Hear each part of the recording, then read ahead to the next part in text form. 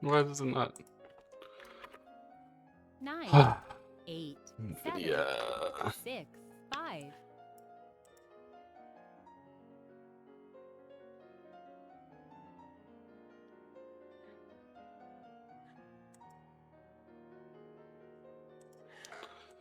Bro, what do you mean?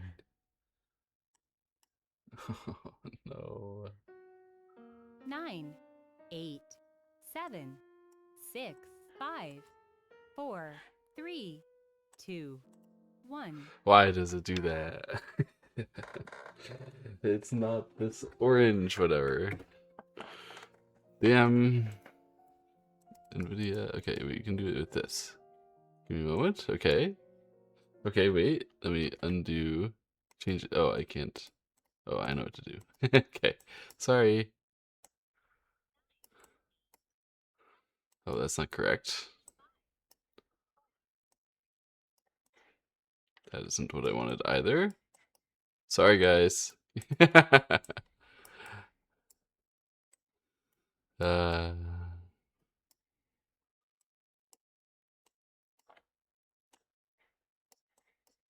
oh my goodness, it's so tall. This is what I wanted. Hello.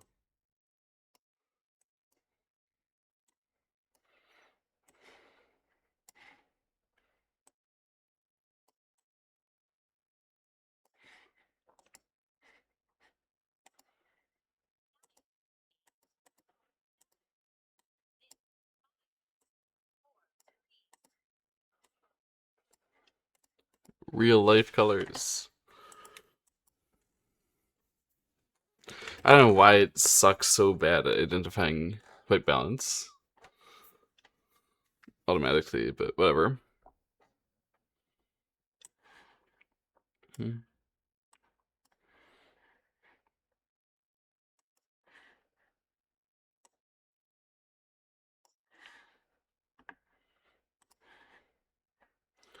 Also, why can you guys not hear?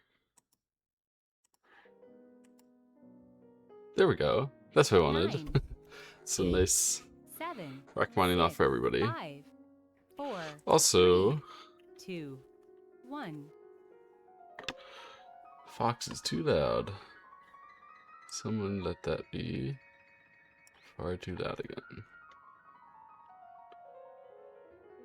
Okay. Should be good now. Yeah, it's still too loud. Update it. Man. I don't know.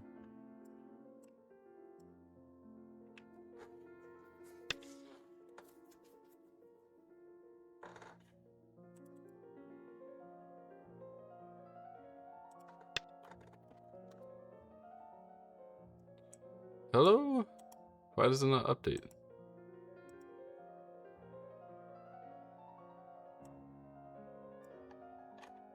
Get mixed, man. There we go. Properly quieter.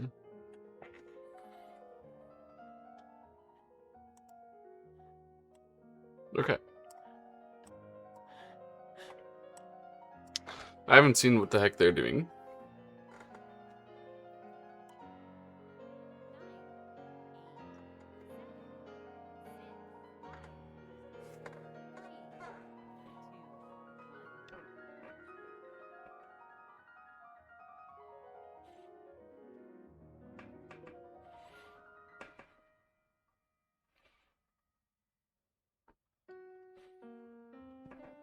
Excuse me.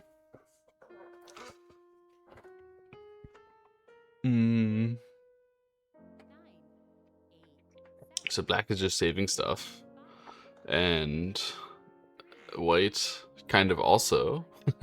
But white has less points probably. Seems like it's good position for black, as long as black can save well to the top side here.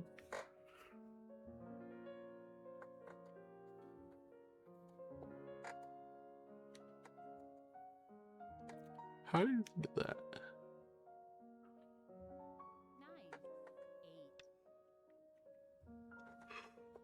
9, 8.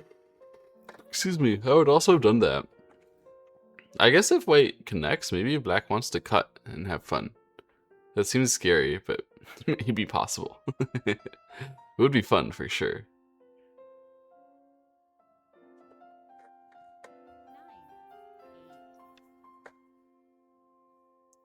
So white just connects out of cowardice. Connecting here, and then black got something in the corner for sure. Now just needs to save the top side. Is that a good way? I am unconvinced, honestly. Ah! So after peep, we're gonna attach across. It's not bad.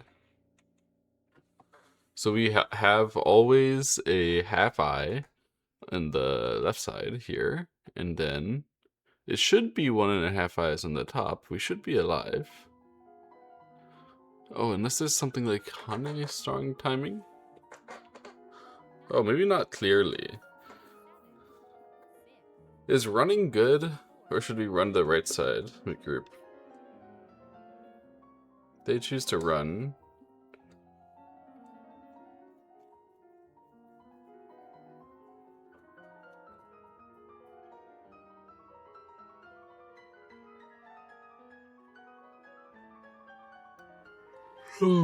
Excuse me.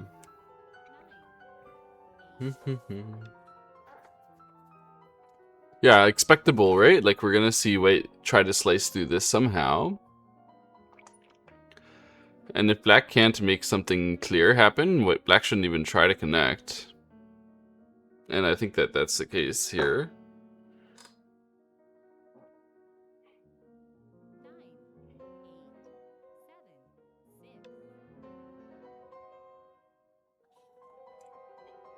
9, 8, 7, 6. Excuse me. This is the reasonable move that tries to take a space with that topside black group, recognizing we weren't going to be completely 100% alive with it. Still aiming at a cut against white, counter cut against white. But the idea is that when white fixes themselves, then I'll fix my right side, and I've already saved my top side. This is like a conservative and clear way to be like obviously safe. That's interesting. What a choice by the white player here.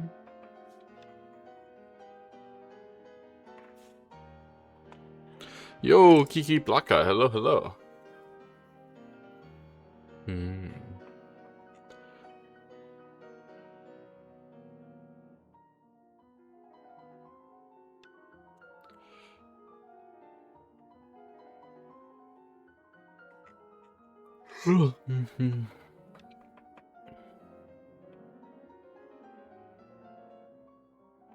In their past results, they've played 38 games, Meager Audio, and 22. What's the plan for tonight? I don't know.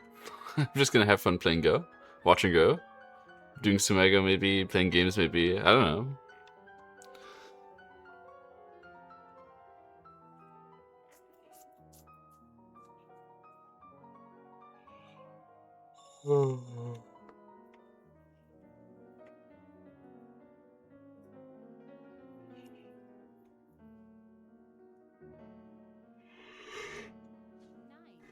Excuse me.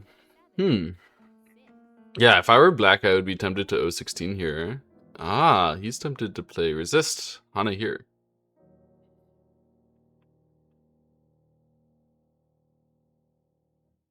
Okay.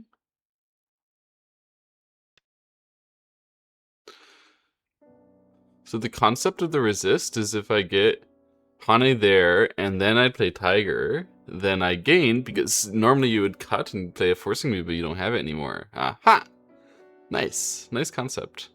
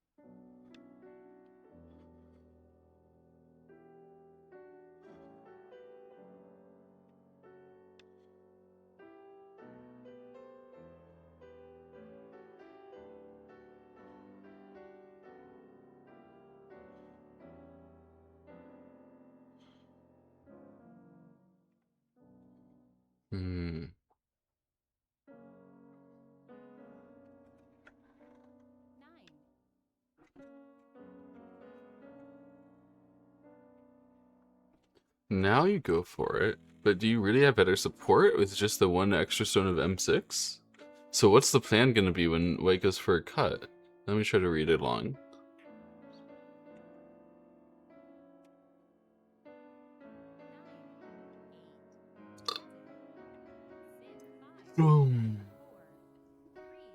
Unclear. Yeah, I would Hane too if I were white. Unclear what black's good plan is. Is it a sacrifice concept? Could make sense. Not really, but kinda.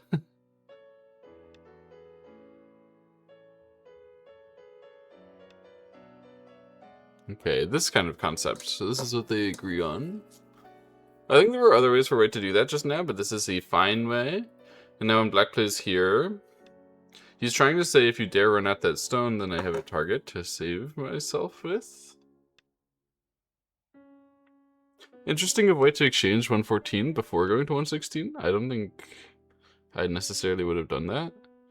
This is what black is talking about. Black thinks that this cut and then saving that cut right away threatens almost directly a thing. Aha, so white is going to try to ask about it. Interesting. So this ask, the reason why white is asking it right now is that this helps fix the angle wedge black could aim at when white fixes here and black gets this done here.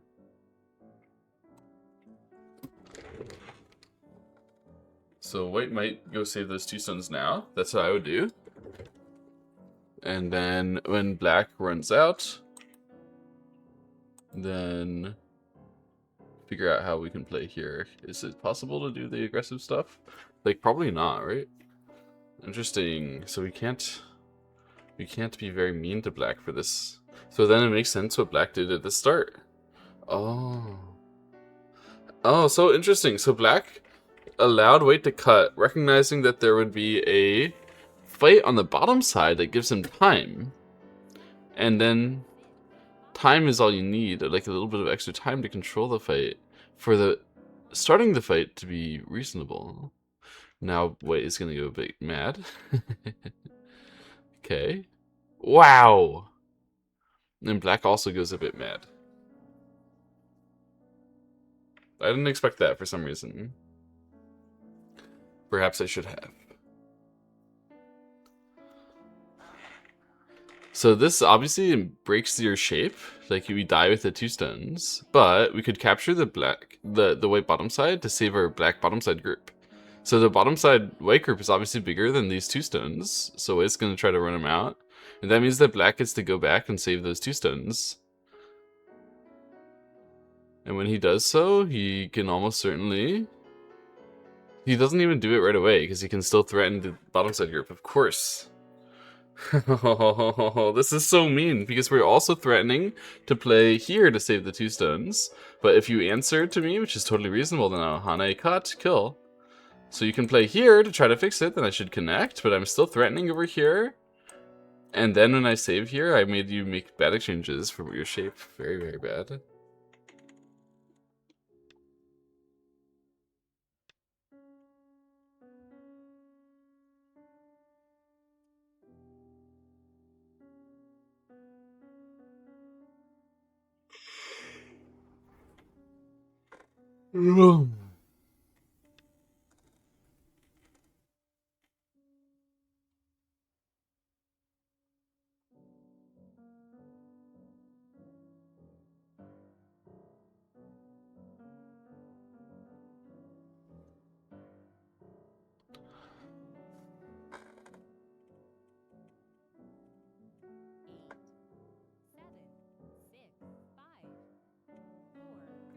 I think I would just extend. Oh, he pushes on the bottom side. Yeah, I thought if we extend and we get Sente, then we could slide to the bottom side. It would be better.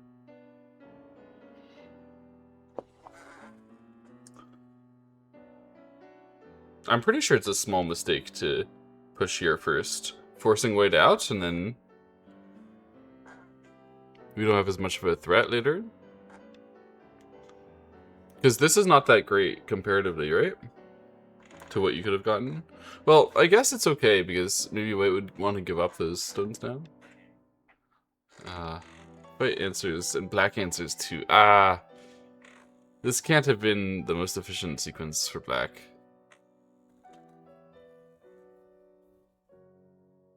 But at least black's okay. And since black's okay, then I guess it should be a win for black, because that fight was really good for black. And black was already leading.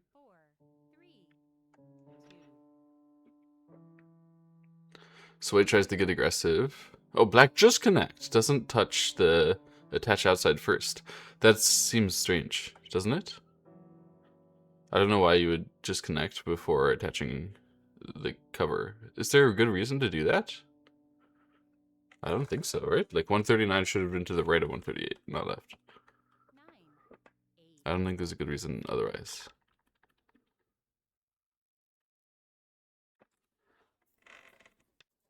Like, I see the Hanes that he has available, but it's still better to allow, obviously, right? But whatever. Alright, whatever.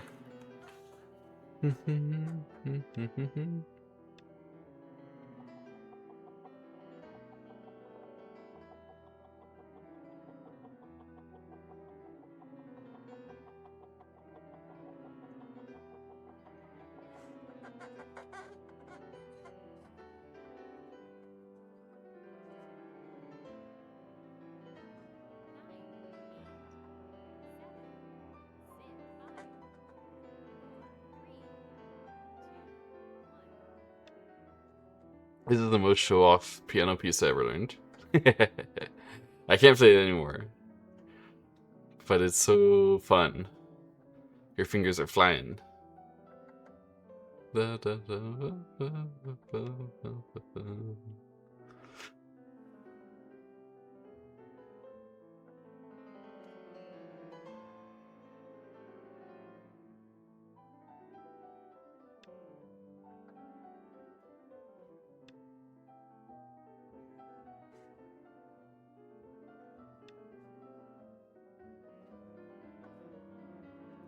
So that should cover that.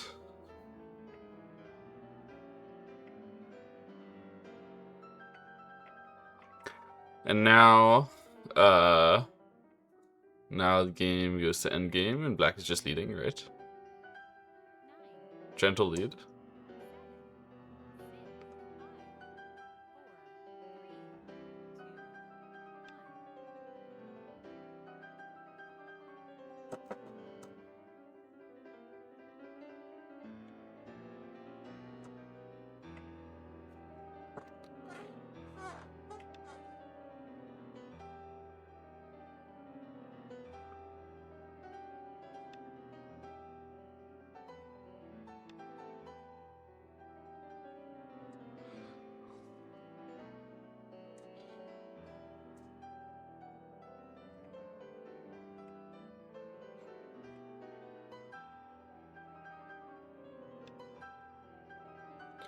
Yeah, it's kind of interesting to ask for those 6 stones.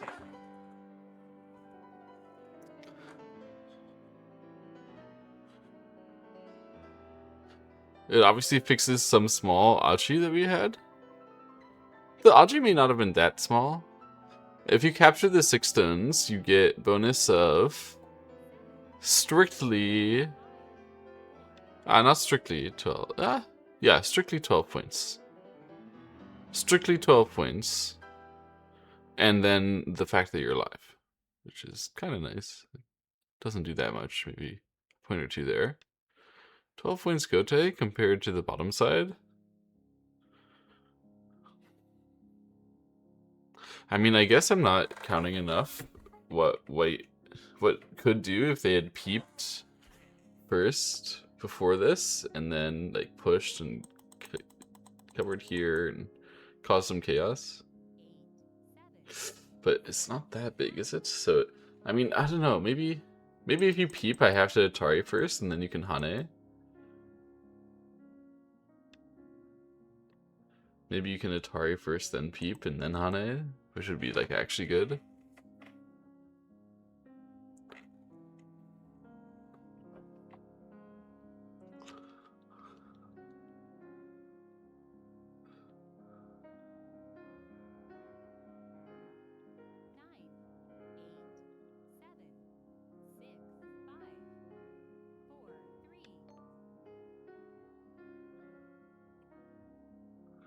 They head to an endgame here.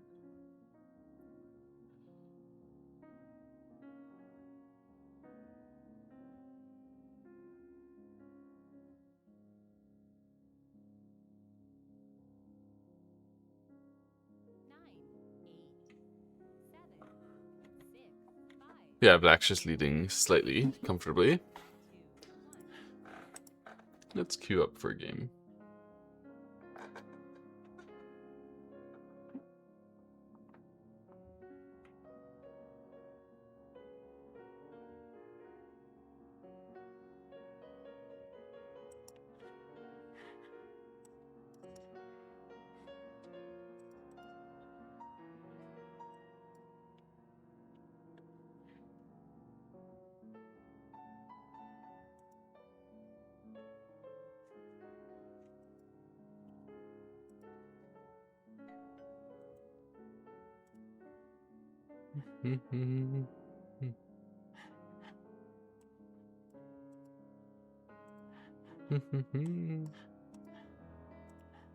I can do this one, right? And then I can watch this as is. And I wanted to go... Well, I don't know. You know what? Sorry. The ending soundtrack, because I got worried about...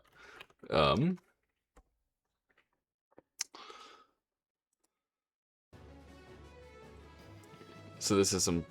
I got worried about getting my VODs muted. Because people, for some reason, are claiming Rachmaninoff their own performances, whether or not it's their performance, based on AI or, like, automated recognition. Very silly. The idea that you can claim a performance of a piece that everybody can play, it's public domain, is just obscene in my opinion.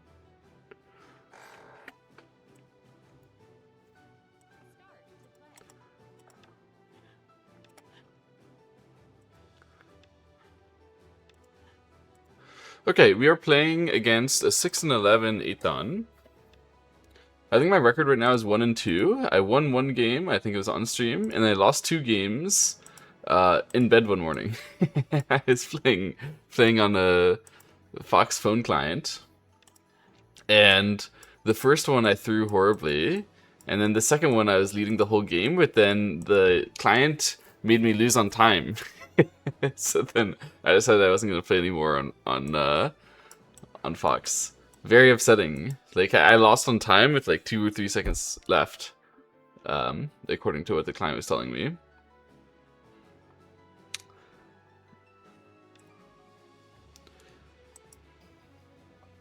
But okay, I need to not be tilted by that happened a few days ago, and just try to play my best game here.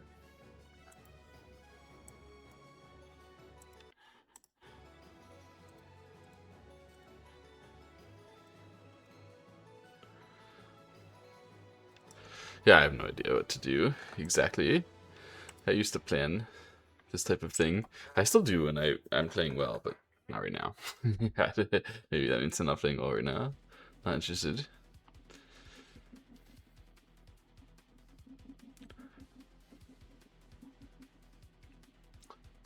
I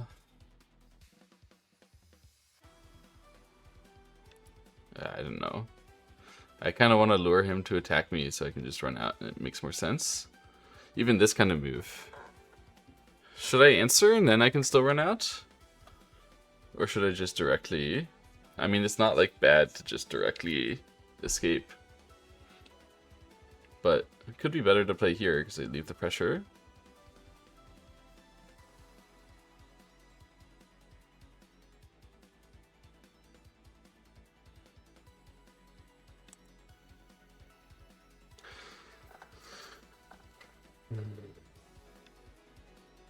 So I was thinking I could play here now.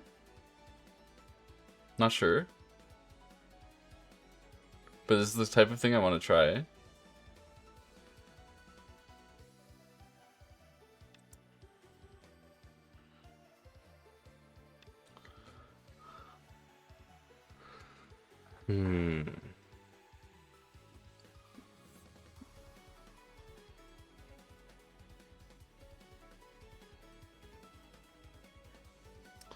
So the question is like how to cover that afterwards. That's interesting. I hadn't thought about it really before playing.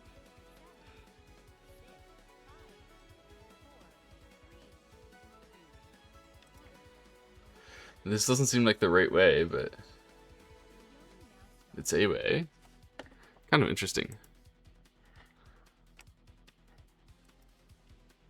I guess this way I've been able to cover it. So I should definitely extend up.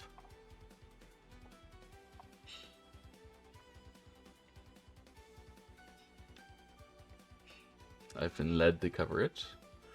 And then jump. Because he can get some forcing move around here, so I definitely should escape. And then I don't want to put pressure back on this that much. Yeah, that should be okay.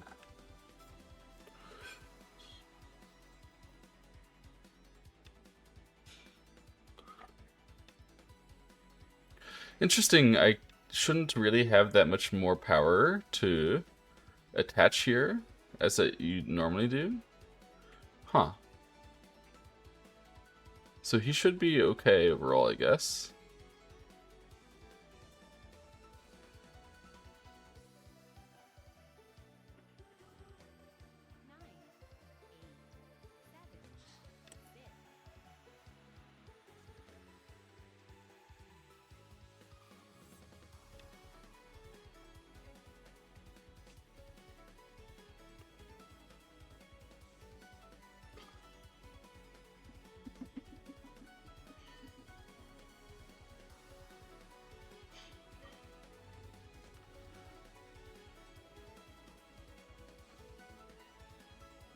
Yeah, one Hane should be good. And then maybe I won't fight for this area much harder than that. So just run here. Seems very, very, very sensible.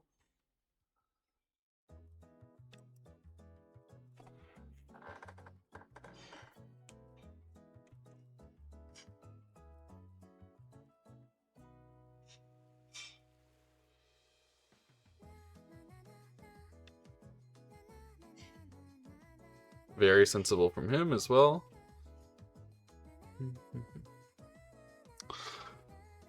So I can apply pressure to this, sort of softly like that. I could go for some crazy cut, but then he should be able to kill me because he has plenty of liberties. But if I play this kind of move first, and that kind of thing is much more likely to work right away. And I can't find his great answering move that's like as good as my move to put pressure. But I don't know, because like overall, it's not a bad capture of this stone that he's managed to make here.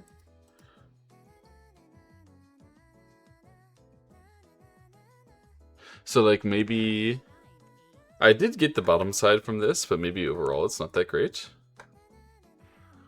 You have recently learned new things about Ko's. Interesting. Interesting. What could you not have known about Ko's that now you know?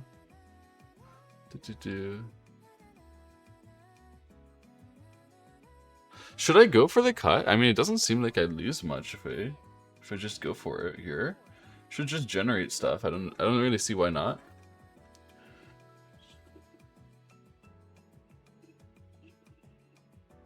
Maybe this move is a good move, but I can go here. Doesn't seem comfortable.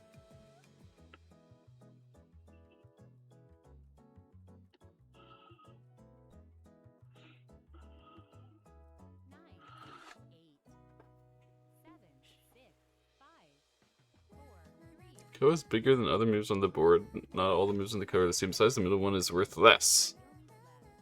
What's your proof?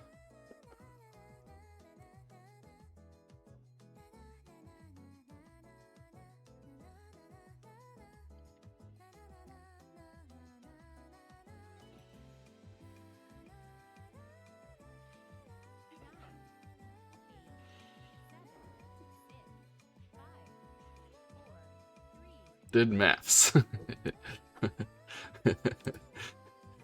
Wouldn't it be nice if whenever anybody asked you anything and they demanded proof, that you could just say did maths and then they believed you?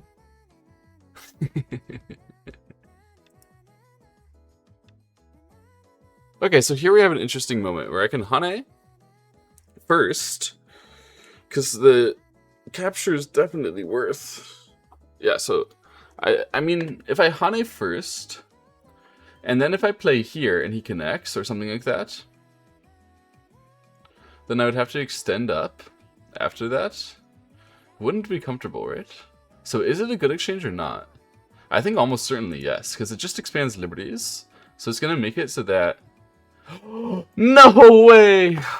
I've missed a fucking ladder. I could have just captured. I'm an absolute moron. I thought he was just going to connect. I'm so dumb. I am naive. I am dumb. Oh my god. Oh my god. You could have just captured here and captured and it would have been Sente. Fuck. Okay, I'm a dumbass. It happens. I'm a dumbass.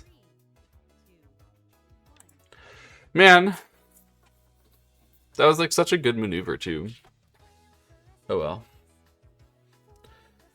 What are we doing? Let me think about it.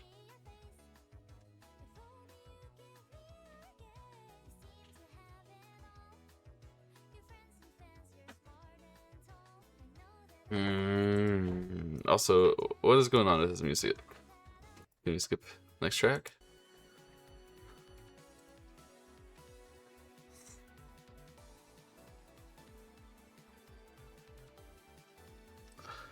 Oh, what a dumbass miss. I can't believe I missed the fucking cutting technique. I wasn't even thinking that my opponent could do anything. That's the reason why I missed it. Is I was thinking like my opponent is noob and won't find anything ever. Damn. I wasn't like alert to the idea that they could find a good move. Not like consciously, you know, but you just get like this sometimes. Damn. Okay, well, whatever. We keep going. We keep going. What a bad position that I have now.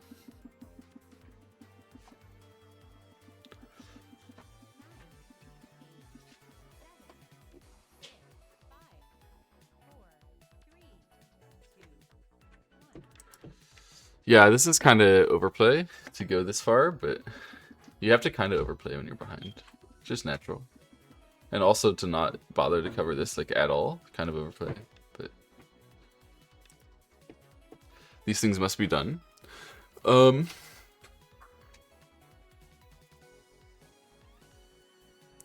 do I make this game winnable? Let's think. So he has 1, 2, 3, 4, 5, 6, 7, 8, 9, 10, 11, 12, 13, 14, 15, 16,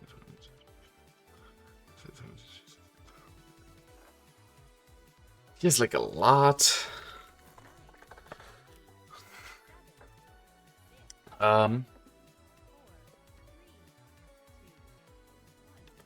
Let's let him make a fight. Cut me, please. Cut me. I would like to be cut.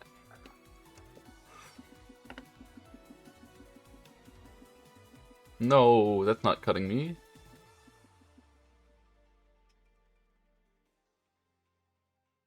Could aim at cutting him. And then just run out and let him run through and then... I mean, I'll never surround him, right? So, like, what's the point of that? If I thicken him, it just helps him, right? So I need to definitely thicken myself. Probably I should lean and again ask for the cut. Cut me, please. Cut me, please. Cut me, please. And if he doesn't cut me, then he might fix me. He says that's a ladder breaker. Am I supposed to use this one? I'm probably supposed to use this technique.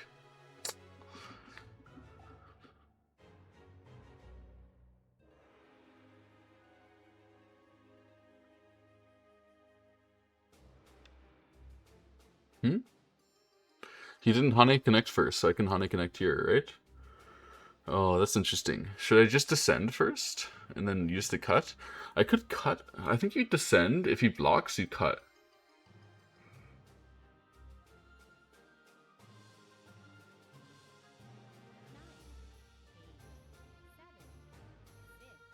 Yeah.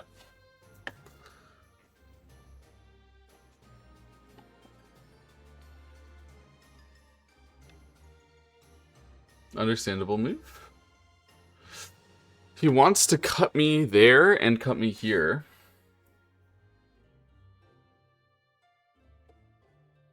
But it's like, you would still have to fix... I'm not sure. So if he cuts me, if I like go here and he cuts me there, and I fix here and he blocks, I still die? Really? 5, 4, 3, 2, 1. Hold on. Do I need to cut here first?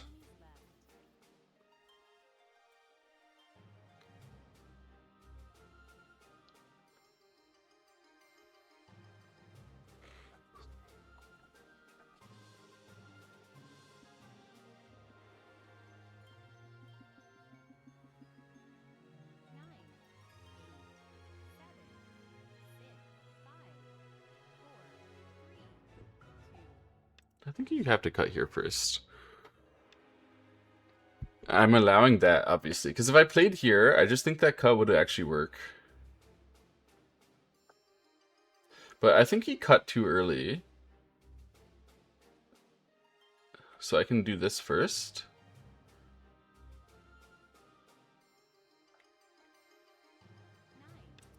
So this should be a more effective shape.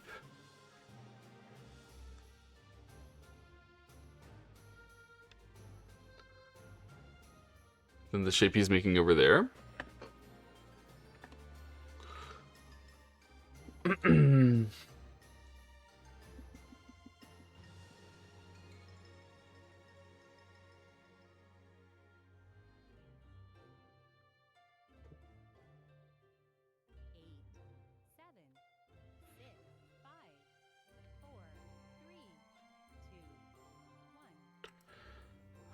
Not sure about this one.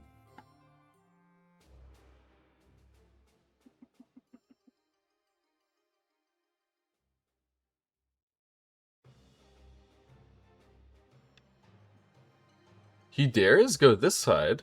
Really? So now he's gonna say he has to save a group in here.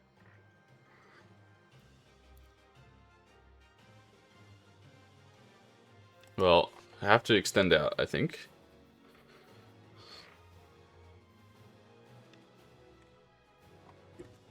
Can I cut that? I think he's not careful to cuts. Like, if I cut this, what he's gonna do is he's gonna just Atari here and run out and claim I have to answer, which I do. And that, therefore, he got out. And I could otherwise have surrounded him. Like, it's a reasonable claim, so maybe I should actually fight that way. I don't know. That's an awkward moment. I don't know whether I'm supposed to cut there or not.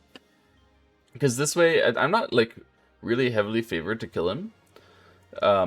And so then you can say I'm not getting as much territory as I could have the other way. Oh, reasonably, by the way. That's, like, a meaningful claim.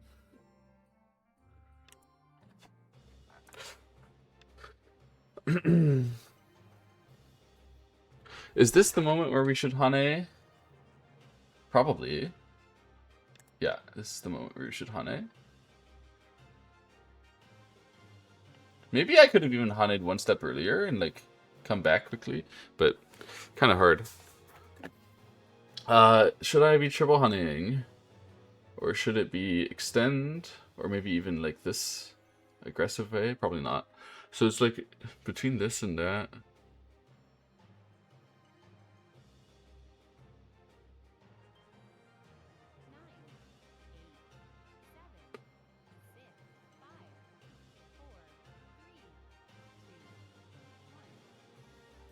I don't know. Hard to tell. Hard to tell. This also hard to tell.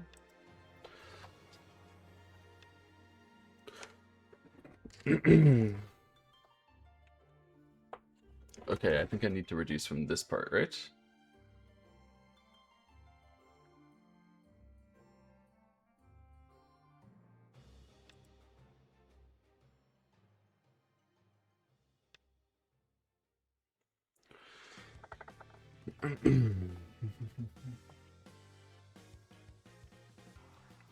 So he can go like this now if I don't fix somehow. So some normal fix is called for.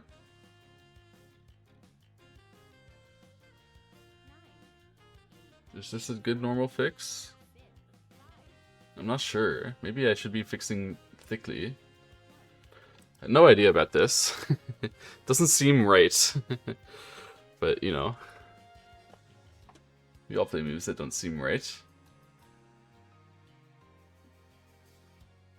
So when I cut this way, he's saying it's Sente, and then that he can run through here and put me under pressure.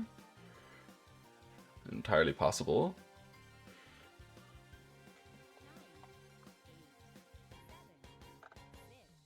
But I obviously have to cut. That's not in doubt.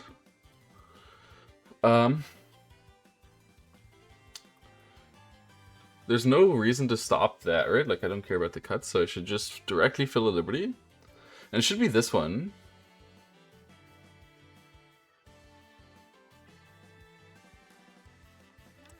Yeah, I regret that this stone is not here. I was reading the wrong cuts. Anyway, now I need to run to save those. More directly. Something like this. Or this one is tighter. Ah, we'll play tighter.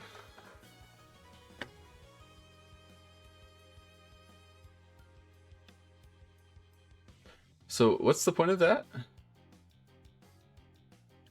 Can't I cut you?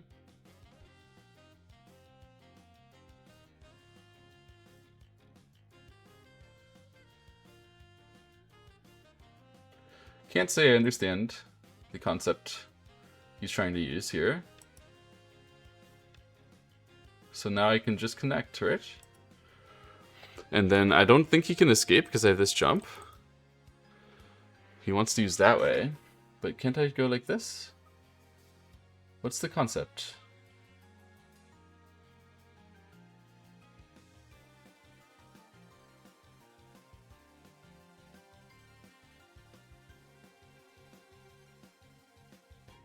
So here, here, here, here, here, here, here, here, here, here. No, I don't really get it.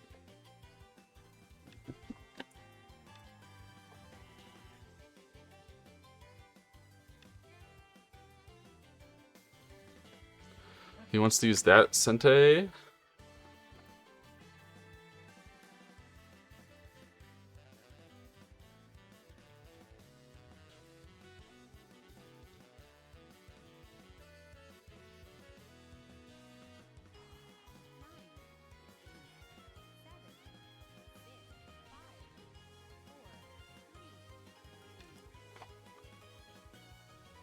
I don't know. This is a dubious moment here. I can definitely die with these stones. I haven't read it properly. I'm not clear on it.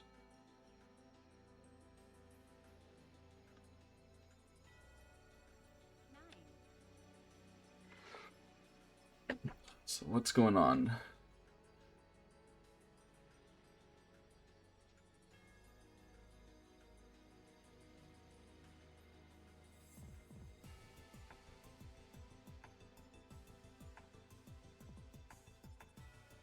I think I'm okay.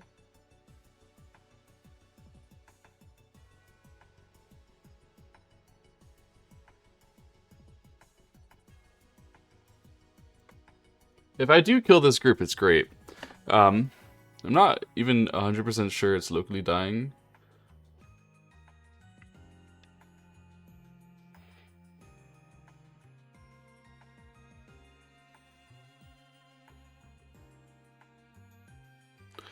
Is it better to do this or this one?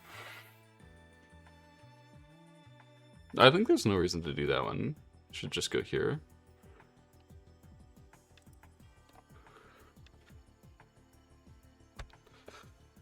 Why would it not block?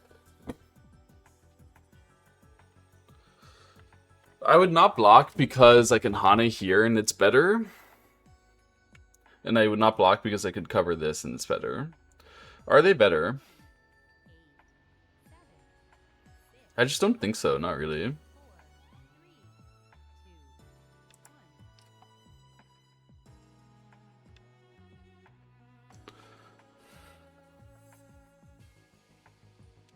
So his concept is that, yeah, when he pushes here and I answer there, and I push here and he answers there, and he goes there, there. I don't know exactly what his concept is. Should I do this one? Because it's huge.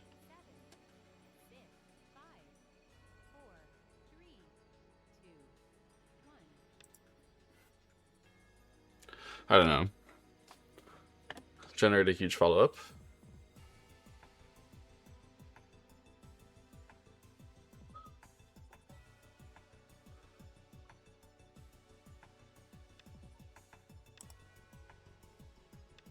I don't need this space. Should I be like this or like this?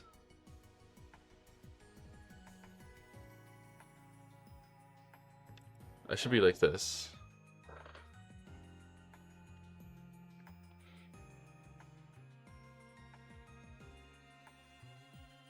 Because my follow-up is to play here, not, yeah, so he has to answer.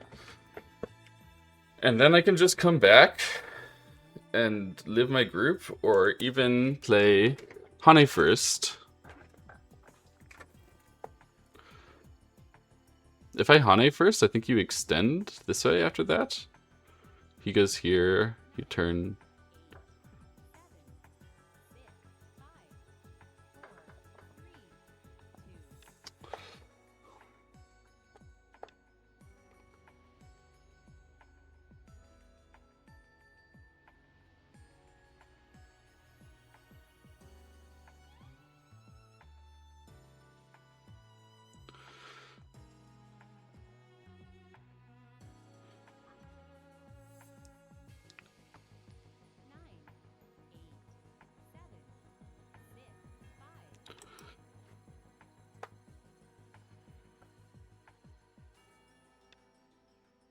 Yeah, so this is the one thing that I needed to make sure of that I did not really pay enough attention to. Should I push and push first? But I'll still have to fix it, right? Should I extend first? I should definitely extend first. Right?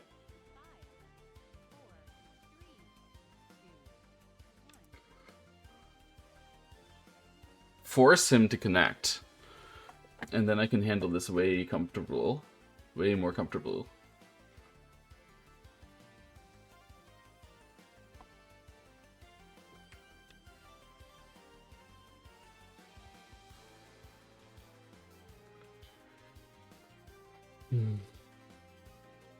I could connect.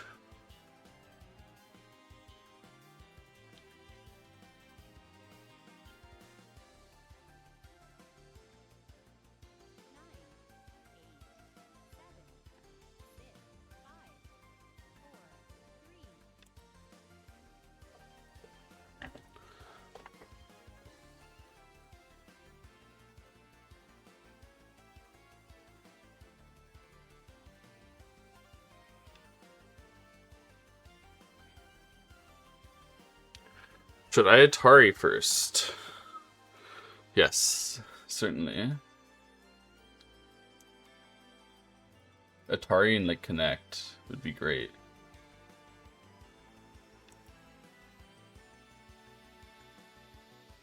If he goes there, I go here, it's fine.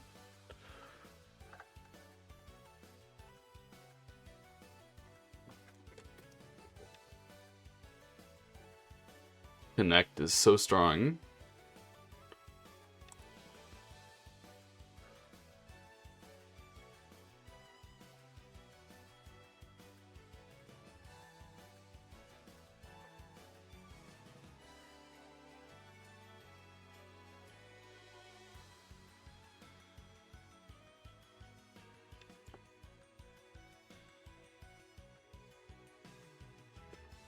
So now I can go here. He's saying I'll then turn. So then if you Hane, then it's working for me. But I can just block, right? And I should still be able to cleanly kill that. No problem. There. He does something on this side. No issues. No issues. Oh, maybe the problem is this one. But I mean, you need to thicken this part because it's super important. Highest priority for sure. It's just, as long as this saves, I can kill all that. So it's supposed to be good for me.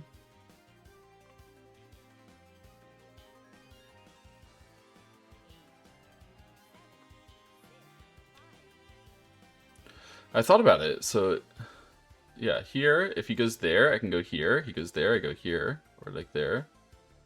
I could also go under. Am I supposed to descend? Hang on. So if I descend, and he goes here, and I go here, and he goes here, and I start racing. Dangerous? Let's just save.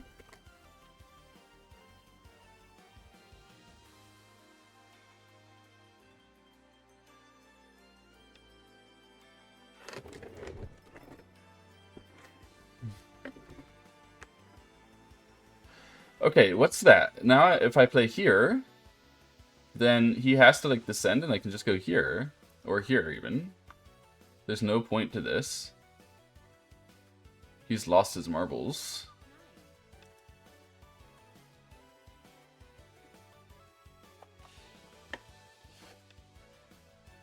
So I can just go here and then directly kill these 2 stones. And then I'm A-okay.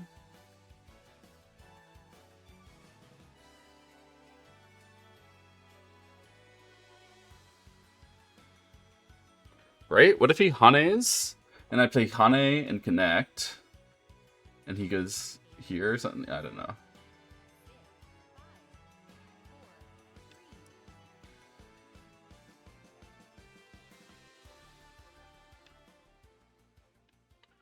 Alright, so he's testing me on my life and death here. So if I play this one, I think he's alive. So I need to go in if I want to kill it. And then I'm pretty sure it's just dead.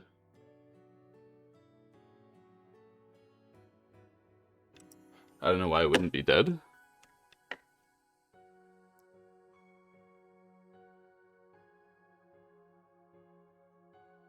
I guess I should push first to lower the liberty count by a lot.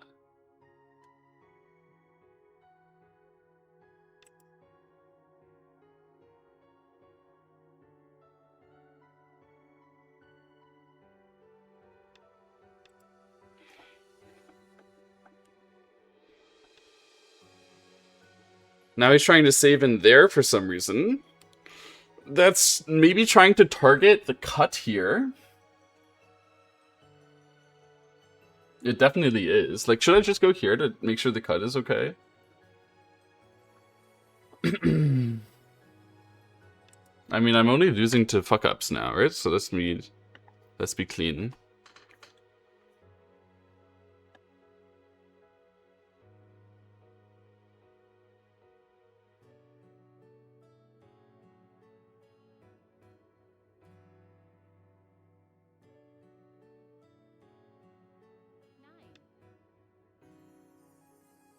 Finally, going back to reality.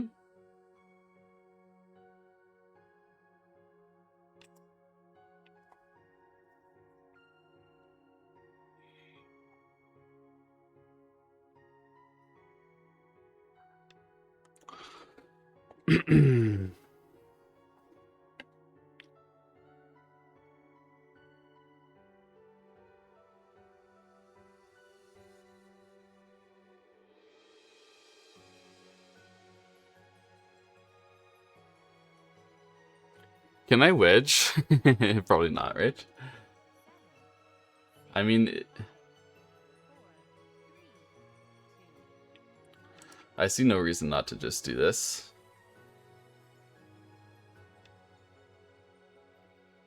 Okay. Okay, bro. Fine. I'll let you get away with it this time. Answer here. This should be good.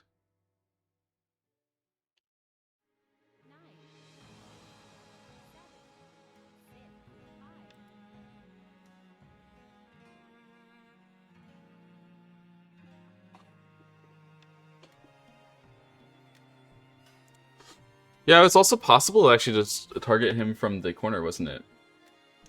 That may have been better. Because now I should just fill his liberty. Right? I don't want him to link out and then have to bother this shit. 7, 6, 5, I mean, technically speaking, I might not need to do this. 1. So maybe I lose like a lot of territory with that. But the score estimator says 18.5 and is letting him live in the corner, which is not true. He is not alive there. I can just play this one, right? If I did want to kill it. I could also play here to kill it, right? Is that better? Because if he goes there, I go here. It's clean kill as well. 7, It's obviously better if it kills. So let's just do this to clean kill it.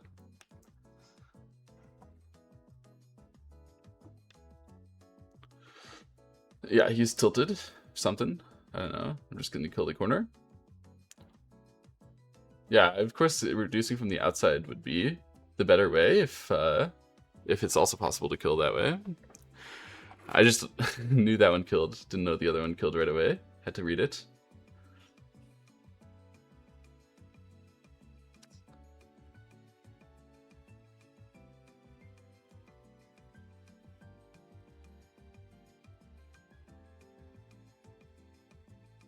Yeah, I don't know. Let's just play some end games.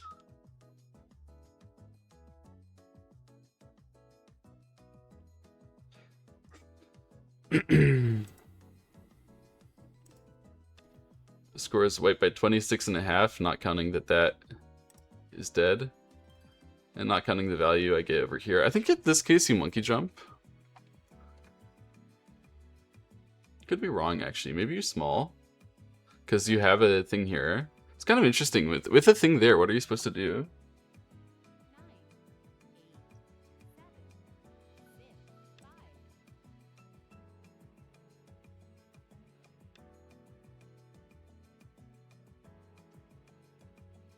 Seems like maybe I should touch it, but maybe not. Kind of hard to tell.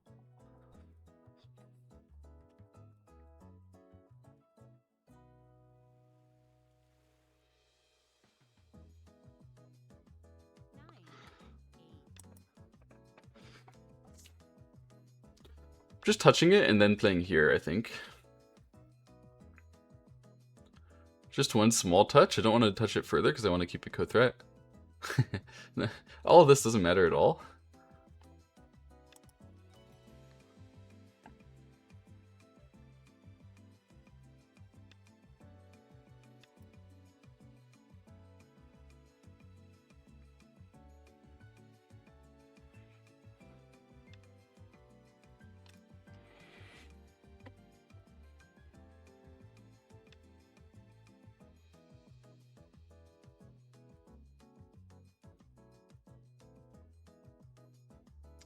There's unfortunately no way to use that Sente. He's always filling my liberty. Excuse me. The good news is that I get to press in here and then annoy him later for sure. But for now, I think Vihane. 9, 8, 7, Right? 6, 5,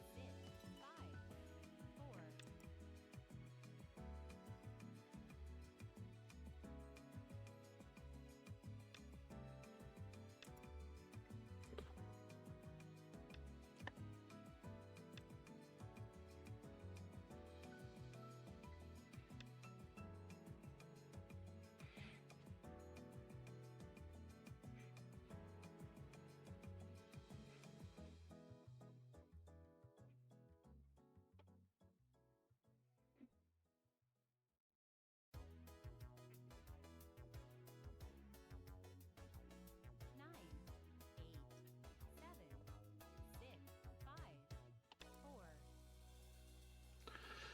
I'm thinking about I push here. It's the biggest move. Kind of funny to play because it's so Gote, but it's reverse Sente. There's not much that's important here.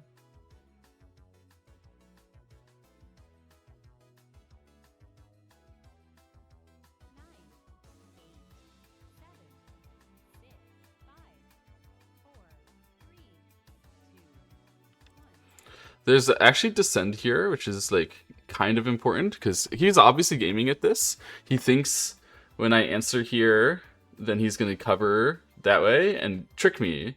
But I can just play like this, and then outside like this. After that one, I capture, and he plays here. Like there's no chance. And if he plays here, I can connect and connect. So I can definitely like go on top of it.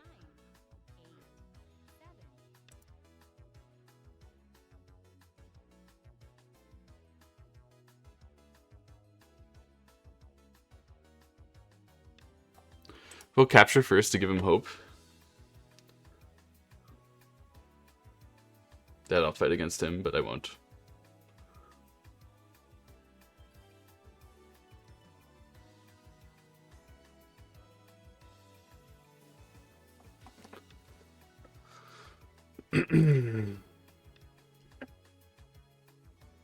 I guess I can go here first too, in order to do the same thing functionally.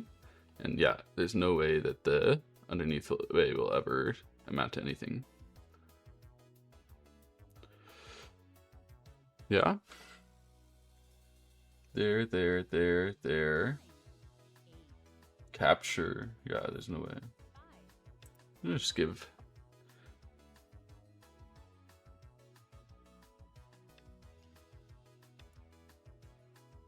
Thinking about whether he can live with this and then some trickery, but no.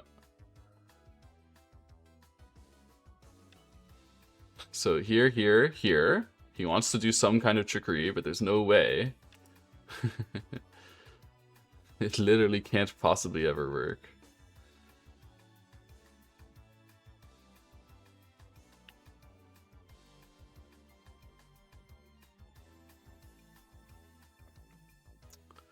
L2 is good move, funny. That's an interesting one. I actually missed it. But he could just extend, right? So I don't think we can do much with it.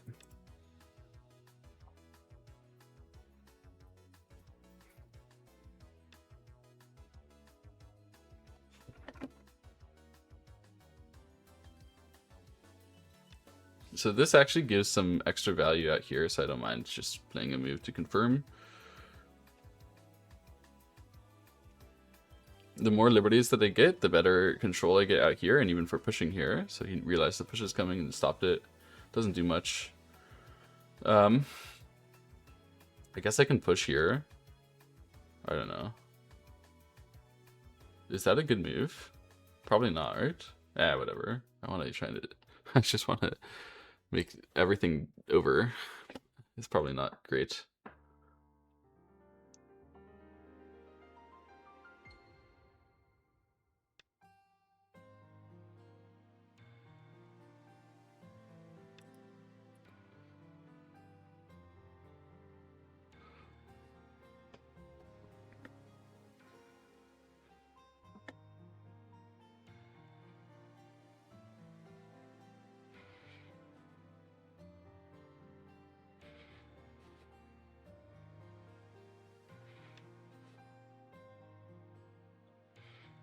So if he goes here, then I can still Atari. So it's not like at all necessary to answer to that. But he is making that one Sente, so this one isn't Sente. If he goes here, I can Atari. If he goes here, Atari. Like if he goes here, then there's just nothing ever, right? I don't know about this move. Doesn't do anything, but I played it.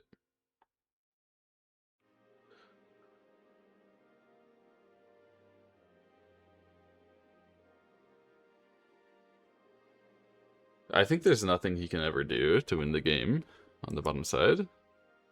Anyway, I'm winning by 42 points, so I don't know why I continue. He should really have resigned by now, but I still want to try to play well. Is this playing well or is this playing better? To take my own area. Depends on how big that is, doesn't it?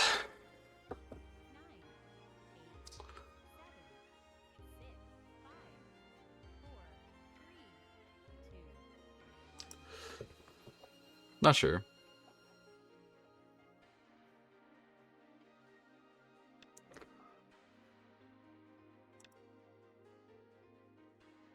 Maybe capture is better there, because here he has some forcing moves, including this one, but I mean, it doesn't do much.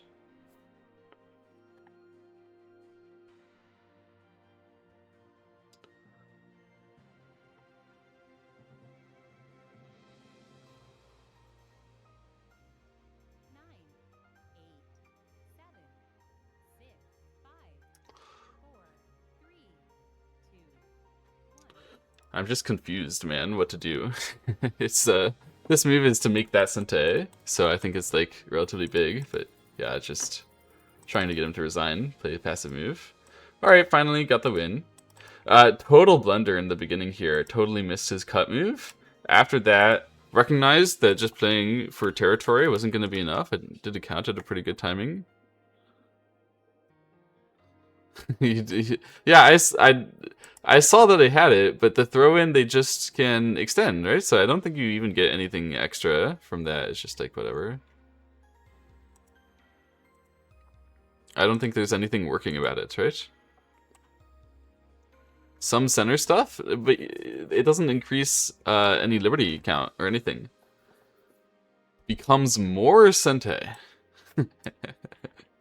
The size of the Sente increases, you think? I don't think that matters very much, because really what's happening here, the reason why I did it this way is that I made him more committed to the 5 stones, so the cut is more important co-threat, right?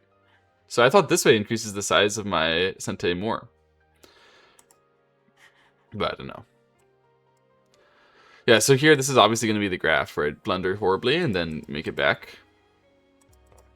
Let's go and look at the game.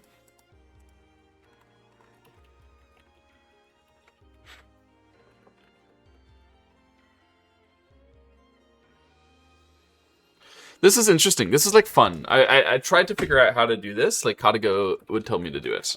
I was like, you know what? Let's try to figure it out. And then this moment was really hard. Actually, all of these moments are really hard. It's like, this was generally not easy to figure out what to do in this type of situation.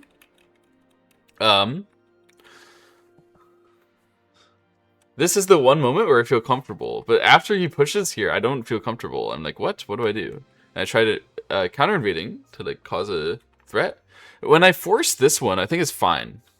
Like, there's no way that can be bad for me as a result. I was much more scared that he would like play some dog face or something. So I got to run out and it was safe. But the thing is, I'm still dying with that 1 stone. It's like not that great. And he makes a nice shape there. He played too slow there for sure. This obviously gained from me like in flow.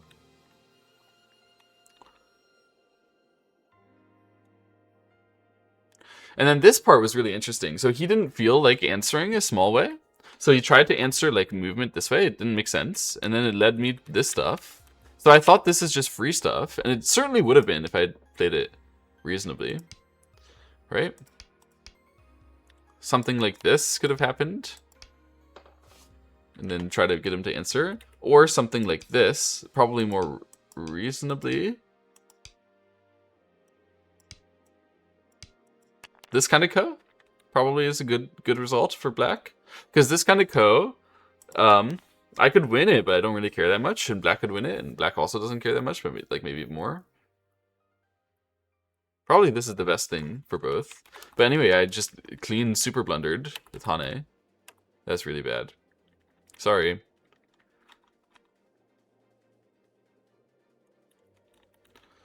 And then the game, I'm obviously losing a lot. Excuse me. I invaded to try to make something happen, but I didn't have the ladder, so it wasn't even that good anyway. Then I tried to play here. And fast. Then we had this fighting. This is hard to control, but I thought I gained a lot. Because although he got the top side and he was happy with that, or he was saying he was happy with that, the control here is mine. And so I jumped. Yeah, I was trying to put pressure on him. I was trying to get him to answer again, and then I was going to thicken over here. But he said, no, this is my chance. That's not a real threat. I can go over here. It wasn't a real threat. But it was still the border between areas and like thickening myself, so it still did have value. But maybe that move should have been bottom side. And also maybe I didn't have to play here. I mean, I know I didn't have to. It's like possible for me to take that moment to play on the top side, but I would make a full new commitment that I'm really not sure I can handle. And especially if he saves these 2 stones from the commitment, and I have to answer here, I'd feel really bad, given I have the chance to do this. So it should be like here, and then I had a chance to play from the 2 stones, and then this is way too deep from him, surely. So he was just running it out, like, oh, surely it's gonna work for me, but when I got this move, it was great. I think that was probably like really important moment. And possibly more important than like trying to kill him with this. So if he had done this better, surely he saves those 2 stones now, right? And then I have to save over here eventually. I can touch something first if I want, but I don't know if it does much. And I have to save this one, but then this cut is coming anyway. And I'm like kind of broken. So it seems like instead of trying to kill with this, I should have covered with this one. And I honestly should probably have been covering it a lot. Yeah, I was sort of accepting, but I could have just lost time here if he played like a normal person. But he really didn't. He I don't know. He thought I was a noob or something. He thought he didn't have to think. He was just playing instantly, and they were all bad moves.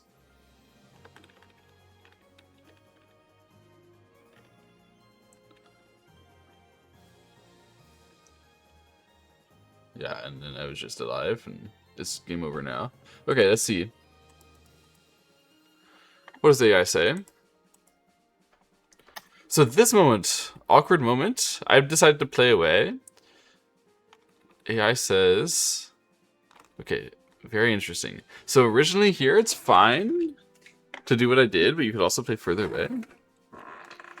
AI should scream about N10 for many moves. N10, really? You think so? So here, instead of playing away, I should have played running out specifically here, allowing him to run through, and then give up these. Give up the bottom. Interesting. Give up the bottom, get stronger, and break the right side. That makes sense. That makes my game easier. It likes my invasion to try to make this cleaner. Okay. This is a good concept that I used then. I like the concept I used was great. I have no fun move to play, so I go over here and touch it and don't commit to it. That was good. And then here, so where's N10? N10's over here, so we'll see that later. Yeah, I played this one, which was important. His shape was, in the direction was definitely off. And then, yeah, here. So he should have answered thickly, but he didn't. I had this one was better. Ah, okay. So I didn't have to cut it like this. And then here, obviously huge error. Yeah, huge error. And then you thought AI is going to tell me I need to exchange the Atari early. Yeah, I can't do it now, though. It's not Sente now. Is it? Oh, it is Sente now. Oh, it could be Sente now. So, really, it's that... You know, basically, I wasn't fixing it because in my brain, I was like, please black push. That's the only way I get more health. But, I mean, this is kind of scammy. This is not great. I should have played over here first and let this be so I can invade it later. Yeah, this way I gave him an easy dictionary way to solve it. So he didn't get any pressure. So I needed to hold this group hostage. Just wait. Yeah, that was a lot better idea. Okay, my bad. So this concept was like too aggressive. I didn't have a ladder. I just went for it and I didn't know what I was doing enough. And then we did this way. I could have played just here, but that's kind of lazy, right? I feel like this is much more likely to provoke a fight.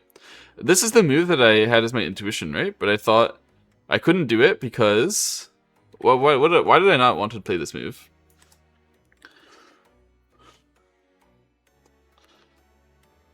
Why did I think I couldn't do this?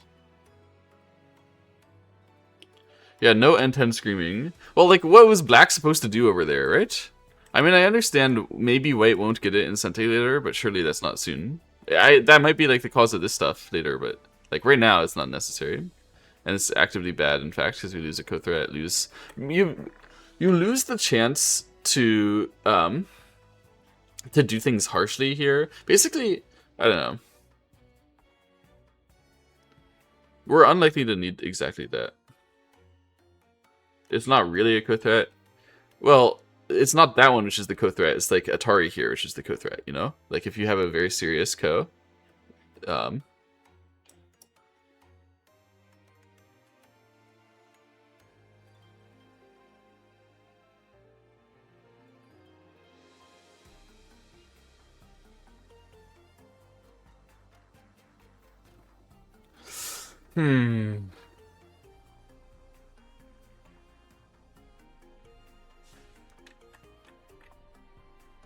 Why did I not play that move?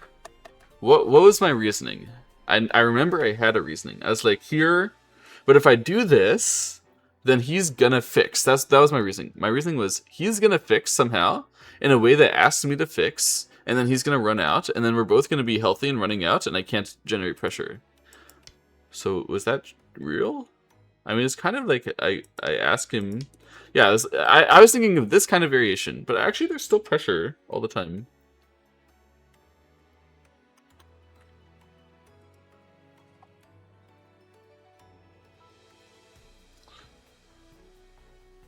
Q13 as the first co-threat? Yeah, that's a better first co-threat. That's true. So there is a bunch of co-threats over there. So that's why. Okay. Okay, actually I understand a bit better now.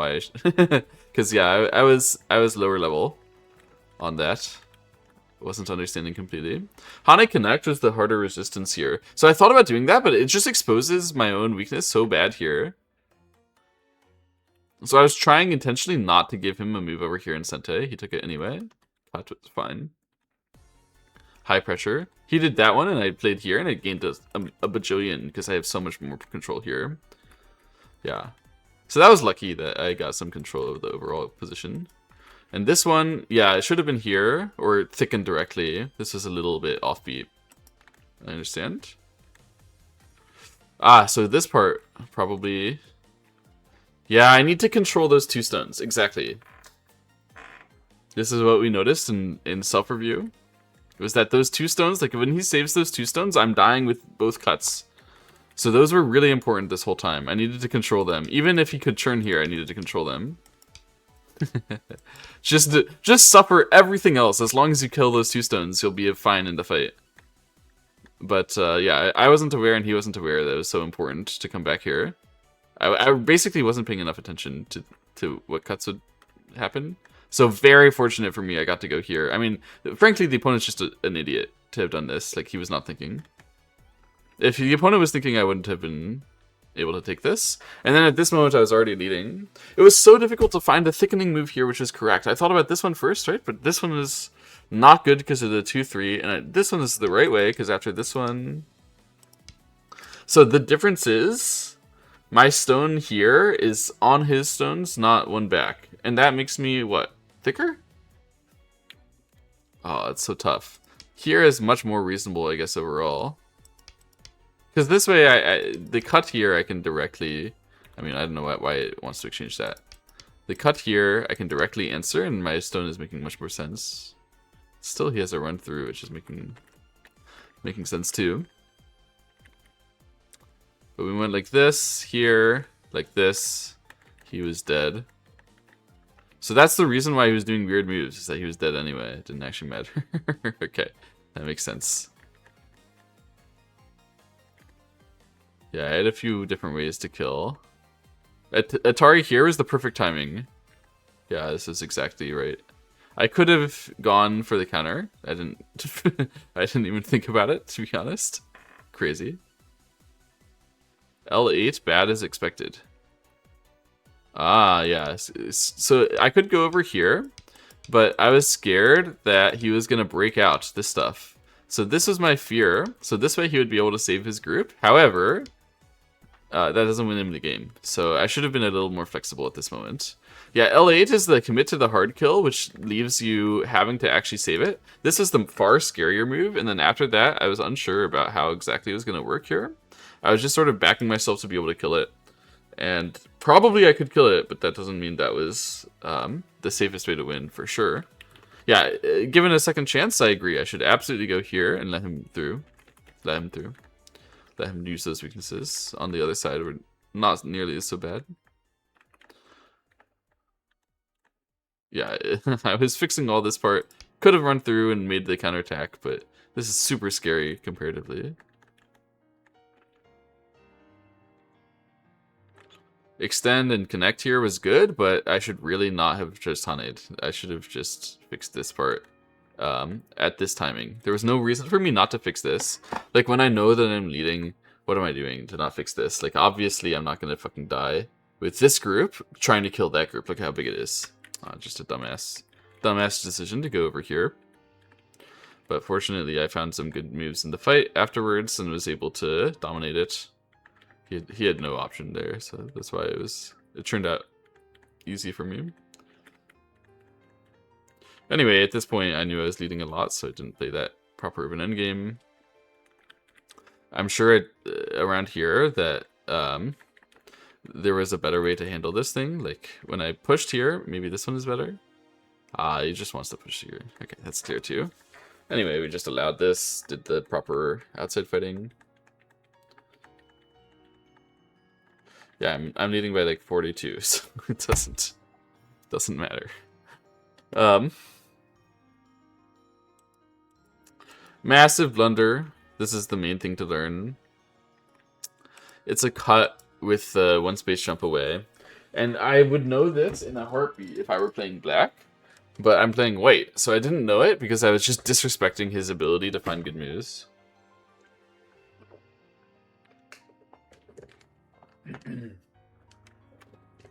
It's very stupid to not know it as white.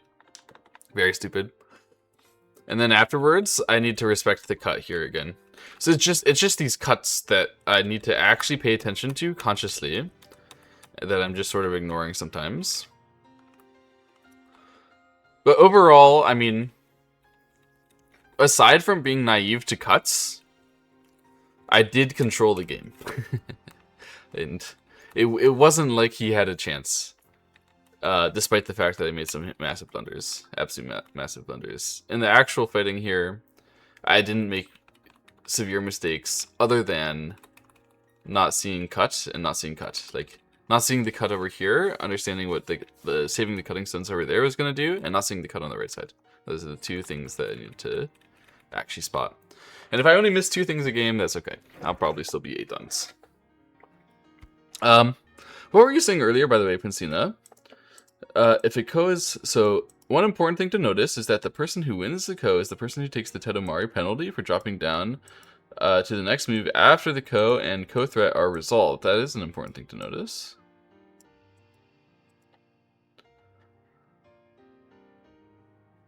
Let's go back to Fox and watch a game. Okay, I'm 2-2, but if you ignore the bed debuff, the playing from bed in the morning debuff, I'm 4-0. If you ignore the freaking client making me lose, I'm 3-1 at least. I was definitely winning that game. It's so annoying to lose a game on time with 3 seconds left. Anyway.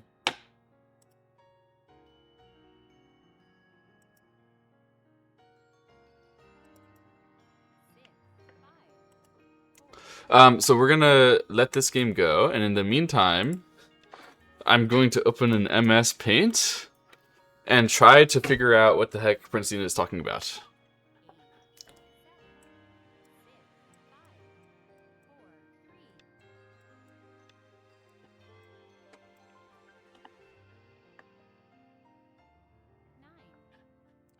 Okay, so you want to say...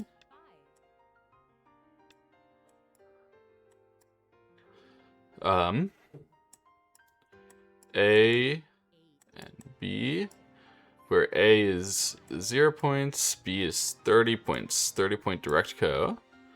Okay. Yeah. Maybe I'll just put it in. Hang on.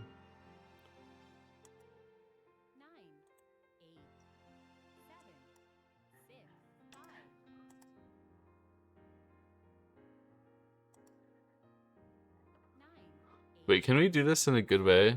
Let me think about it.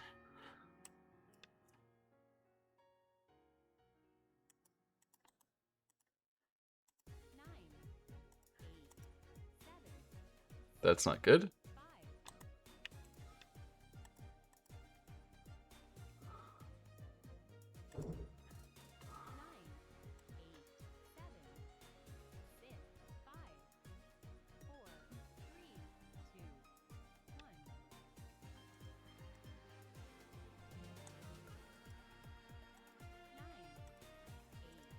Okay.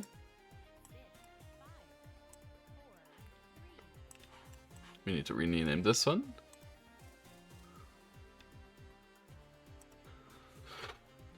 MS Paint.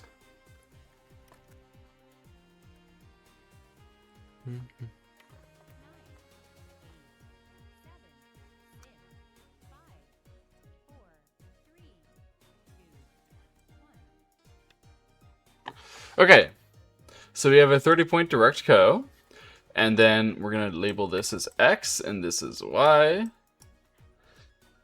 So these are the intermediate steps of the co that you can fight over, and you can play the in-between move, and you can play the co ending move. Okay, great. And we're going to say during 12-point moves. Okay, so let's say G0, G1, etc. equals 12. So that means it's 12 points, not me, 12 point swing. Yes, 12 swing. Good. 12-point swing. Got it. Okay. And now you claim an 18-point co-threat is the expected correct size. And so my understanding is that 2/3, so a 20-point co-threat is the correct size. So, okay. That means, all right.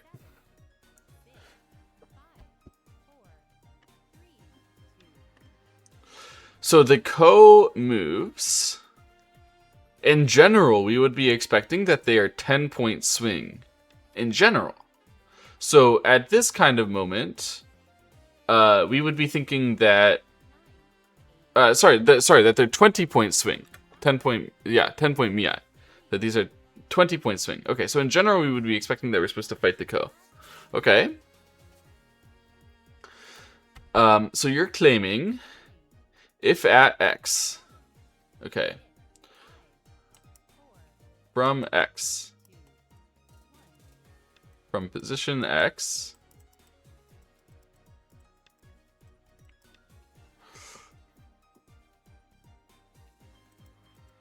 We have a couple of different options. From position X, and we want, yeah, we'll say this is for black, right? So black wins. Black, and this is white. So we're in position X, which means white has the ko right now. We want to capture the ko back, yeah? So we can, play 20-point co-threat.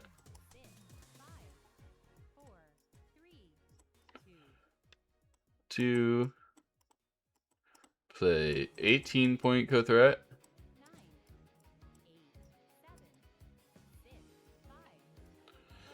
3, play 12-point swing. Gote. Okay. So if we play 3, so from option 3, then white will win the ko. And then we play another gote 1. So 3, this one we get gote 0 plus gote 1 plus 0 from the ko. And then white's turn. White's turn. Okay. This one, we play a 20-point co-threat. And let's say white doesn't answer.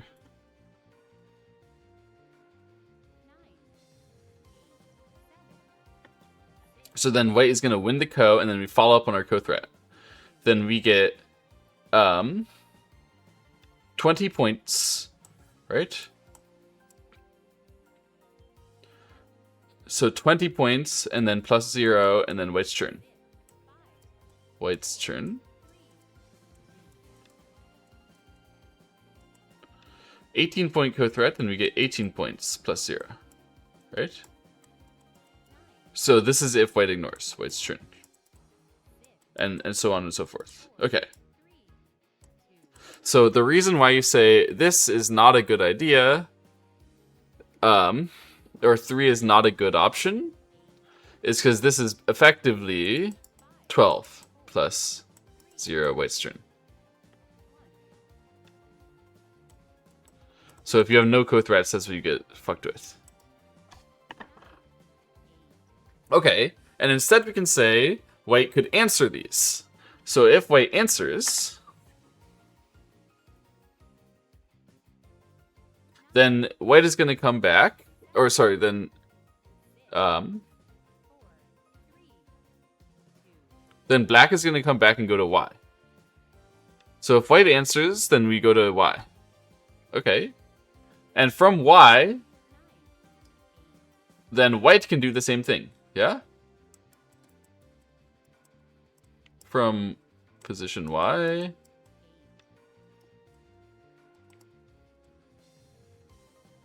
White has same thing.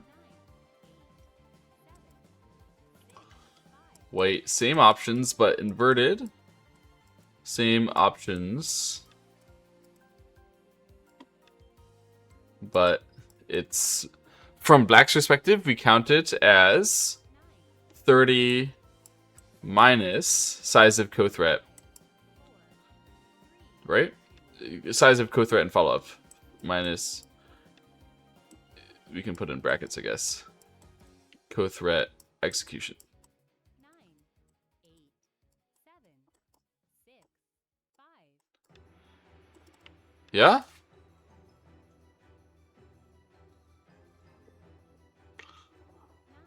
So these are the directions that we can go from this, and it's obviously it would turn the position back to black. Yeah, notably black's turn now. So when black plays from position X and you pick one of these 3 options, that's a gote move in effect. And when white plays from position Y and picks one of these options, then that's also a gote move in effect. Yeah? Or the opponent can answer and then you get to keep playing the ko. And you go back and you play your ko back to... So basically option 4 is co-threat answered. Co-threat answered. Answered. Go to Y.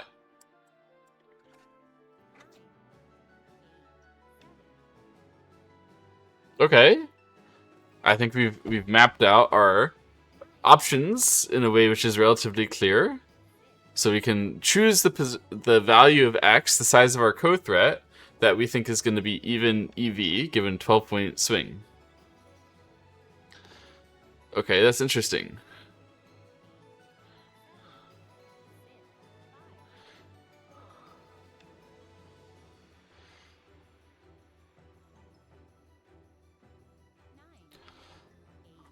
I mean, what you obviously notice is that whoever runs out of co-threats first gets fucked. So you keep playing the ko until you get more co-threats than them, right? Or if you don't have many co-threats, then you accept that. But we're gonna try, like, what does it even mean to talk about EV if you don't want to talk about the number of co-threats? We're gonna try to assume both players have infinite co-threats? Like, co-threats, an equal amount of co-threats descending in size? Or what? I'm confused by how we can even talk about EV that well. When, like, there's obviously cliffs in particular positions that have to do with co-threat amounts, right? As we understand from how Go works.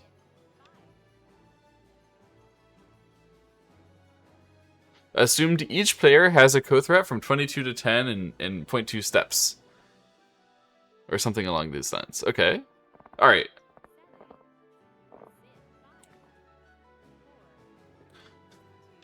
And so then the option is... like, at which point are we supposed to pick 1 or 4 from white's perspective from position X? Like, or like, how big does that co-threat have to be? Assuming that you also will have a co-threat of similar size.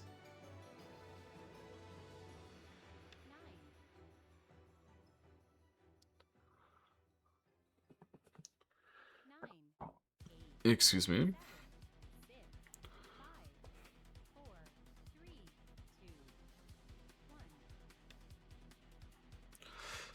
So what you're saying is that the difference, because these are symmetrical, right? It should be that it's when the difference between from position Y and white's options, where the like basically from X, we get to go to a different position, which is white's turn. So we can, from black's perspective, we can go to the thing which resolves and answer the co-threat, and same thing from white's perspective. Each size will ignore co-threats of similar size. So you're saying it depends on how big the next move is. Obviously, right? So if we were to make this very, very extreme, and we said that this is still a 30-point co, but the next move is worth only 1 point. Like the gote moves are worth only 1 point. You would really want to be the guy who wins the co.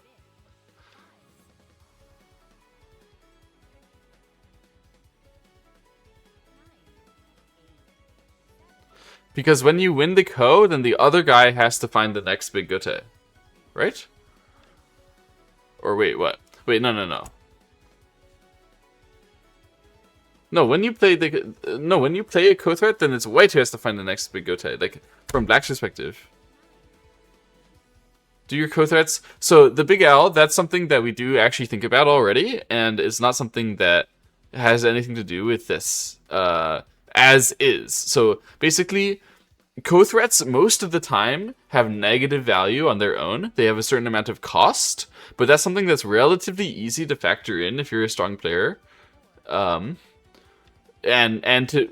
basically what you're doing is you're comparing the cost of your co-threats to the cost of the opponent's co-threats. So it's usually not that big of a deal to understand about that. So co-threats value on their own it's pretty easy to understand about that. However, the base assumption that I've had for a long time is like, in general, EV wise, these three things, they should be similar between X and A, X and Y, and Y and B, or often zero value. Well, co-threats almost always have negative value because they lose a co-threat, which is, a funny way to think about it.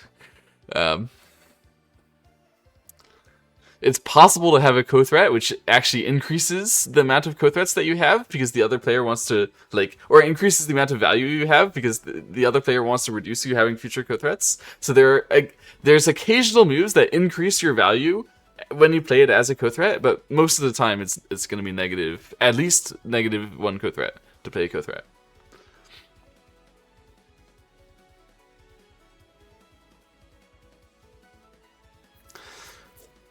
Okay.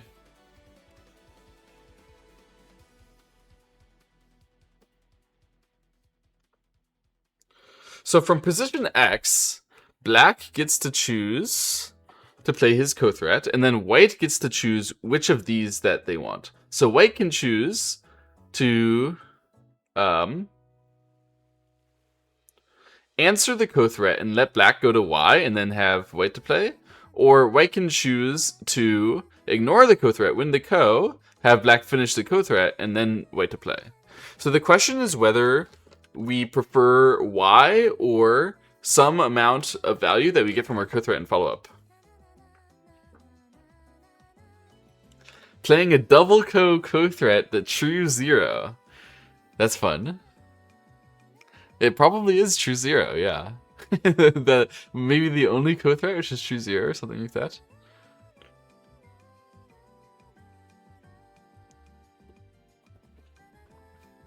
Okay, let's go back. So you're claiming that it should be equal EV for exactly 18 here. Meaning from when black plays a co-threat, an 18-point co-threat at X, then white could either take Y or something else. So how can you say that and not 20? So I could see... So, I mean,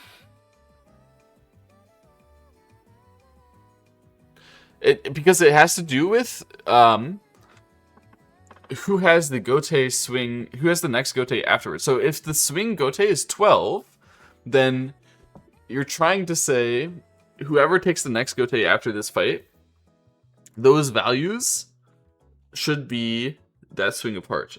Oh, interesting. If the co-threats are uniformly decreasing or something like that.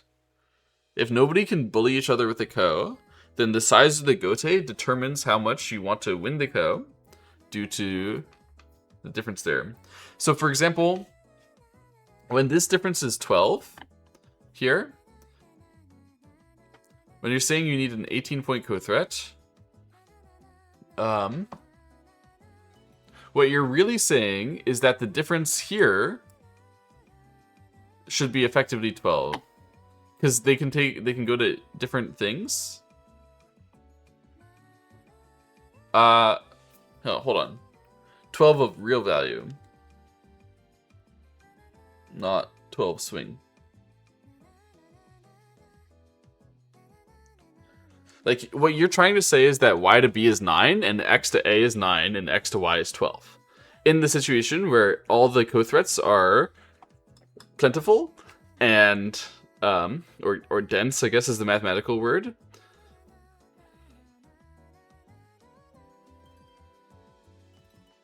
Specifically, if the biggest move is 12, the value of playing first is about 3. Or swing. Well, calling the swing of the value of playing first is confusing. I don't understand what that is all about. But yeah, of course, whoever plays first gets. Sorry, allow.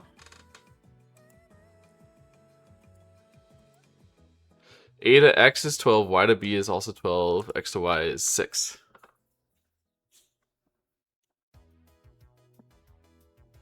Those are bigger, you think, than the middle one.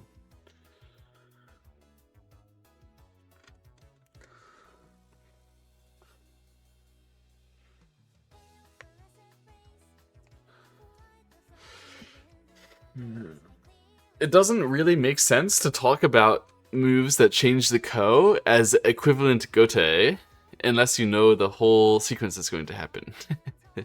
So we're trying to talk about the whole sequence.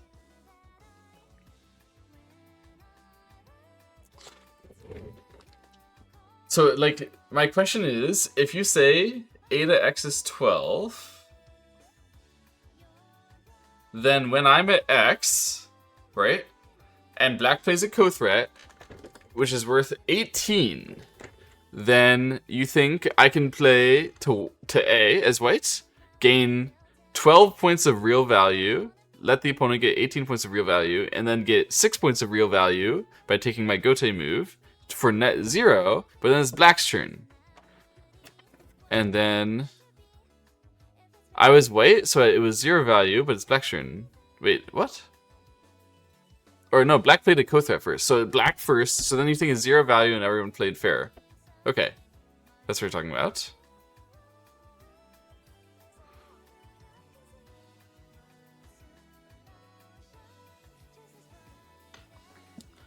Okay. And then similarly, if I would answer your co-threat and then go back to Y, you think I gained 6 points real value. Because it like is as if I played one of these infinite gote. Okay, interesting. So in the situation where there are dense endgames, and those dense endgames are notably smaller than the ko moves, so each move in the ko should be like around 10. So around 20 swing, but the gote available are only 12 swing. Then this increases the size of winning the ko and decreases the size of playing the ko. However, from position X, it could be black threat, white ko, black follow-up, or yeah.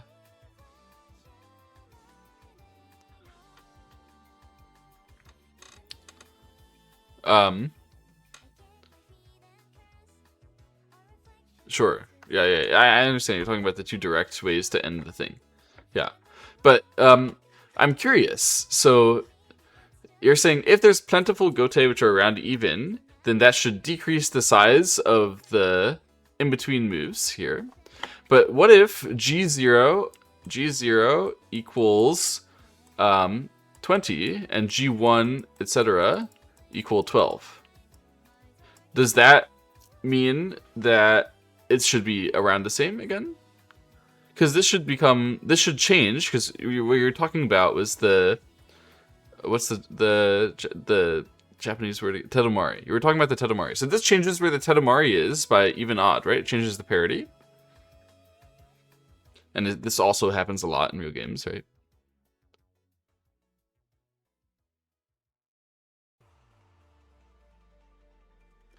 So in this case, like option 3, where we get G0 and G1, we get 16 points of real value, and white gets 20, in theory, if we would call it even. So that shouldn't be good.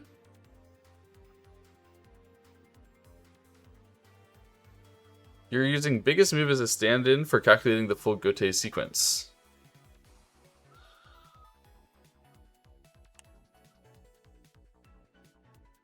What? What are you talking about? Obviously, knowing the parity of like the Tetomari matters a lot. Right? Like, so this could easily have the alternate effect, in fact, that it makes the middle move more important and then the capturing smaller, if the Tetomari is the opposite way around.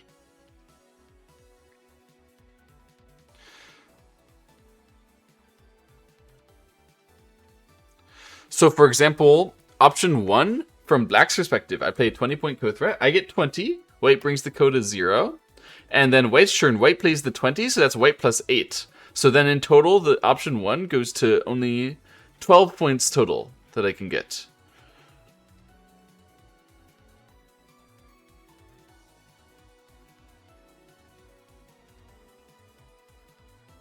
Said biggest move, 12 swing equals about 6 points different for having Sente or not. I understand that. However, you have to recognize that in positions like this, which matter about Tetomari, the next step of the Tetomari matters too. And it's very common when you play Ko's that there is a single big gote remaining. So it's not when you want to look at a dense endgame situation, that can change this kind of thing, but also some situation like this, which is dense after another step, like one more step and then dense, it can change it, right? If you directly calculate there's a 6 points difference for having Sente or not, it will be more accurate. So the thing is, like, we are headed into a smaller thing, but it's very possible that we're headed into a smaller thing where the first player gets a massive buff to going into the like rest of the endgame. Yeah? And that can change, like, the effect, right?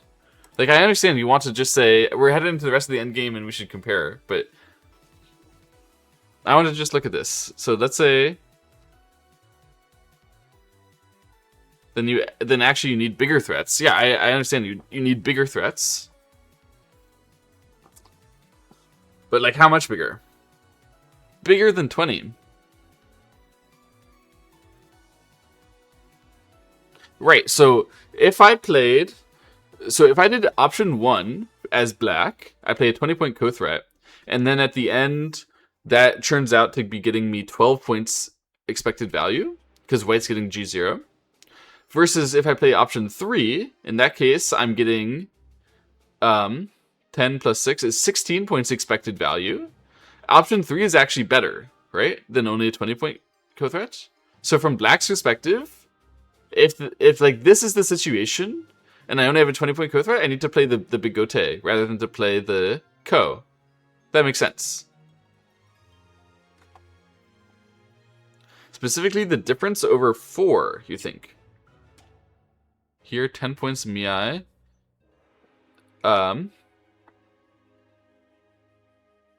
Versus 6 points difference in Sente, so you give 9-point co-threats. So I don't understand what you're talking about. This is not endgame, by the way, that we're talking about. We're not talking about small co's. We're talking about middle game co's. Trying to understand how big threats you need in middle game co's.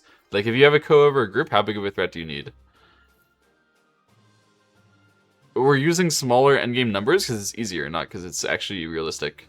the co's this size don't happen very often. Usually the co is much bigger or much smaller.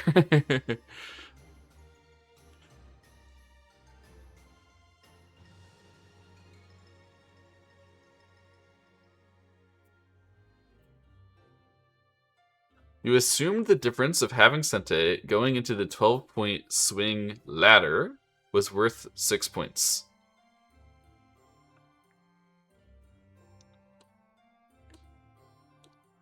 Use that to calculate ideal threat size of 9 swing, meaning 18.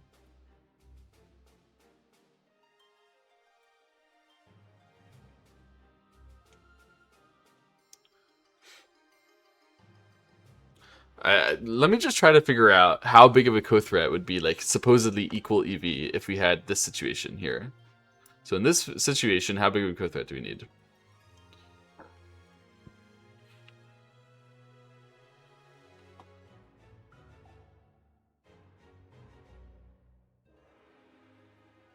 You think it's 22? So if I got 22, so if I just played a 22-point co-threat, and then white wins the co, and then I play, so, and then I follow up on my co-threat, and then white plays the first gote, and then we keep on going. So I guess the and then we keep on going, where I play first, is like supposed to give me some bonus there, isn't it? So I was like unfair earlier. So if I have Sente going into the 12-point endgame, I'm supposed to give myself a +3.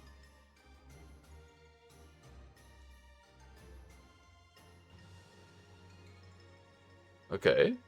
So that means if we play a 22-point co-threat, we should be at 22 minus 8 for 14 plus 3 is 17.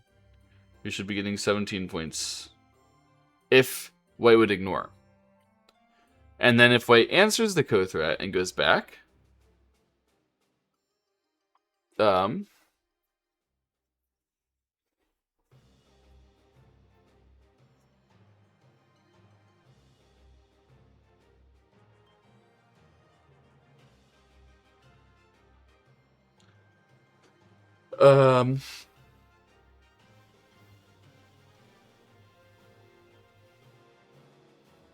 my current G0 is a 14 points difference after co-resolution.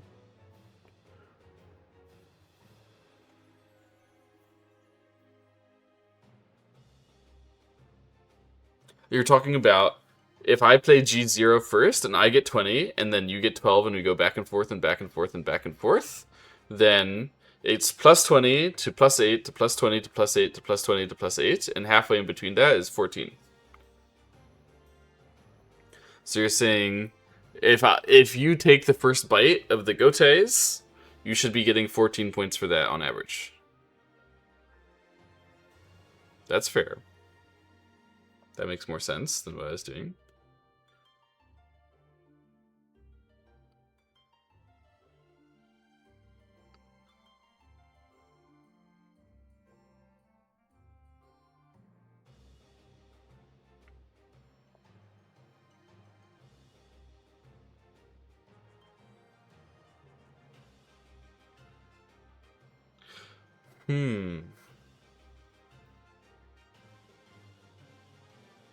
So I'm trying to understand if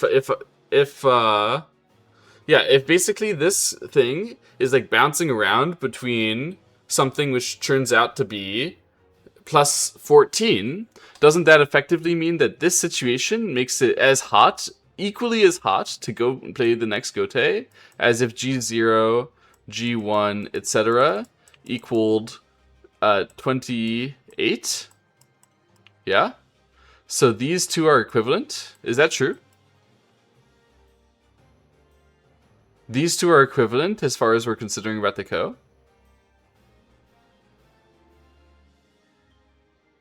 Because if this is the case, then it makes sense that you would be better to off, like, just taking a big gote than trying to fight the ko on average, if this were, like, what's going on.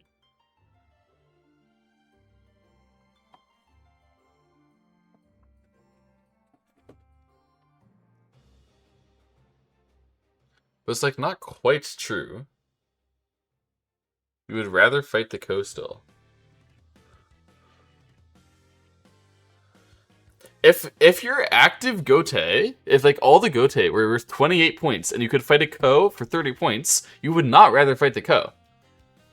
So like the bottom situation, let's call this situation 1 and situation 2. Situation 2, we are obviously taking the Gote. You're not gonna fight the Ko here. That's just dumb.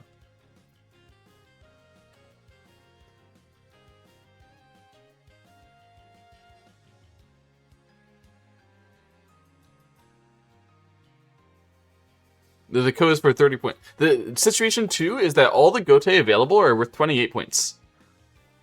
So, you know, what you're telling me is that situation 1, we're going to oscillate around 14 points, right? Situation 2 is the same thing. We're also oscillating around 14 points, right? So entering the rest of the endgame, as you say, it should be 14-point advantage in both situation 1 and situation 2. Situation 2 is an even number of them. It's dense. You don't know. Maybe it's an even number, maybe it's an odd number, but we're going to go down steadily after that. There's going to be no Tedamari later. Situation 1, there's a Tedamari right now, and then it's dense after that.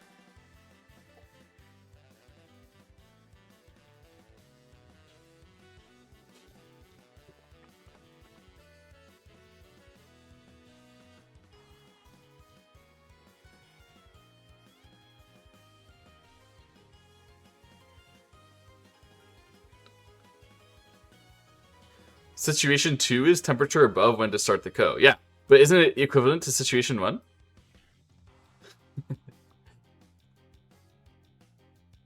Like, maybe not. But then I'm confused. Because we clearly can't treat them equally, right? Or can we?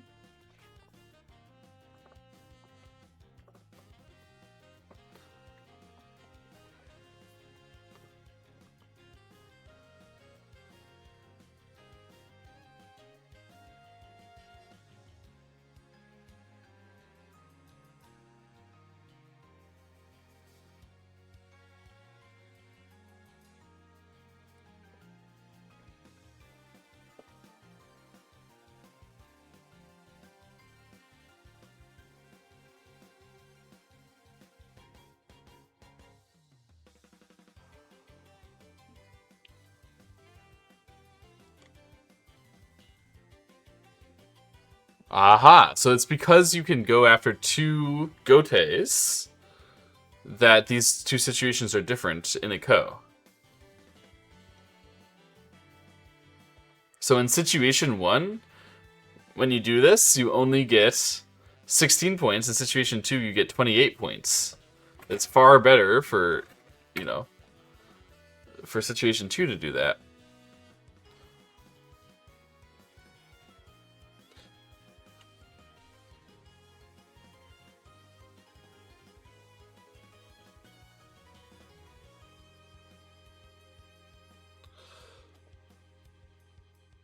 So that means that in situation 1, you would really like to be the first person to take a Gote, but only if the Ko is already done.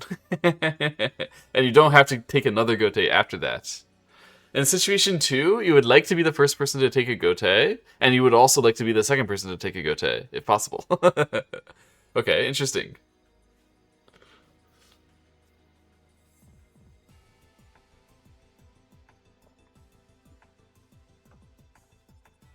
So what does that mean about the size of AX, XY, and YB in situation 1? In situation 1,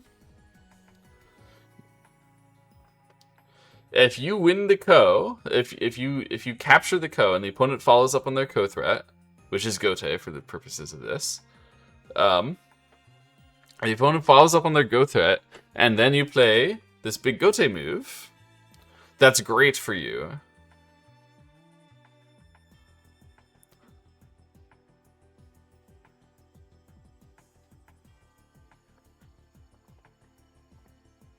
You think it's 0, 8, 22, 30.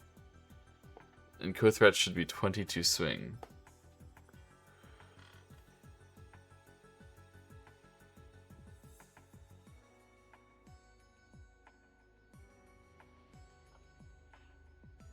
Something like that is believable, yeah?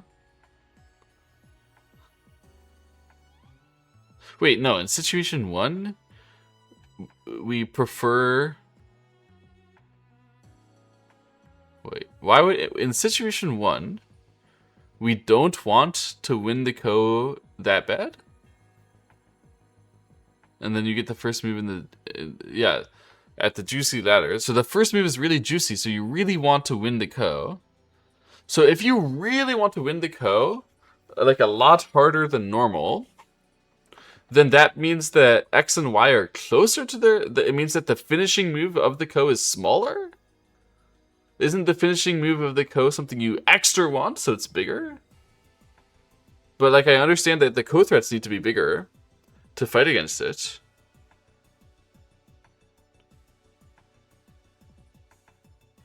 Ads? Oh, sorry. You want to win the ko harder than normal. So I'm trying to understand.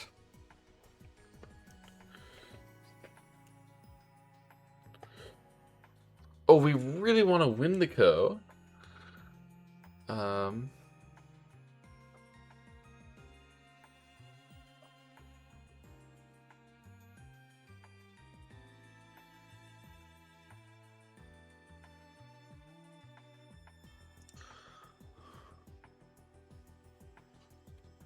Yeah. Okay.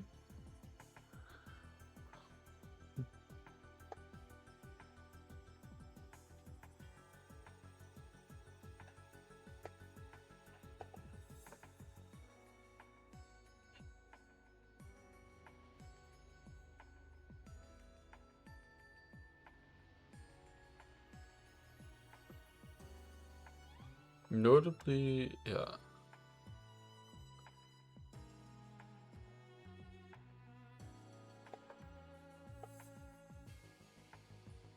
I'm not sure I can also derive why it's exactly 22. Like, why do you think it's exactly 22 in situation 1?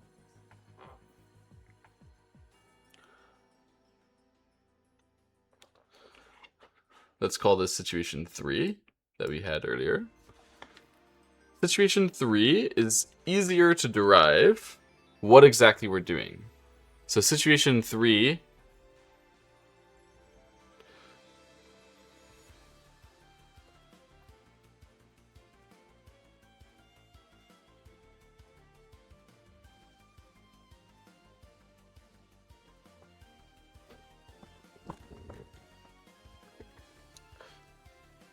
So, what we want is...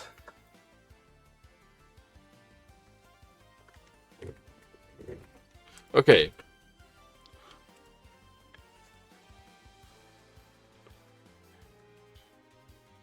Ah, okay. So let's call size of cothreat alpha or something. Yeah?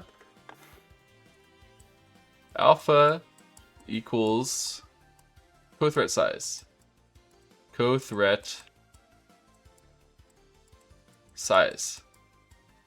So what you're talking about is the EV where, so we want alpha such that, like the 1 or 2 where we play alpha size cothreat size, so that means delta EV after follow-up.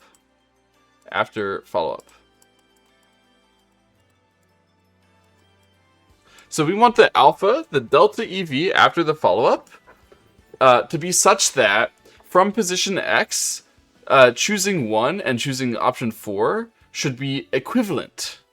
You want them to be the same EV at the end. And that's assuming that white also has no cothreat advantage. So if you tried any cothreat sizing, the opponent would also only have that size of cothreat. That's necessary to this. Like, that's a critical assumption, is that whatever our size of alpha is, the opponent can't play a bigger cothreat or can't play many bigger cothreats, and we just have to trade until alpha is small enough. That's an important part of this, because in reality, we're basically never going to do this, right? Because in reality, somebody's going to have more co-threats, or somebody's going to have a co-threat drop off at some point, and you would play the co around that. In reality, we bully every time. Yes, okay. So in reality, we always bully, but we're assuming that alpha is equally dense for both players, and we're just choosing the optimal alpha, where you would, as white, begin to choose option 1 over choosing option 4. And so if we want to do this in situation 3, I put a 3 over here. So this is the basic situation that you came first, that we looked at first.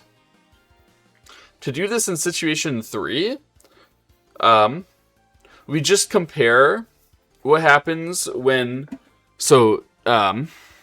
30 minus alpha and black to play is equal EV to 0 plus alpha and white to play. Yeah? So we need, can I, like, expand this? I can.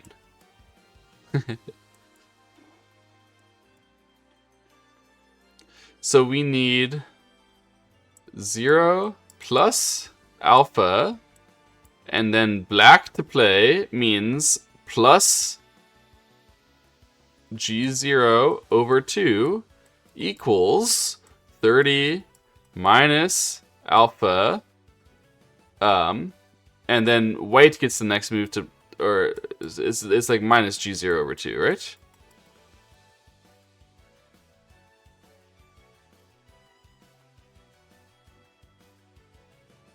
So in the situation... No, this is... I have it the wrong way around. This one is where white gets G0 over 2. 0 plus alpha is minus G0 over 2, and this one is plus. So this is the one where we play the co-threat, we follow it up, white gets the next one.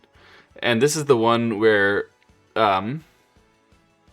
we win the co, white plays the co-threat, follows it up, and we get the next Gote 0. And then this is supposed to be this. My G0s there are mi value. So G0, I'm talking about the swing. And when I do G0 over 2, I'm talking about mi value because I'm talking about the delta EV. This is supposed to be delta EV to the position. Delta EV if... this is delta EV if white ignores co-threat. White ignores co-threat. Yeah? White ignores co-threat. And this is supposed to be delta EV if black ignores. Delta EV, black ignores.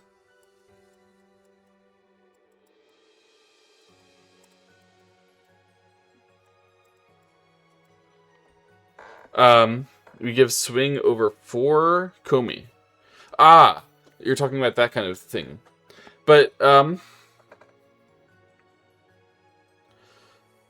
what I really want is to talk about both of these delta EVs where the same player is playing at the end. I see what you're talking about. Like, what I've done is I've double counted. What we really want is both of these to have the same player playing. So, for example, delta EV, white ignores, and then black is picking next Gote. Like, delta EV, in this one, sorry, white plays G0 over 2, and then we play next. This one we just played, and then it's... So we need to set both players to the same turn to be able to compare our delta EVs, which means one of these needs to go. Let's say it's black's play. So, yeah, only one player plays a 12-point swing move, changes score by 6. So, yeah, I understand. So let's have it be our turn at the end. And black's turn for remaining Gote.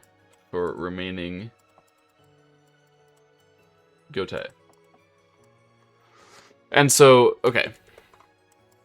So this one I will decisively cross it out. So what we get here is that alpha, so plus 2, so this implies 2 alpha equals 30 plus gote 0 swing value over 2, which is, similar. So therefore, alpha equals 15 plus gote 0 over 4. This is how you got divided by 4. And so in this case, since gote 0 is 12, so situation 3, we're done. We say equals 18. So that's why you're saying that alpha, like if we have equal dense cothreats, the correct cothreat size, meaning the delta EV after your follow-up, should be 18. Got it. However, we have a different situation for Blackstern after remaining gote. We have a different situation when G0 to G1 has a big gap. So in that case, we have 0 plus alpha. So what we're going to do is go to the dense gote after the first one. So we're going to say minus G0 over 2 plus G1 over 2 equals 30 minus alpha plus G0 over 2. And then, so in this case, it's White's turn for each of the remaining gote, and that's already fair. So this would be a completely fair way. So in this case, it's White's turn on both sides, and we've gone to the dense endgame, so it should be fine from here. So here we can see we have. So in this case, I sort of reverted it. Now it's White's turn. White at the end of the equation.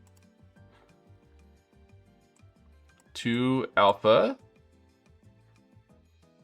And then we have 2 alpha equals 30. And then plus.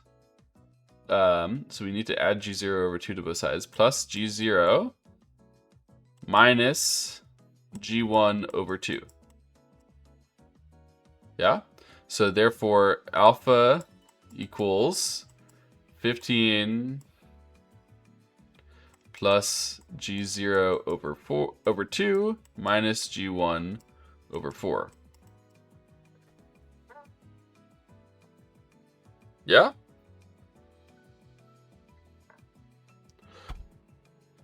So in this case, that is 15 plus 10 minus 3 is 22.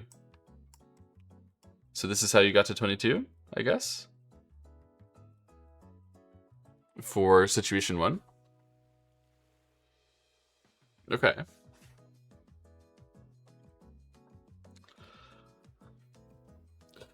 All right, so I'm with you there. And then the question is, when you know that alpha can be different depending on the size of the gote, does that actually mean that X and Y and A and X and Y and B are different amounts of EV apart? Or does that only mean alpha and we still think of X and Y as in the middle?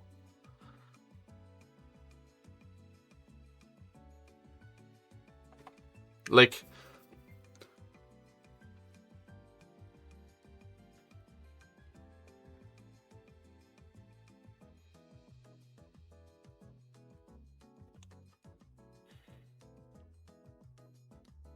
it matters for when you consider it approach co.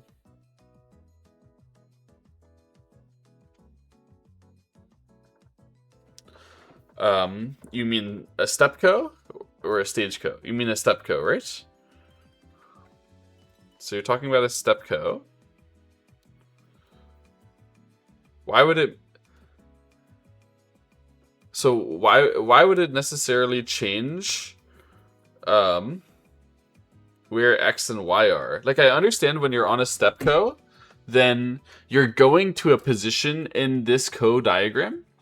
And so you're like, when you're in a step co and you're considering whether to play this step, you're going to X or Y. And so it matters that you are able to judge how big X and Y are. Normally we just play direct co at appropriate temp, and it's just 2 out of 3. But in the situation where the temperature is like lower, as we're looking at here,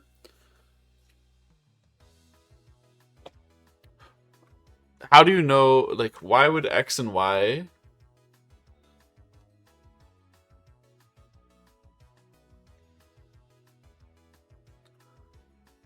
temp spikes after approach. Yeah, of course, I understand. Like in an approach code, the temperature is different when you play the step.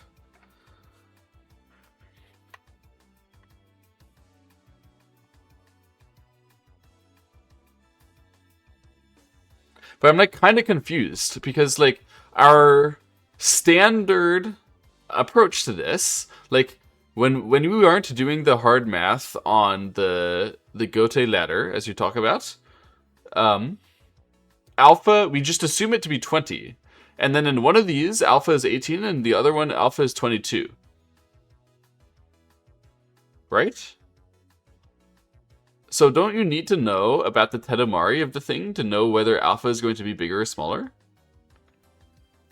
Like, even if you're going to do something? But, so to get the 12 number, I just compared how much Komi Black would be willing to pay to have such a position. Yes, you need to know the Tedamari.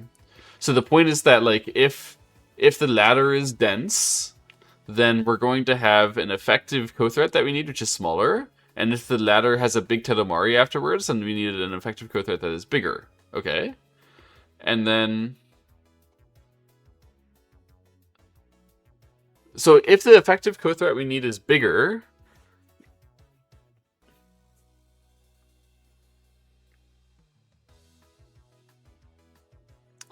Basically, you're saying, I can either answer your co-threat and play a alpha size move, or I can play X to Y, and whatever the size of X to Y is like the way that we're defining it here is alpha over 2. And therefore, that's how you're defining where X and Y are.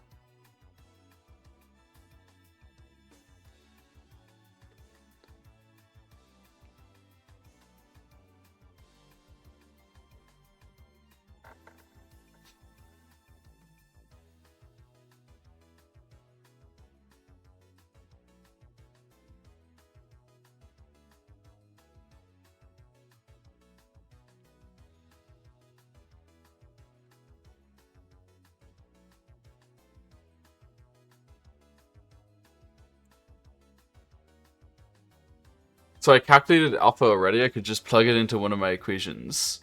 So you want me to find, like, the expected value of X, like, of position X, assuming black to play. So, for example, from position X, in situation 3, black to play, black expected value in total is, well, I should be able to get 18 points and give the turn back to white.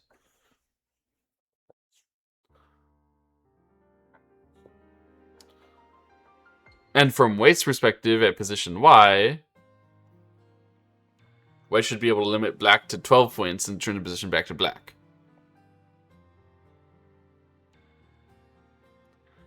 But, like, I'm not sure how to make that into...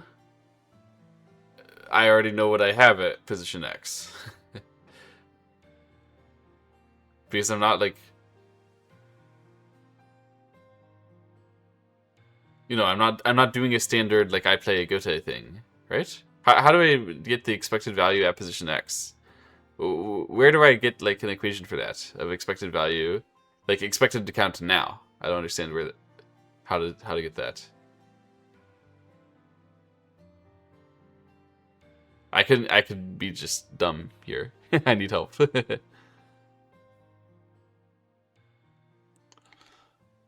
Position X, you want me to have black to play, and then after the ko is played out, and then we get black turn again. Okay, so position X, and then we play our 18 point co-threat, and then white's turn, so then white plays a 12-point swing, and then it's our turn again. So that means in the end we get 12? That's what you're trying to say? So 12 points value. So you're saying at position X, in situation 3, black should already have 12 points of value.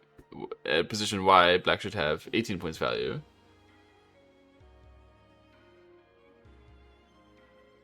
Ah, interesting.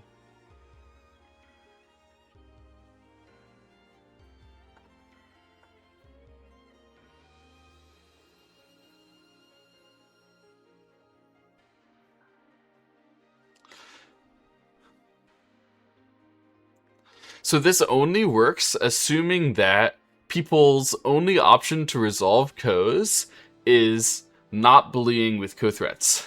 However, if everybody has equally dense co-threats with no significant amount of Tedamari and co-threat sizing, then if you have a dense endgame, that means that the if you have a dense endgame, that means that the midpoints of the ko and like playing the step in between the ko is smaller. But if you have a very intense Tedamari and then a dense endgame, then it's a bigger thing in between the ko than playing the moves to end the ko. But it doesn't even change like how you're gonna decide to play the move, right? Like even if you say, okay, the distance between the like it doesn't change your behavior at all during this ko. It only changes your behavior from a step ko or like to create a ko. Right? And it also only happens in Fantasyland where we have dense ko threats and dense endgames.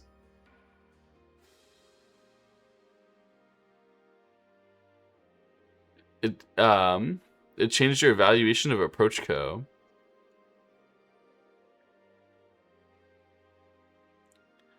I can understand how it could do that, but I can't understand how I would ever meaningfully implement that.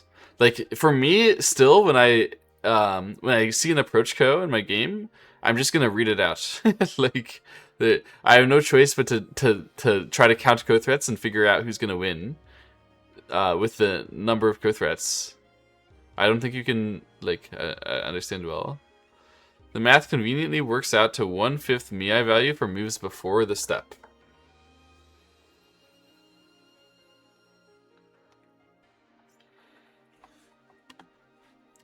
Sorry. So we have what he means by this. We have another ko where during this ko, in order to win it, this thing is secretly going here. However, this thing is here. That's what a step ko is. Is that where you are is at this point. So we're gonna call this point I don't know. Do we use like beta and gamma? Oh my god, I think I forgot what beta looks like. We should use different symbols. U and V. U and V.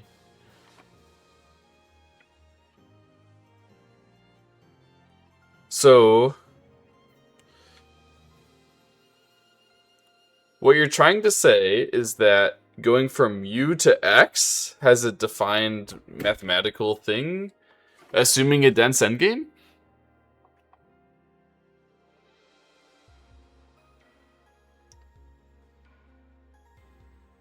And these circle things, by the way, that means that those positions are equivalent to X and B.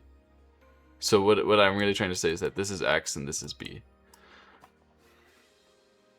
And dense co-threats. So if you have a dense endgame and dense co-threats, which is a hell of a lot of assumptions, then how do we do the math?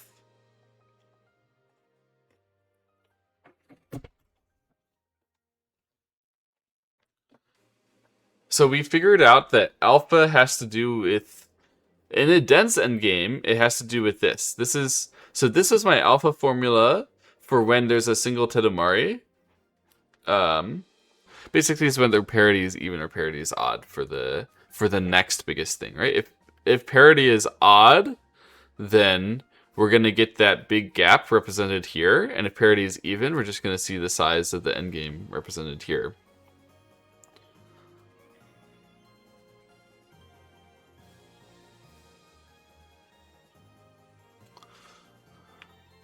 For the approach ko, you can assume it got played at good timing, and it's just the basic split in thirds.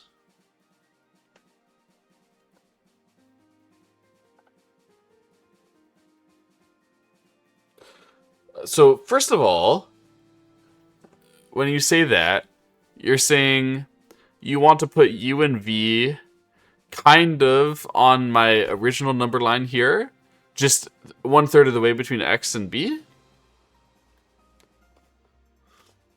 And second of all, okay, so you just want to put u and v down there, and then figure out where x and b are using this.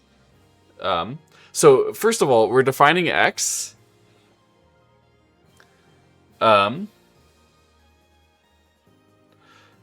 Okay, so we think that y is at alpha, and x is at 30 minus alpha. That's right, yeah?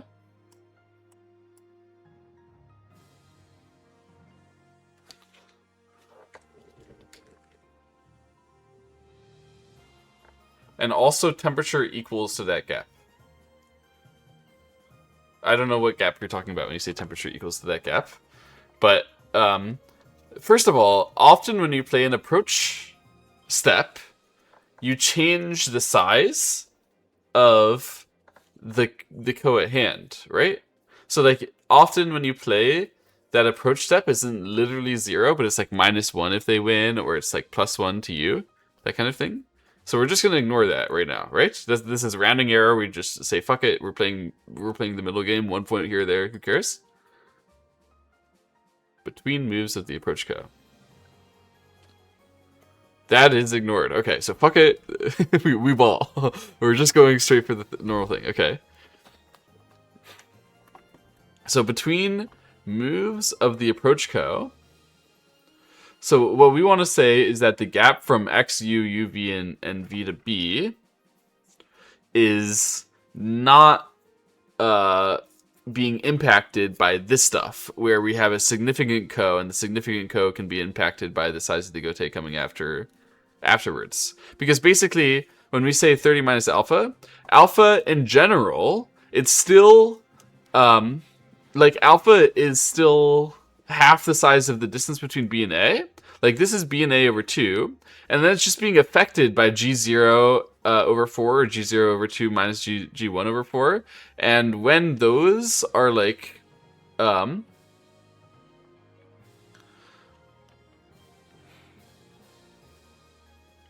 wait, does this really make sense? If g0 is, like, tiny, then alpha equals 15. Oh, then like, there's no difference between, and you really have to fight it? Oh, so normally we want g0 over 4 to be roughly enough to make this a third? Wait. So normally when we fight the co, this is the midpoint, right? The midpoint to alpha should be a sixth or so of it, right? So we want g0 over 4 to be about a sixth of the difference between the whole thing. I'm actually getting confused. It's actually not too hard to add those extra effects on. They're just added directly. It's not too hard to add the extra effects of, like, the +1, -1 approach code, like when you have it in your real game. If g0 equals 0, you would play co-threats of size 1/4 the size of the co. Yeah, like what you're talking about is that I win the co. What?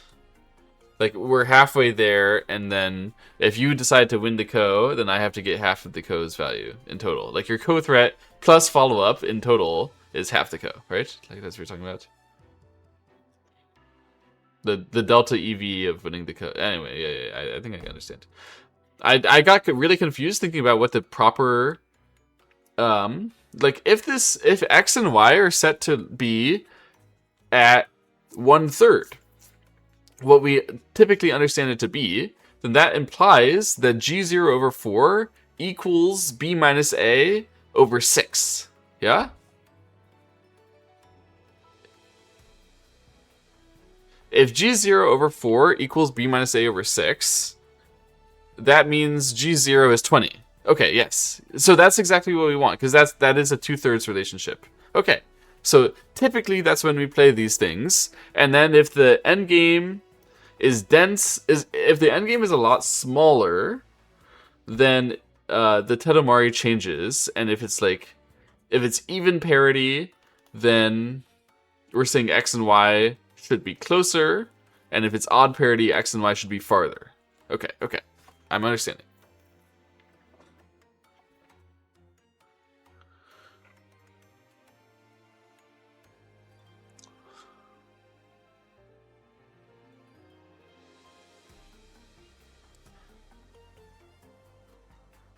So now, the reason why you believe that we can probably do U and V at standard 1/3 intervals is because you believe U and V are likely not in a ko is much more important than the gote's available moment. You think that U and V are probably getting played at a moment where the ko and the available gote are dense, and we could choose to play the ko exactly when the ko is valuable for EV. And that's why you're saying these should probably just be 1/3.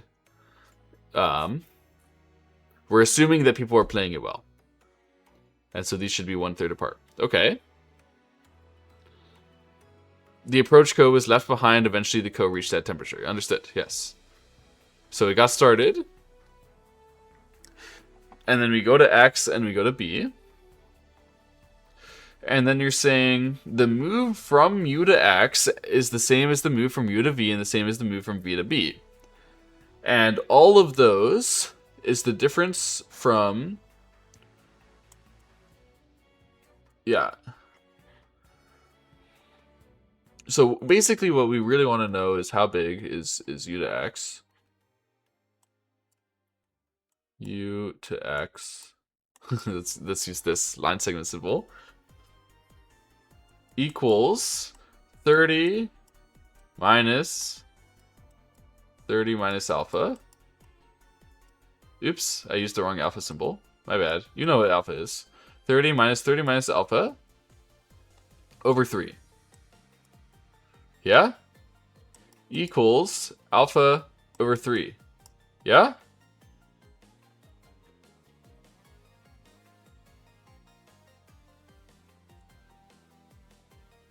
Okay.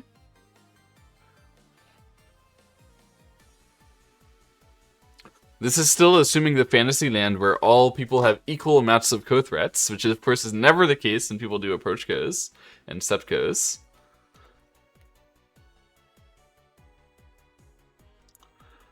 So UX equals...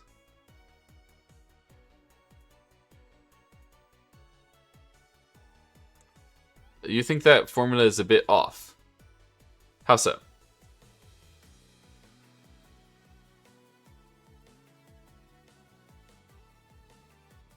This is the delta EV. Yeah? This is delta EV from U to X.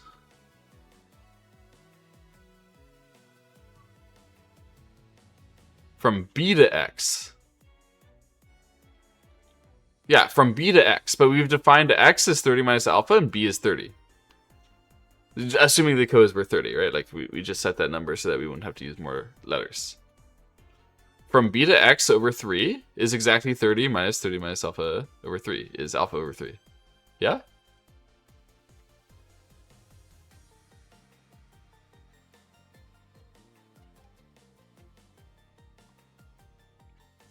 Okay. Yes, my alpha is swing value, yes. Co-threat size delta EV after follow-up. This is the... So, like, the correct co-threat for this part. So, alpha is typically is close to 30 times 2/3. So the size of a B minus A, or, you know, so here, I'll use this. B minus A times 2/3.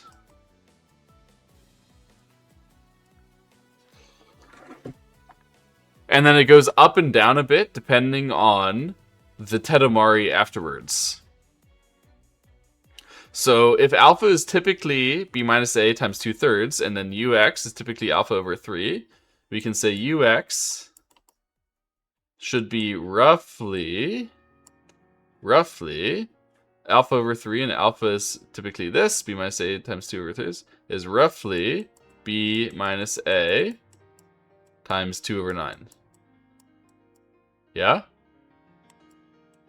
Alpha will be smaller. Not if the tetomari parity is odd. Then alpha will be bigger. That's what we saw over here, right?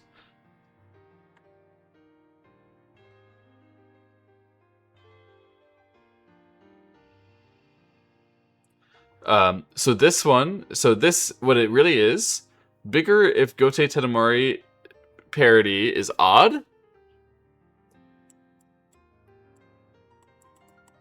If, you know, we'll just talk about G0. If G0 is significantly greater than G1, bigger. If G0 similar to G1, smaller. You're relying on your dense endgame assumption. Yes, so I'm saying there could also be a dense endgame, but one very big gote, because that happens all the time. You know? After the ko is 1, usually there's one big gote, and then you keep going. Like, this is just a common thing that happens after ko-threats are played, right? Like, a ko-threat gets played, and then there's this one big follow-up to the ko-threat, right? Happens all the time. Assuming this isn't the case on average, but it is often. Okay. So, assuming a dense endgame, then we can use this formula for it. And we can say alpha is b minus a times 2 over 3. Sorry, not times 2. Alpha is b minus a divided by 2 plus gote 0 over 4. And we're saying... what we're saying is that the gote 0 should have been roughly similar to b minus x. Okay, let's keep going back. So if the approach code was played correctly, which is a huge if. Okay. So if all dense, then b minus x is roughly equivalent to G0. So b minus x times 2 over 3 is roughly equivalent to G0. Yeah? And then, so therefore,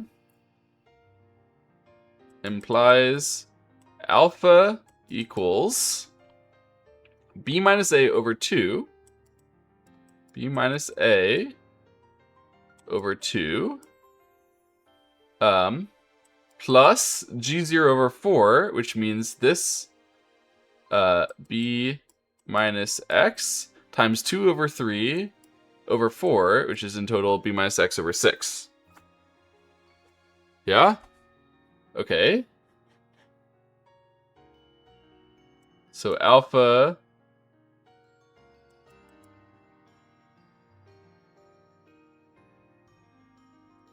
would be what? B...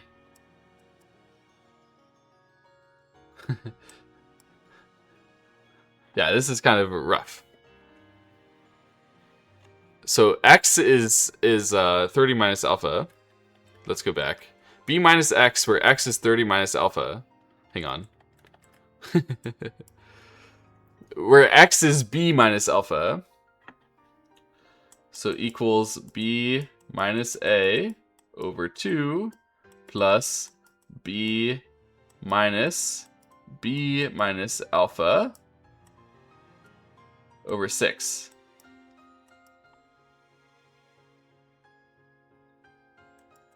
Yeah, I understand that you're not a proper mathematician like me, Red.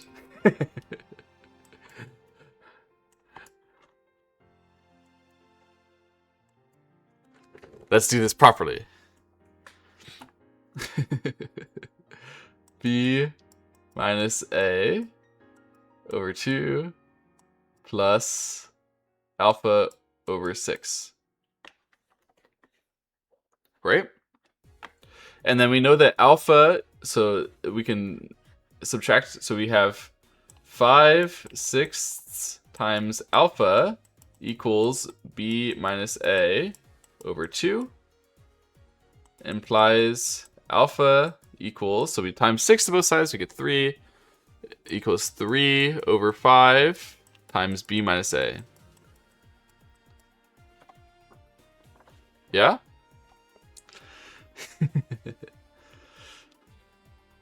So if all dense, we get to this moment, and then we can say ux is alpha over 3, and since alpha is 3 over 5 that, we can say if all dense, then ux delta ev is equal to 1/5 of b minus a. And that's how you got your 1/5. If you did it the proper way.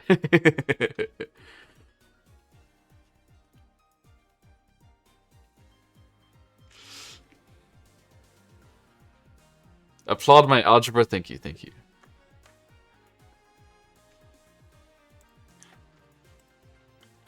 I'm very curious how many Go viewers are watching algebra. Oh, 11 guys? Thank you. Thank you all for watching. We are on the frontier of co-calculus. 1/5 of b minus a should be your ux if your endgame is dense and your co-threats are dense, so nobody can bully. So in actual practice, everybody always bullies. And this is only the delta EV of ux. There's an actual research paper on this by Bill Spite. Okay. So somebody's done this before. I'm not surprised, but...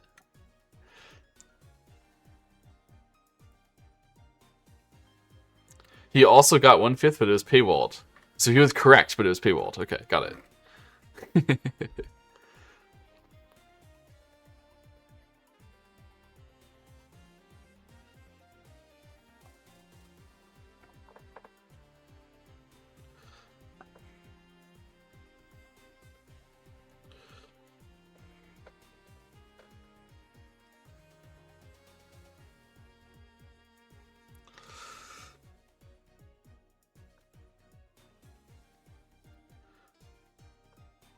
Might be similar if you use calculus. How do you even use calculus in something like this? Like, I understand calculus is useful, but there's nothing that's really changing, right?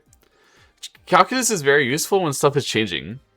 But in this situation, you just have like flat positions that you're just going to a new position.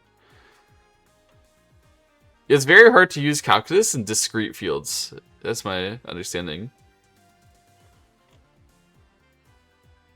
I think it's usually only one way to win the code that leaves a big Tedamari. Isn't it just literally every co-threat follow-up that has a big follow-up has a big Tedamari? Like, in general, every time that you play a co-threat such that your co-threat follow-up has a big follow-up, then it's the Tedamari situation, right? So any co-threat whose follow-up is like near Sente, or Sente, I mean, I guess you would just call it Sente, you have the situation, right?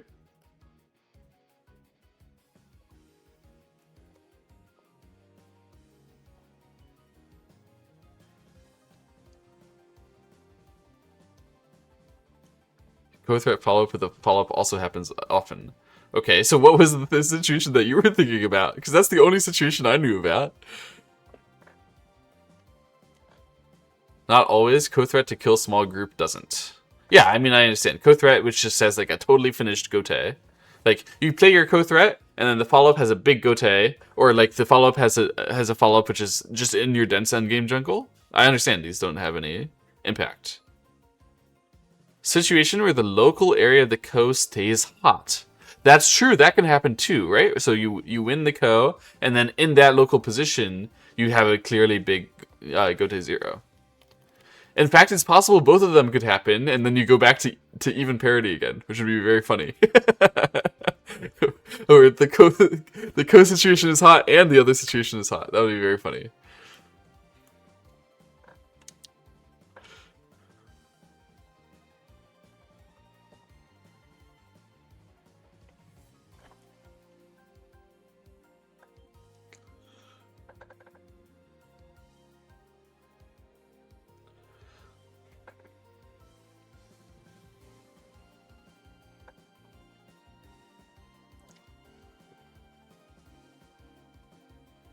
Okay, interesting.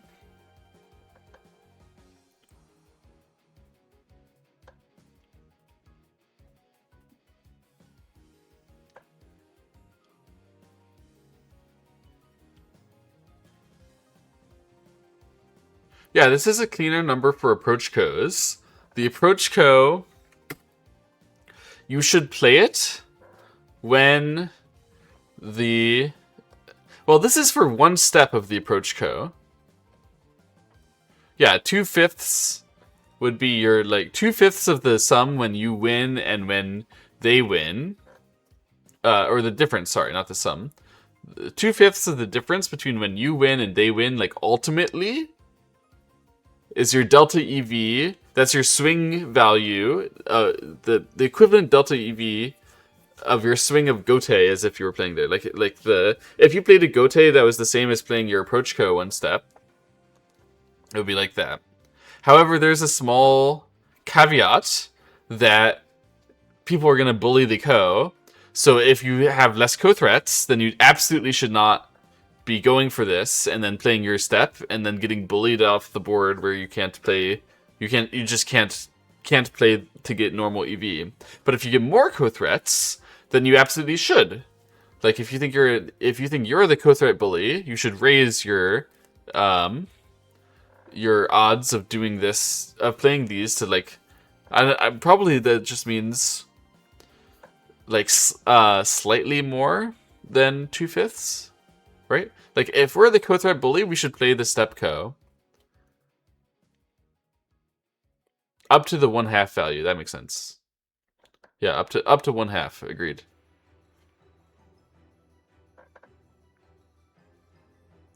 If you're the co-threat bullied, we should like basically never do it. If you're hard bullied, if we're not that hard bullied, we can do it somewhat. Yeah, it can range from 0 to 1/2, but if co-threats are equal, it's 2/5. That makes sense. Makes sense to me.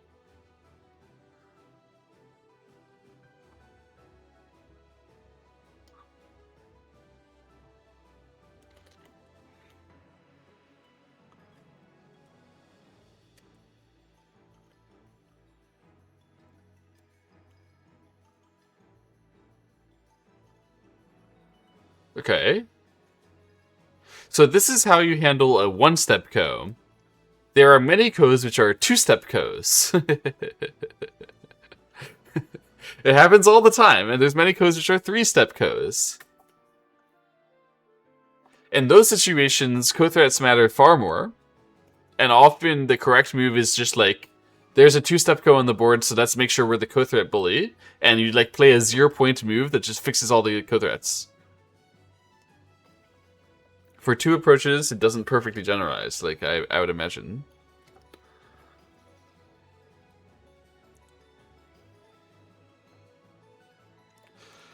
There will be leftover co-threats that weren't followed up.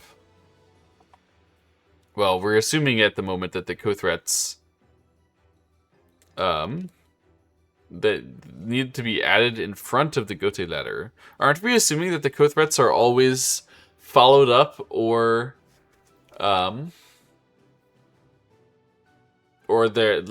follow-up of the co-threat follow-up is small at the moment? I mean, I guess basically okay, so this doesn't really count if for one approach, yeah. It was okay because the leftover co-threat was the same size as G0. Hmm.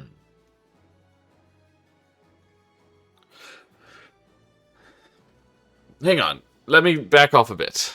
Before we go to two-step approaches, this is assuming, not only assuming dense endgame and dense co-threats, but also assuming that our co-threat follow-up does not have a large follow-up, and assuming that our co-ending follow-up does not have a large follow-up. If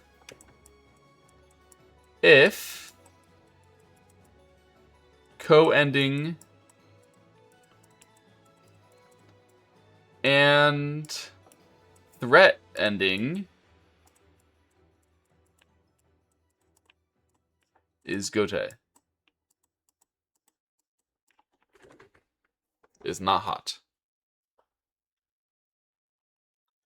If they were, so if you play a threat, you get your big follow-up, the big follow-up has a big follow-up, then the alpha, instead of being, so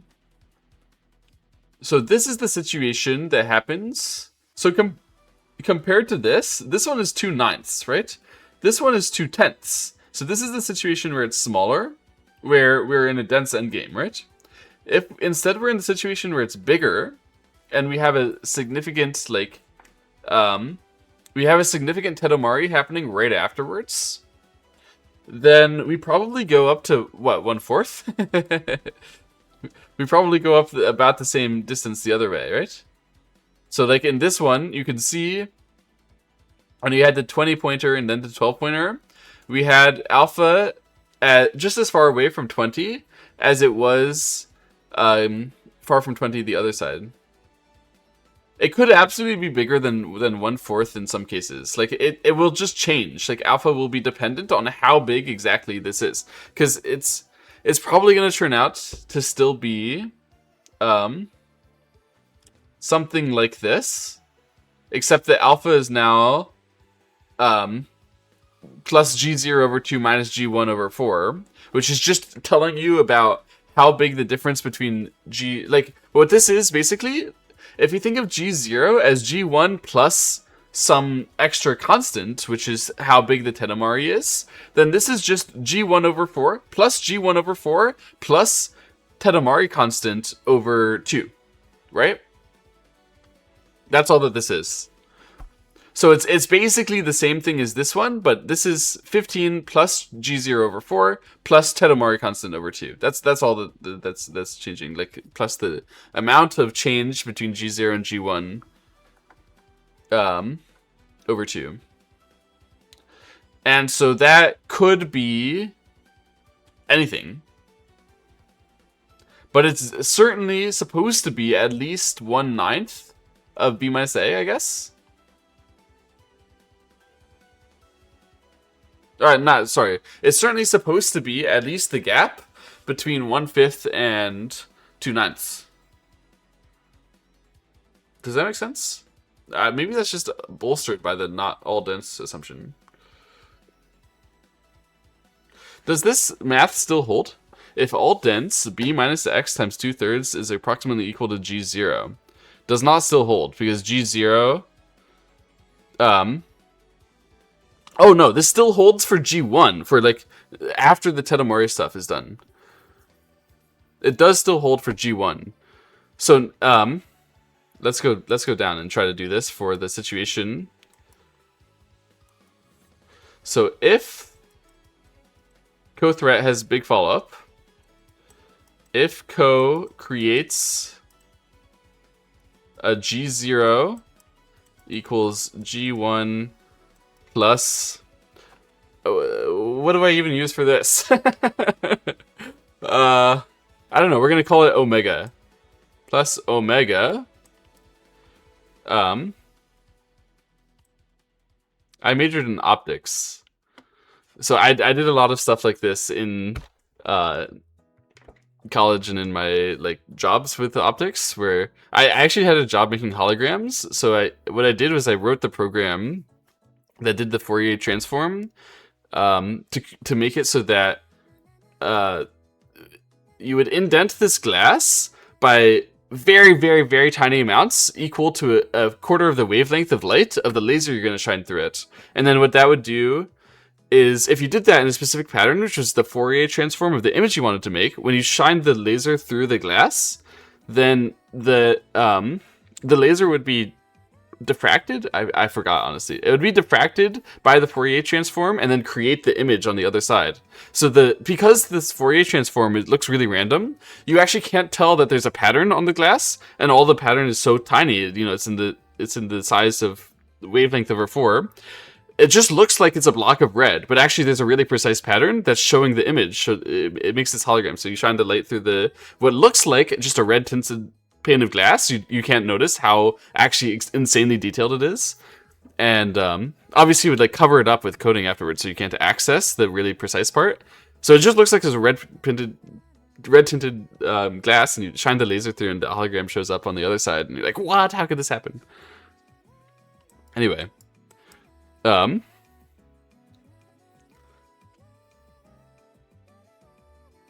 G0 equals G1 plus omega, and we're defining omega as G0 minus G1.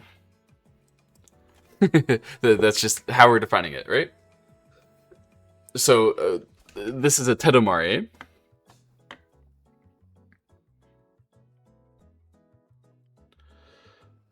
So in this situation,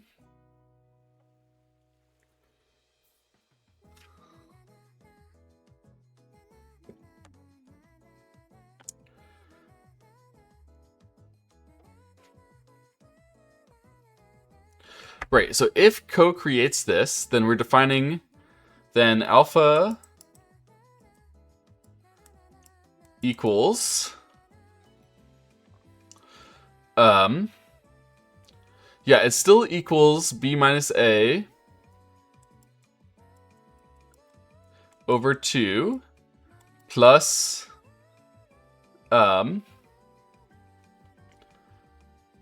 so then plus G1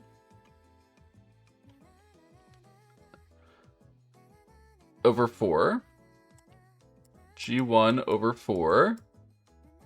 And then now it is also plus omega over 2. Plus omega over 2.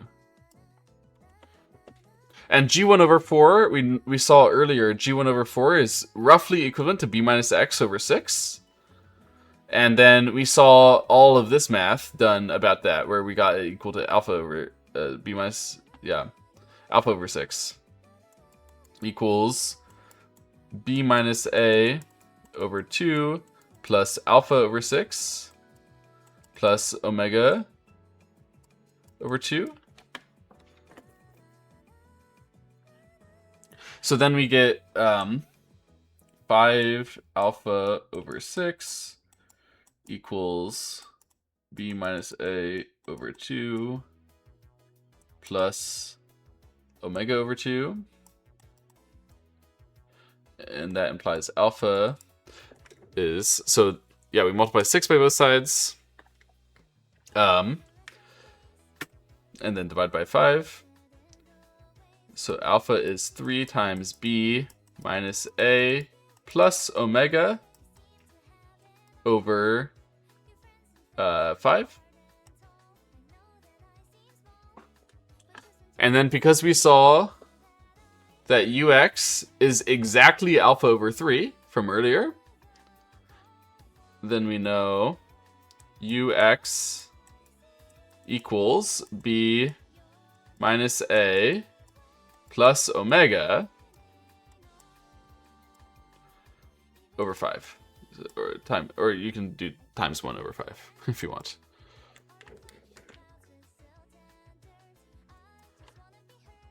Yeah? So alpha is way bigger in the situation where you have a big follow-up, and therefore it makes sense that this ux, which scales with alpha, would become bigger by the size of omega. Turns out it becomes bigger by the size of omega over 5. That makes sense.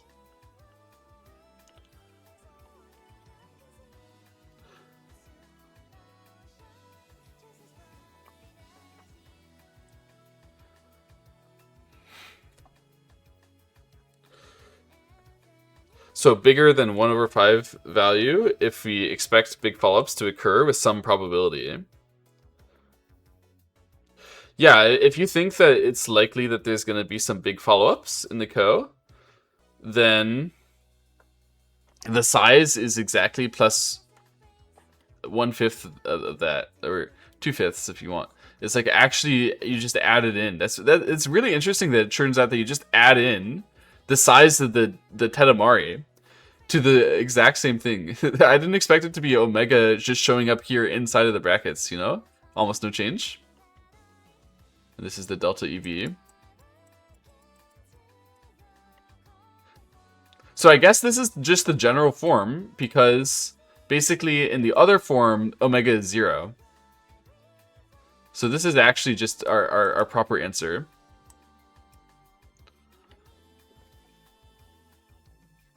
I did just add in the Tetamari earlier, but I'd did it algebraically, so I thought that there might be a change.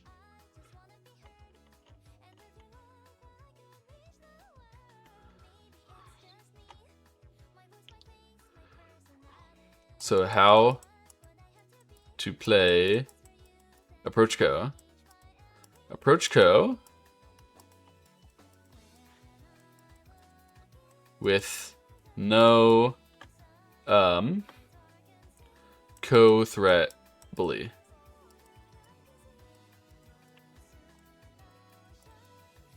It's that.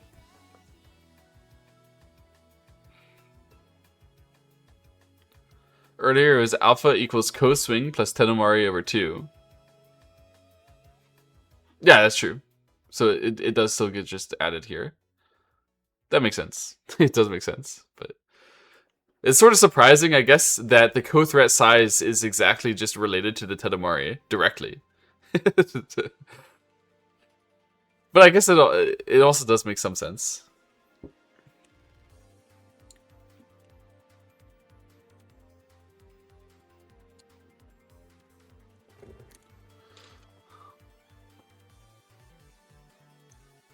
So what you should really be doing is figuring out how big the difference in the code at the end is, and then how big your expected Tenomari is, which is probably pretty small. And then, so the size of the move. So if you have an approach co with no co-threat bully, the size of the move that you should be playing is roughly. So you compare. So when picking G0, so your biggest gotate, when picking G0 or to play an approach co or approach co, you just compare the size of G0 swing value versus, oh, I forget what the versus is. G0 to 2/5, because this is swing value, 2/5 of B minus A plus omega. 2/5 of the size of the difference when you win the co plus the expected Tetomari.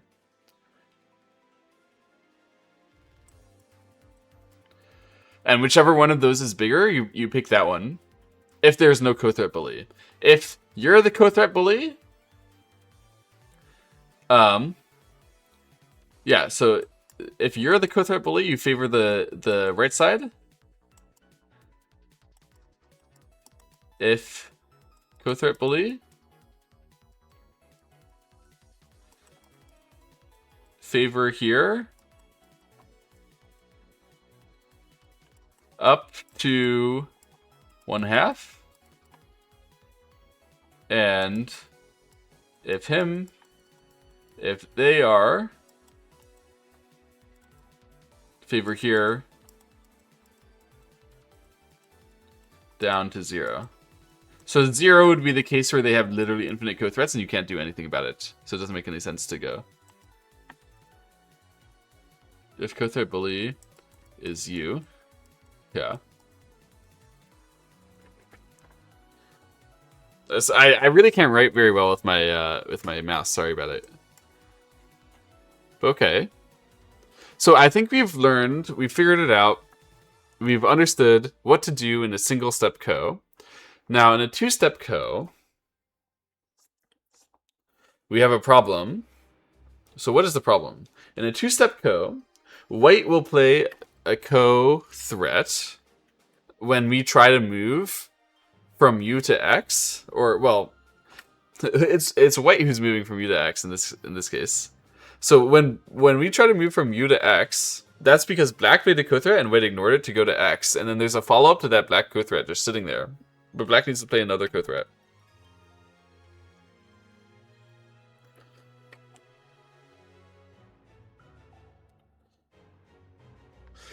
But the size of that original co-threat that black played, if black would follow it up now.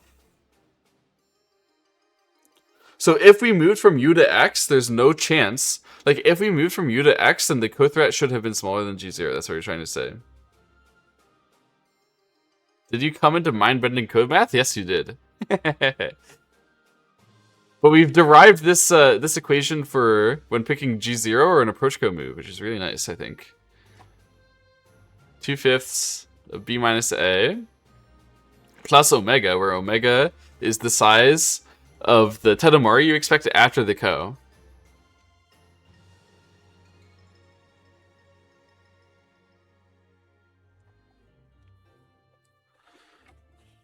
White's threat from the middle ko to the final ko will be sitting above G0.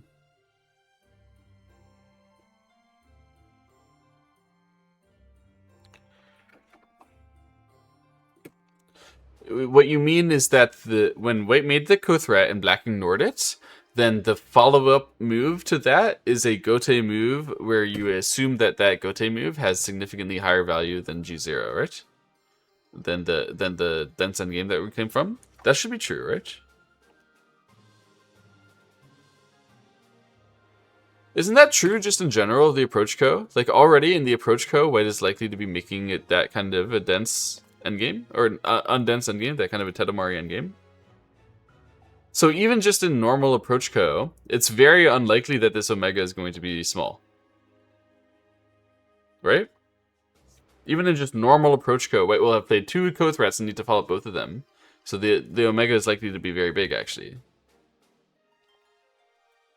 Or they'll just follow up on their single co-threat and then nothing much happens.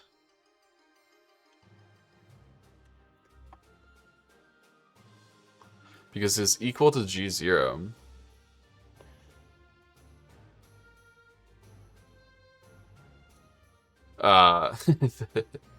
The threat... Why... Okay, so at the time...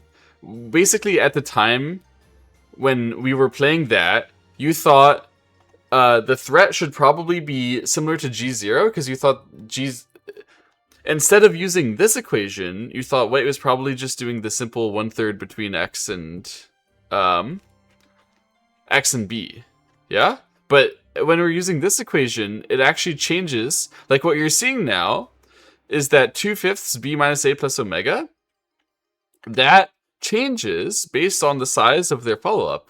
And so they're like, then you're saying that the co-threat that they're sizing should have been roughly equivalent in value to G0, but their sizing of the co-threat increases the size of their co-threat.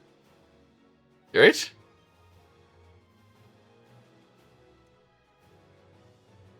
Like, they can play a bigger one because we have the omega in our equation now.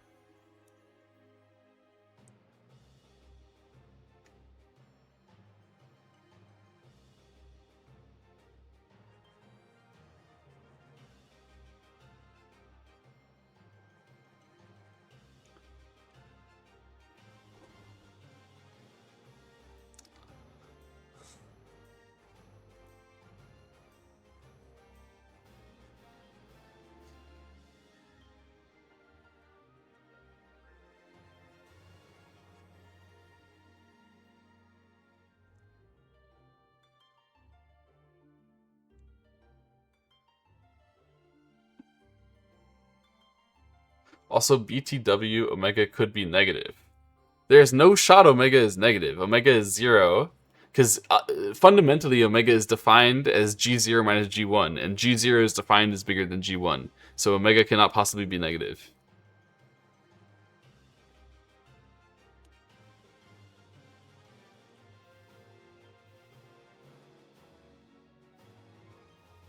G0 is defined as bigger or equal to G1, I should say. Maybe the endgame is surprisingly mi and the value of Sente is low, then G0 equals G1, and then it's, you know, it's 0. Omega could be 0, but omega can't possibly be negative. That's not possible.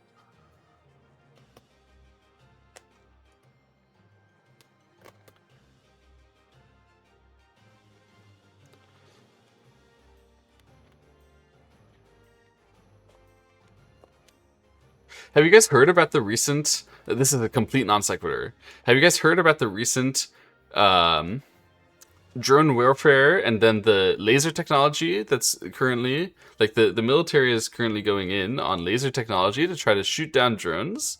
Because currently, they're shooting down drones with missiles.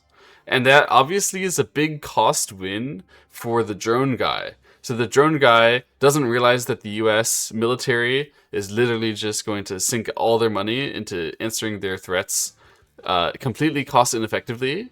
And is, you know, it's basically a limitless source of income according to the US military guys. So they don't really care that they're spending $1 million to every $20,000 of the drones. Anyway, they do care. They care a little bit, at least. They care to pretend that they care. And so they're now using lasers, or like they're developing the technology to try to use lasers to shoot down the drones instead of missiles to shoot down the drones. And this is actually very, very, very impressive from a technological standpoint, because air naturally scatters lasers. It's really hard to send a laser through air, and particularly hard to send a laser through air when it's higher intensity. So the way that it works is it's nonlinear optics. This is really complicated stuff. I don't know the details. But the way that it works fundamentally is that the more intense your laser gets, the more scattered it will get from the air.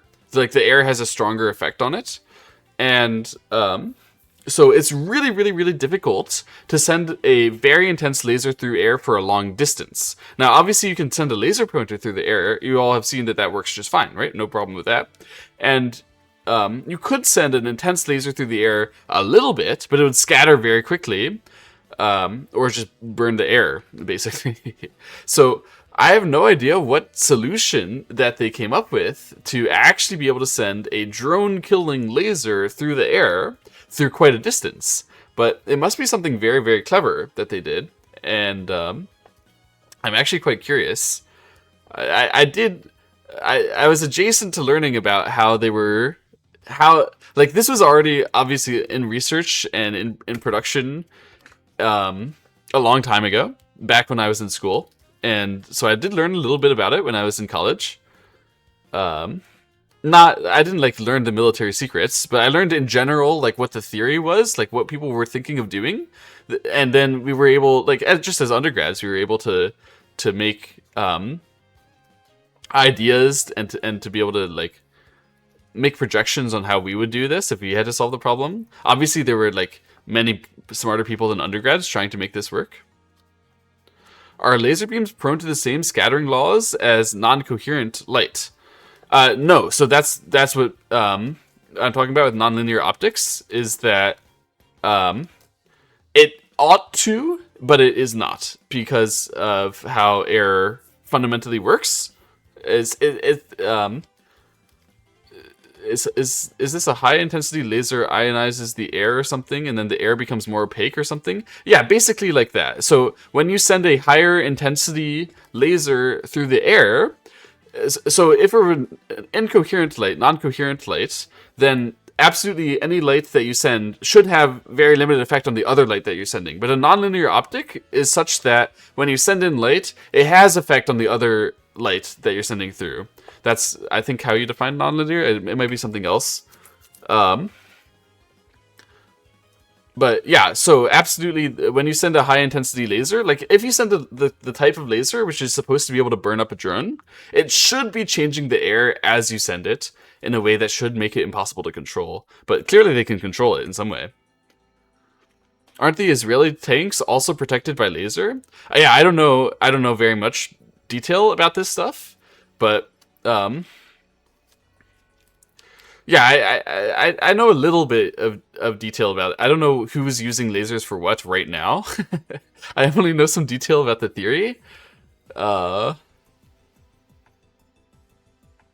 Basically, the theory says that what they're doing is already really good. It's already really advanced. They're already like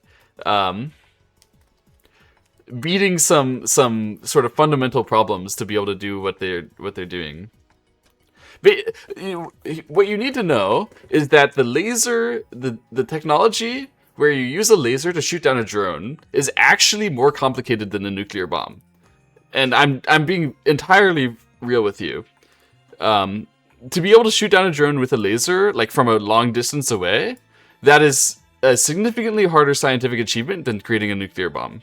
So it's like really impressive. Anyway, just as an aside, let's go back to the thing. So Prince Lina has been talking a lot. The B minus A over 5 is assuming a value of Sente given dense endgame at temperature. We would start the approach co. Yes. With 0 Gote follow-ups, it reaches B minus A over 6. 0 Gote follow-ups. You mean B minus A over 8, yes. 0 Gote follow-ups also messed up my initial 1/3 initial co-assumption. Interesting. Of course, I don't know the solution, by the way, to either of those problems of how to make a nuclear bomb or shoot down a drone with a laser. So I could be wrong about like how technologically advanced, but just my understanding of the fields, my not very deep understanding of the fields, is that they're doing some pretty awesome stuff technologically, scientifically. Anyway.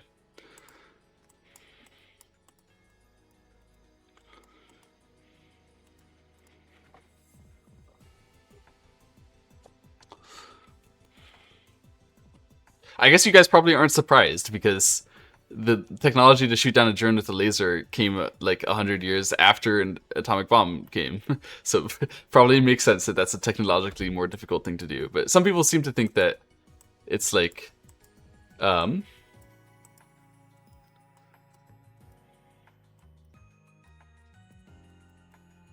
that the atomic bomb was like a significant leap forward in science. Like it was hard rushed as if in a sieve tree.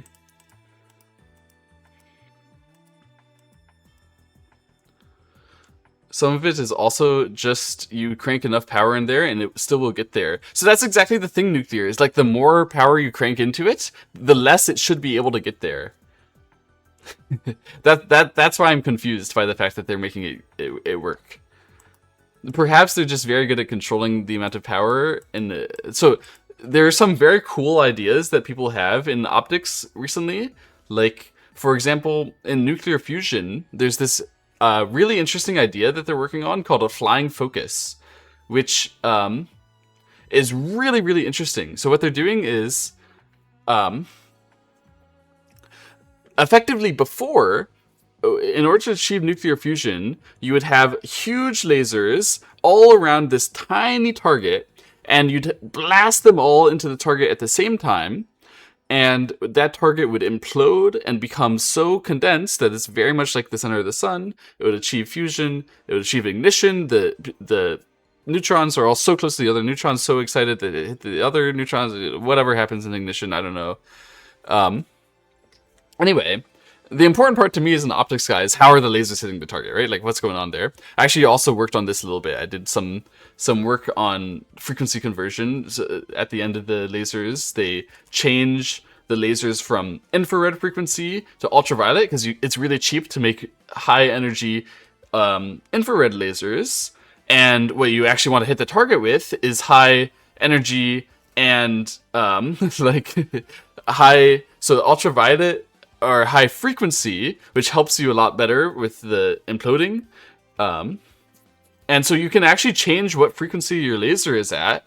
It's not as easy as just like sending it through a lens to block certain light and let the other light through, because you started with literally only infrared light and you want literally only ultraviolet light. So that is also nonlinear optic. What you do is you send in the laser and it interferes with itself in a way which doubles its frequency. So two different photons come in, they're both at the same frequency, and then they interfere, they double their frequency, so they both hit the same atom, and then that atom ejects a photon going in the same direction with the same total amount of energy as the two photons before, which therefore means it has double the frequency. And then you actually did a frequency triple. So what that means is you send the residue, so some of the photons will have doubled and some of them will stay at the original 1x frequency. Then you send the 1 and the 2x into the next crystal, and then the next crystal is a tripler. It accepts the 2x photon and the 1x photon, and then you get a 3x photon, and then you block all the 1x and the 2x photon residue, and you only send in the ultraviolet.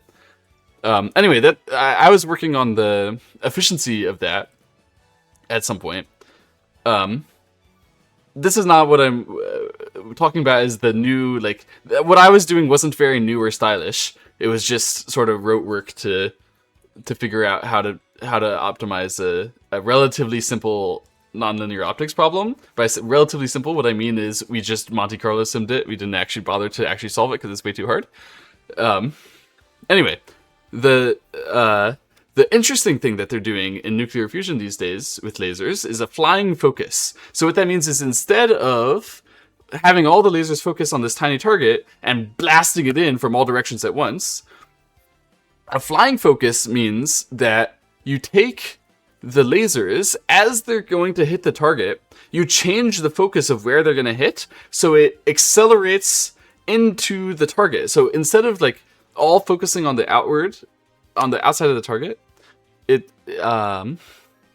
my understanding, instead of like all focusing on the outside of the target, it focuses on the outside of the target first, and then with very special effects. Obviously, you can't move anything as fast as a laser, right? So with special effects that vary based on the power of the laser or something like that, the focus changes and goes further inward. So you aren't like, it's not like you're smacking the outside the whole time, but you're smacking the outside, and then as it starts collapsing inward, you start smacking the inward bit as well. Like, this is my understanding of how the flying focus is working. So you're able to use nonlinear optics to sort of counter the nonlinear effects that your light is having. The light is having an effect on the target, but you have a nonlinear optic first, which assumes that we're going to have a nonlinear effect on the target, and then the light is changing with that, right? So it could be that this is the same kind of thing that they're using to shoot down the drones. I'm not exactly sure. Like, of any of these things. Like, that exact concept wouldn't work on the drones, but it could be that they're doing a similar thing. I have no idea. It's all very interesting, like, high-tech stuff, which is too hard for me. I'm just a Go player. I have no idea what is actually happening in this stuff.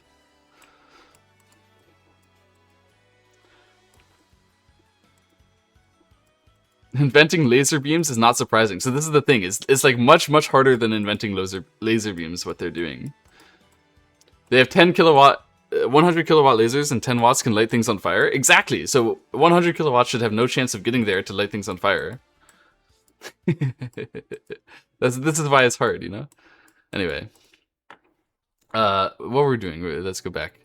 I got completely distracted again.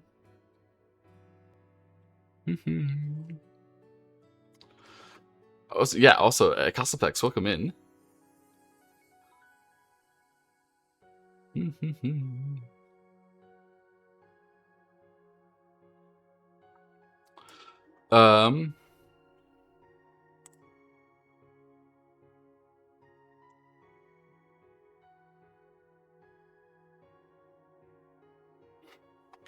So what we were thinking about was what to do on the two-step approach code, and why. So like, why in the one-step approach code we were sort of ignoring their follow-up. So you were thinking that their follow-up, at the moment when we chose to play UX, their follow-up should have been smaller than G0, which is likely true. Okay. It's likely true if people were playing reasonably, which is a hard if. And then for the second approach co, at that moment it's a bit different. So we're still comparing with G0 at the beginning, right? Oh, but it's quite different on the second approach co, isn't it?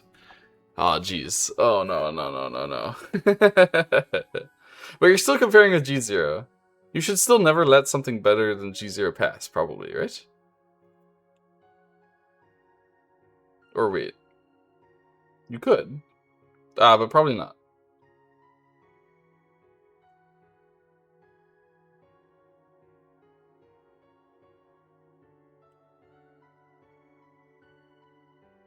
Hmm.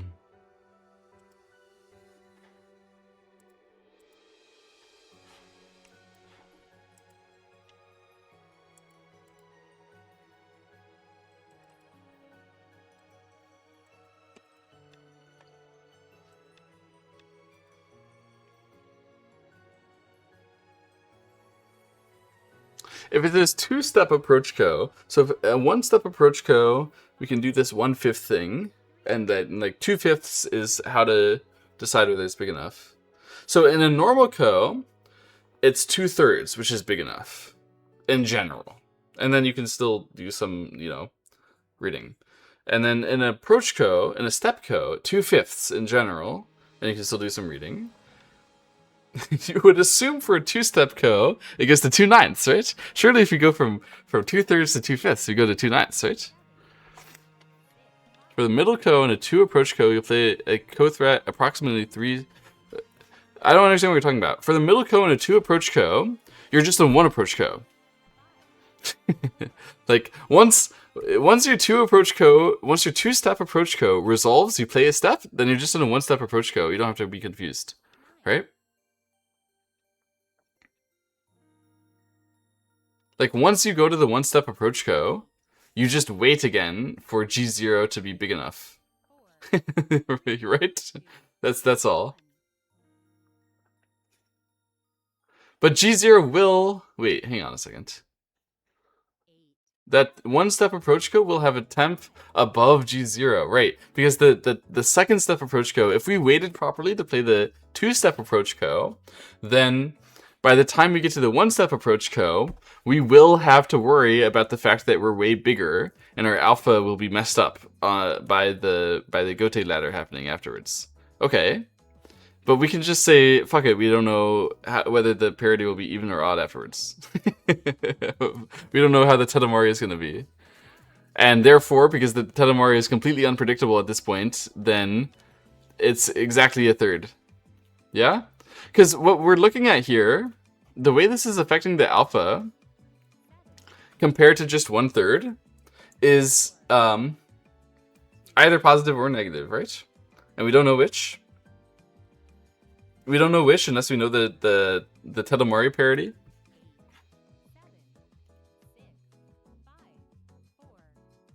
But I mean, it is true. If we wanted to do the math properly, we should do it all the way through. But it's definitely very messy.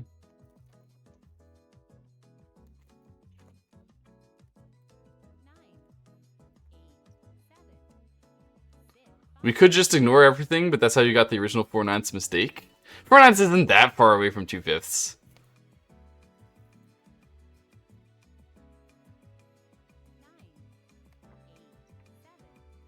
Perhaps Big Al. I mean, there will be all sorts of different war techniques, right? Like, the tech will absolutely be developed over and over and over again in our lifetime.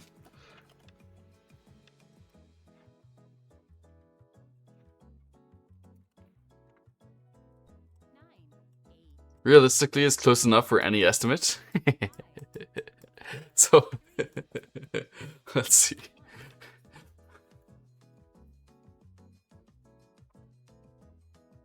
I mean, frankly, when you go from a two-step co to a one-step co, that doesn't actually change the value of your moves that much, right? Like, surely the Gotes aren't that much smaller. Because when we look at what was happening over here, the effects on alpha were way bigger when the gotes here are very small compared to this, right? Because alpha here is supposed to get to 20. Could I quickly run through the 2/5? I'm just going to post the VOD here on Telesummego, I think, so you guys can see the whole thought process. Because honestly, I don't think I can quickly run through to get 2/5. It takes time to understand each step. If you were to estimate, you do 2/15 for two-step co? Surely a two-step co is not that different from a one-step co. That is like, if it goes from 2/3 to 2/5, it can't possibly go to 2/15 right away. Oh, I value, you think?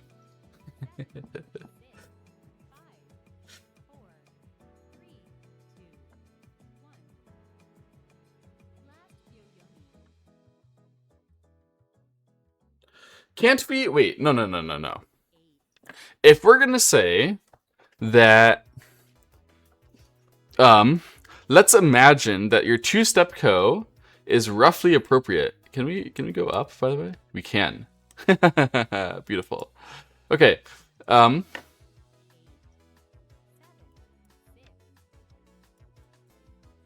So this is a two-step co. Let's imagine our two-step co is roughly appropriate when the temperature for the two-step co and the temperature for the one-step co should probably be roughly the same. In that case, your two-step co, you can just say it's straight up between u v. So let's mark this as u prime and v prime, and this is u and this is b, right? So we want to say that the difference. So we want to say u prime to v prime, like that move, delta ev. I don't know. So the delta ev of u prime v prime is 1/3 of b minus u. And we already figured out that b minus u is, 2 times this thing, right?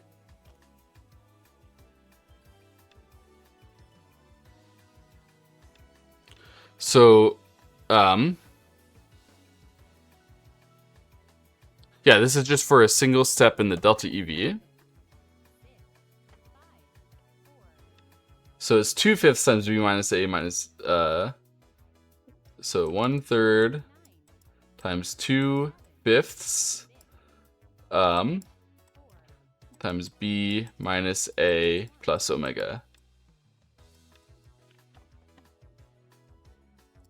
And this is how you get your 2/15.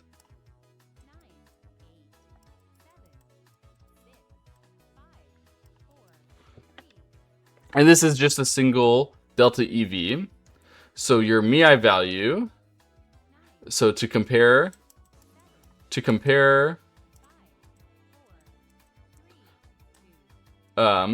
G0, it's G0 or 4/15 of b minus a plus omega.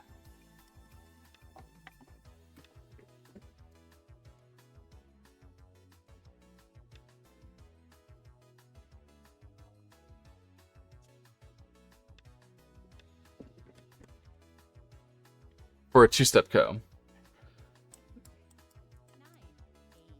Here, for two-step.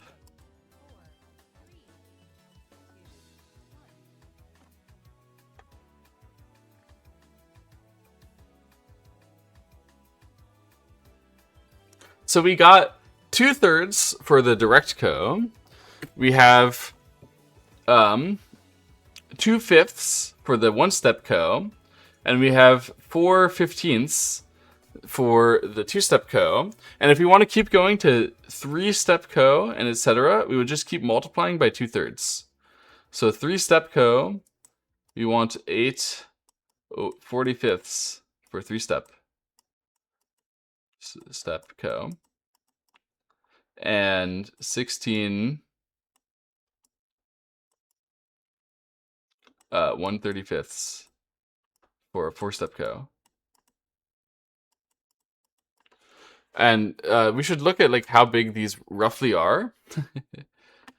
So you know what? Let's go to the bottom and just look at this.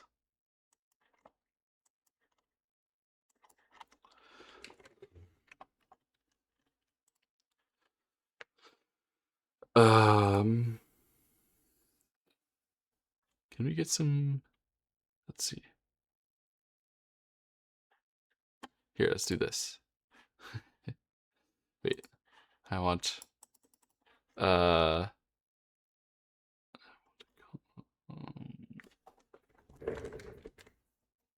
Should have something, right? What kind of music is it that I want? What kind of music can I actually play?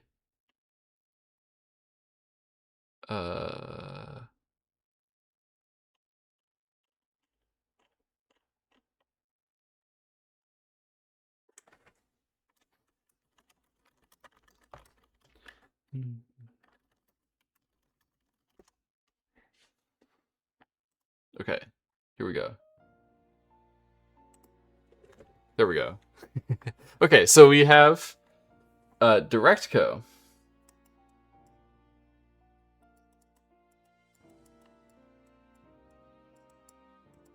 You have 2/3 times b minus a. And I don't think you care about omega. Do you care about omega in a direct co? I guess you do. Don't you always care about omega? Isn't it always plus omega? Even in a direct co. That's what you're telling me, right? About? Yeah, that's how alpha was defined at the beginning. Was by omega always. Yeah, omega is always important. So direct co, your co-threat needs to be 2/3, and this is roughly to 0.67. Okay? 67%, whatever. 1 step. You want it to be 2/5 of b minus a plus omega. If it's a small one, theoretically we played it in normal timing to reach 2/3. Yeah, but still you could have a massive co follow-up, and then the omega helps probably. If you knew what you're doing the whole time, which we don't. But, you know, whatever. 0.4. 2-step, we're looking at 4/15. B minus A plus omega. And how big is 4/15? 4/15. This is 0.26. 3-step. You said it's 8/45, roughly.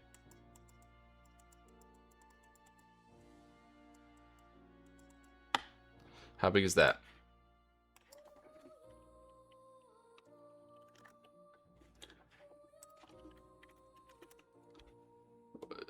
.17 and 4-step.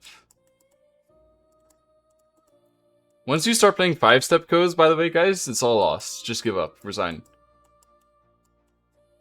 It's a 4-step code. You can still think about playing it realistically.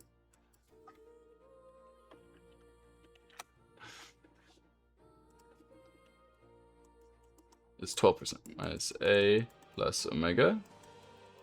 0.12.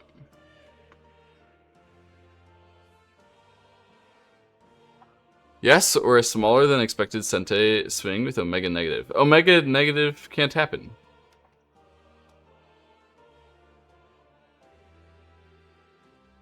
Didn't I lose a 4-step co to Eric Lee? Yeah, but 5-step can't be lost. I think I lost a game 4-step co to Eric Lee once. I think maybe it was only like a 2-step. I just remember feeling embarrassed that I hadn't paid attention to co-threats. And it might have been against him. It was like around a time when I played him, but I don't know if it was against him or not. So what this is b minus a plus omega is the size of the difference when either side wins the ko at the end, and omega is the size of the difference in Tetomari immediately after the ko.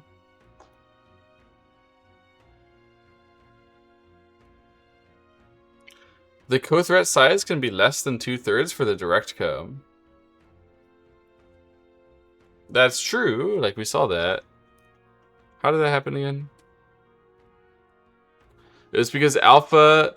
So this is in the situation where the gote background was much smaller than the ko. So if the ko is very big, then you also can subtract down to 1/2. Yeah, as long as the temperature is very small, then you can go like that. As long as omega is small and the temperature is small.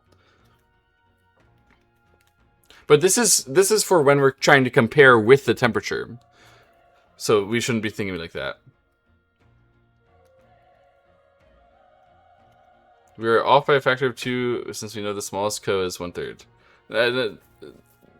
If you play a 1/3 ko, you are playing a 2/3 point swing value move. This is to compare with swing gote. To compare with swing gote. To compare with swing gote. It's important to compare with swing gote because it's easier to use swing gote when you're doing reverse sente calculations. And swing gote is also easier to find.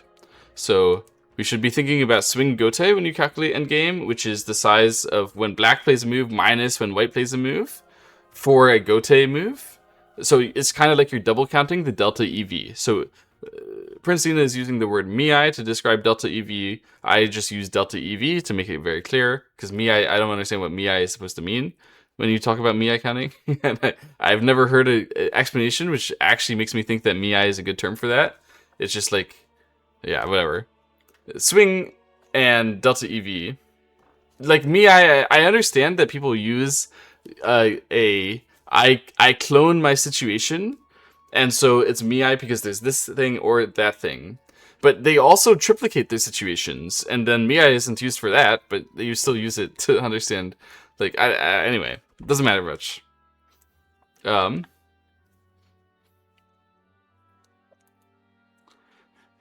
my opinion, the like swing means like we're sort of double counting delta EV. You should just use expected value change or something. Like, we should have a word for that. But whatever. When you are comparing a swing gote, this is the percentage per step ko, roughly. This is the percentage that you should use where omega, yeah, b minus a is like the size of the ko difference, and omega is the size of the difference that you expect the next gote to be bigger than the next biggest gote. So where omega, where b minus a, oh my goodness, I can't draw with this, is size of ko, result, and omega is G0 minus G1. B minus A for a 1 point ko is 1. B minus A for a 1 point ko is the difference between one thing to the other thing. Or are you talking about B minus A for 1 point ko where you're talking about a 1 point ko where the delta EV on each step of the ko is 1 point? Because in that case, B minus A is 4. And that's a stage ko that you're talking about. That is a specifically, it's like there's 4 stops along the thing, and then the total B minus A is 4. So then you can get a delta EV of exactly 1. But I assume you're not talking about that when you mentioned something about a factor of 1, 1, 3. For the smallest possible co, yeah, b minus a is 1 for the smallest possible co, and then each step is 1/3.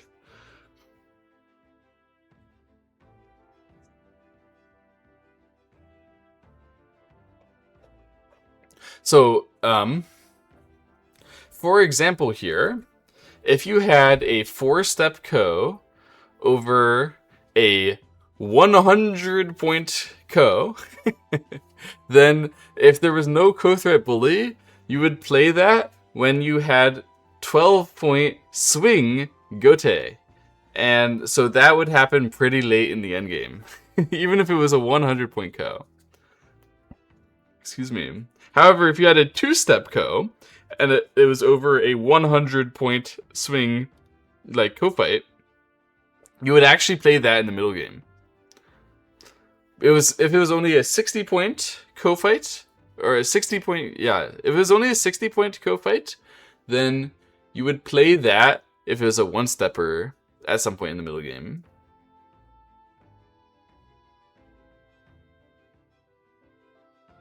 This is all making sense. That lines up with my intuition.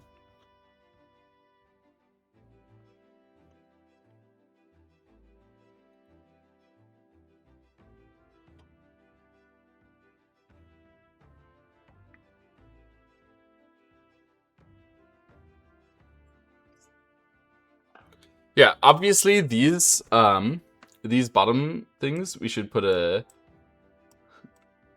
some wavy equations here to indicate that we are not actually this is like, those are rough, but like, let's be honest. So the 2-step is about a quarter. The 3-step is about, what is that? That's about a 1/6. And the 4-step is about an 1/8, right?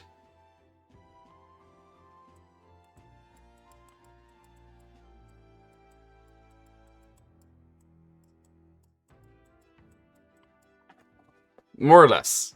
More or less. So the 1-step is 2/5, the 2-step is a quarter, the 3-step is the 1/6, the 4-step is an 1/8. And you could probably keep going and it would be somewhat similar. If you want to compare with swing value. Yeah, that's fair. Okay. We have 2/3, 2/5, 1/4, 1/6, 1/8, and that's probably about right. I'm sure if you went and did all the actual math, you would get a number which is within variance of 1/4, 1/6, and 1/8.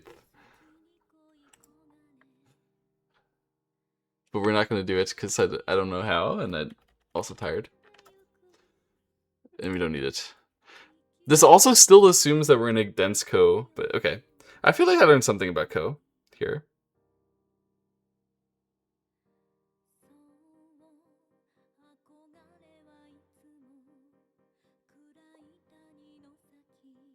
What happens when it's multi-step for both players? That's such a great question. So it is really hard when it's multi-step for both players because the co-threat bully, like whoever the co-threat bully is, they'll just wait for the other guy to start it, right? We pray it's a symmetrical number of approaches at least. Do we really? Because it's just gonna not be symmetrical anymore. Basically, if you play a step on your side, you just make it a step co for the other guy, right?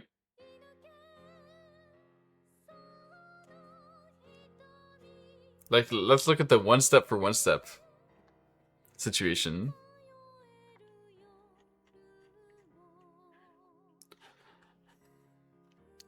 So if it were 1-step for 1-step, that means this diagram, instead of going to U and B, it goes to oh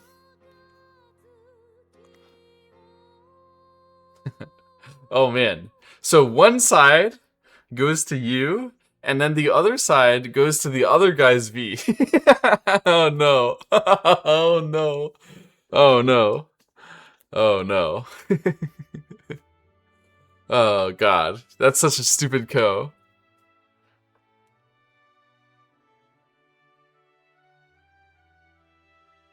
It's a 2-move Gote from X to Y. But it isn't really. Because one guy can just opt out, you know?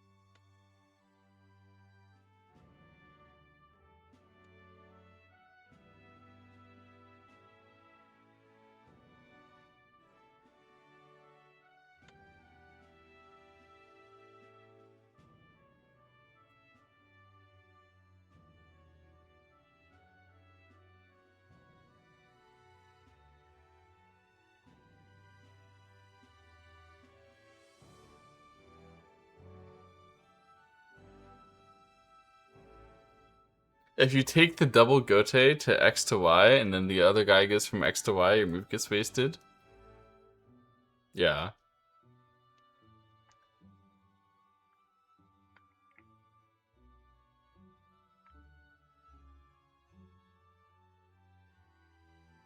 Okay.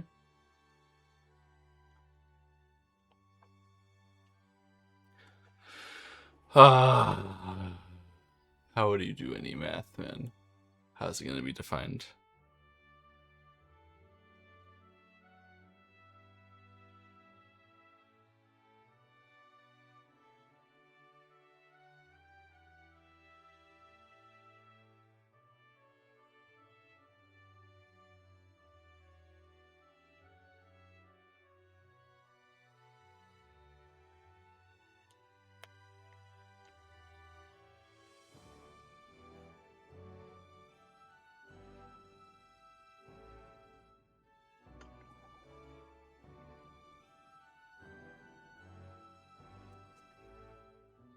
Oh, I'm trying to understand what my other graph looks like when I'm going from there to there, or going from here to here. And I could go to either one of those. Jeez.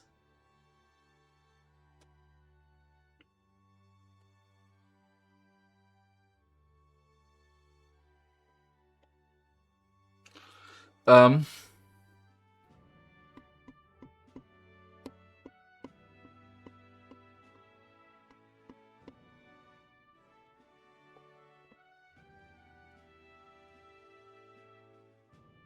Currently calculating a value of 0.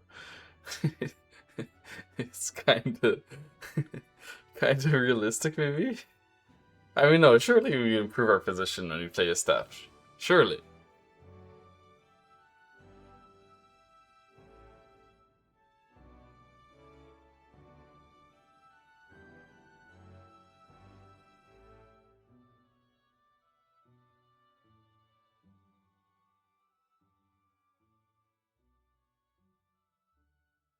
It's so rare that you have two steps. Like, both sides can play a step and they don't interfere with each other very much.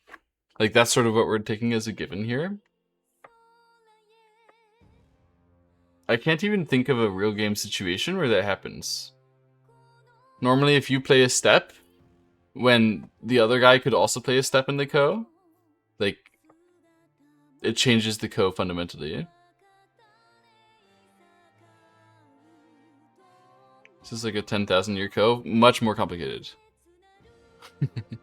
For an even ko threat situation, I don't think you improve it, like, at all.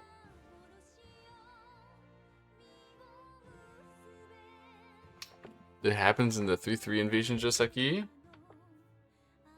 I'm pretty sure the one that you're thinking of, you severely impact the other step ko when you play a step, doesn't it? I don't know, if you can show me, like, if I'm thinking of the wrong thing. I can't actually create it off memory. I don't know it that well. Only filling liberties when you are winning ko. Yeah, of course.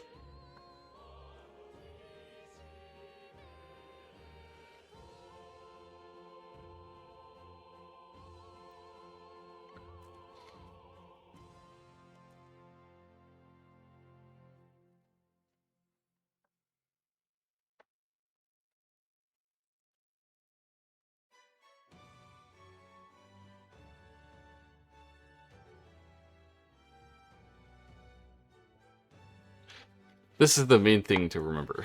this chart. In real game, when it's Stepco versus Stepco, you don't play it until you're the co-bully. Of course. And when you're the co-bully, you only when you're the co-bully, you only play it when it's exploitative. So you only play the Stepco versus Stepco in a situation where the Gote is smaller than the expected value that you're gaining per move. And the expected value that you're gaining per move, you can just think of as the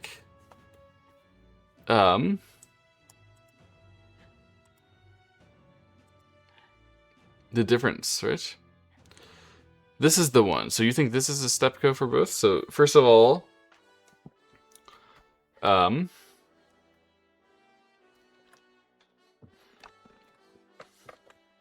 if white plays, then black can activate the code directly.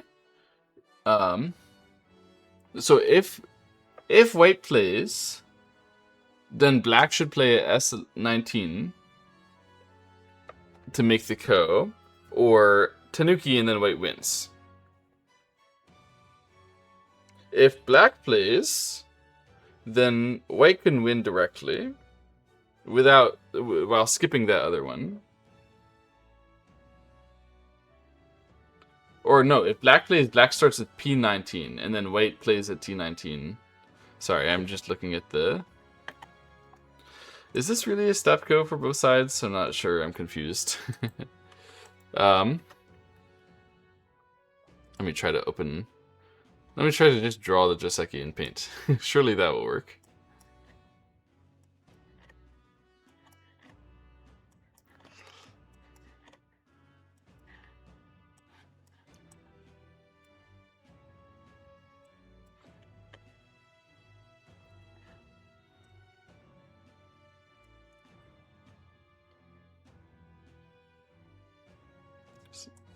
Uh-oh.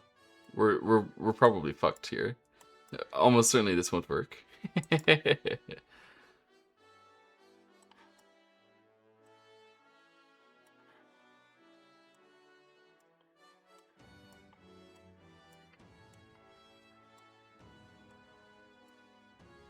This is not big enough for the Joseki.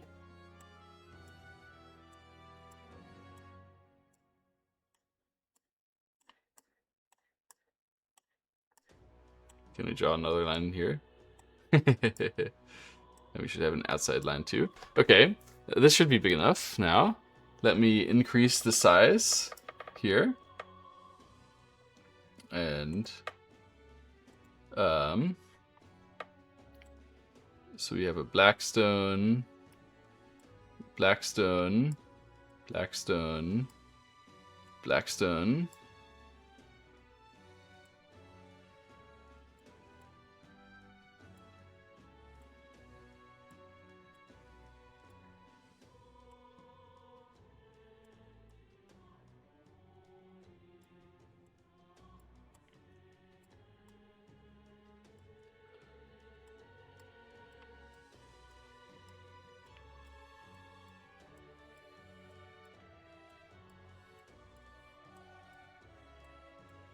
Okay, some of you find this familiar.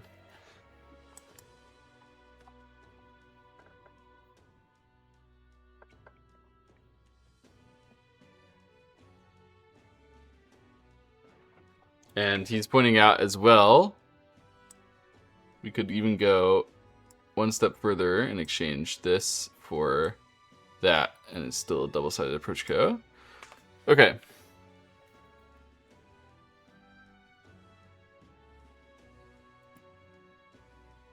To make things maybe less confusing, maybe. Maybe. This is how cavemen played Go, indeed.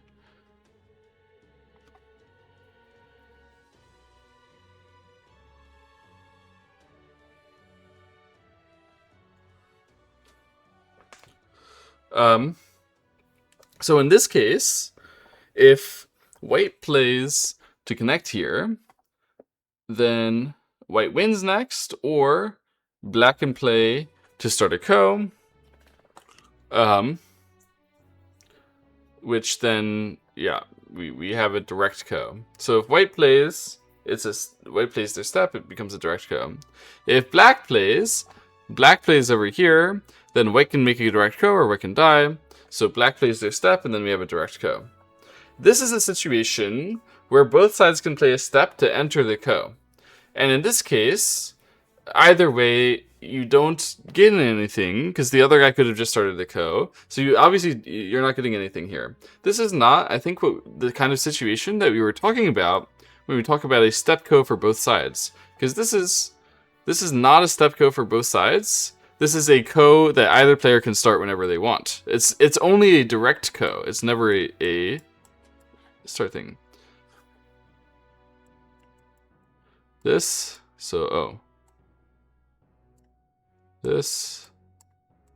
is not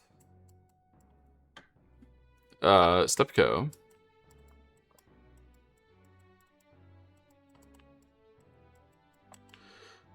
But direct co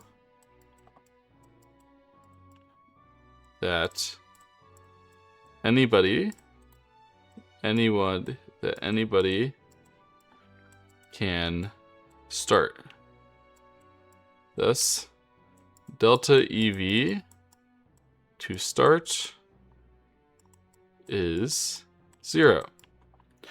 To get a two-sided step co, you need to have a co which you can play a step to make it a step co. So this is, either player could play a step to make it a direct co, but if either player could make it a step to make it a step co, it is different.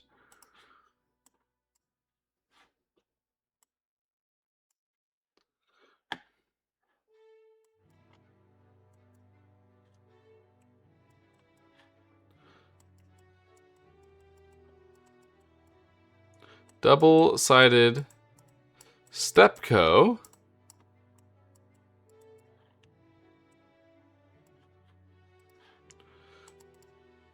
is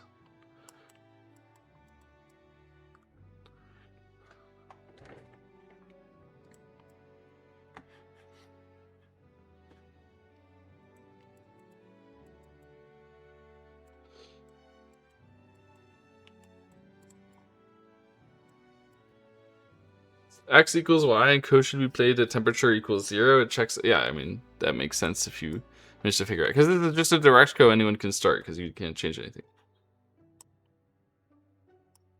Approaching this co is absolutely worth 0. And in actual play, it gets done obviously before 0. It gets done by the co-bully whenever they can co-bully. Understood. Double-sided step co is where either player could play a step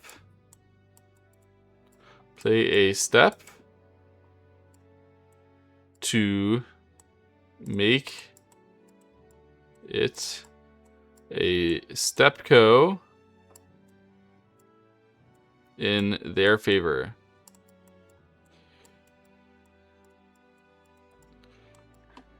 I don't know if it exists. I don't know how to make it. Actually, I'm pretty sure it exists. I'm pretty sure I've seen it before. I don't know how to make it.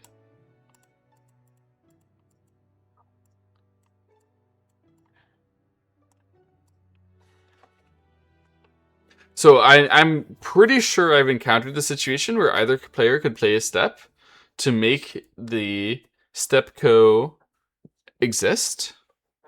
It had something to do with like filling liberties. So either player could like fill a liberty.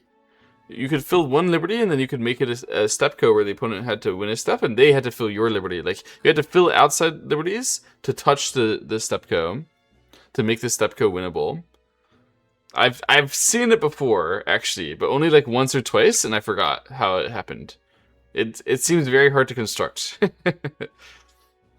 A double-sided step co just has them trade off their steps until it's direct one and direct or multi-step for the other. So in theory, we're working in a situation where the co-threats are dense and equal between both sides. So either playing the first step would be equivalent. However, after you play the first step, you actually go to the situation where it's a one-step co.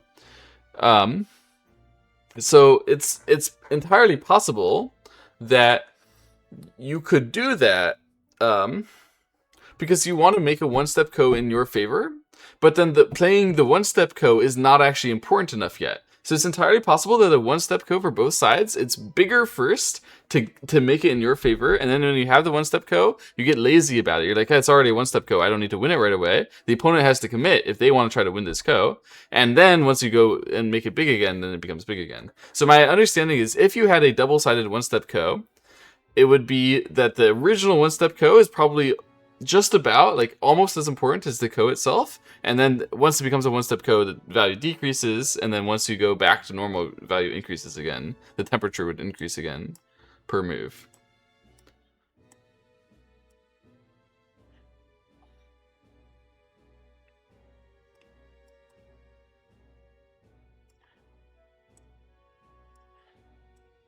So what exactly that would look like, yeah, I don't know.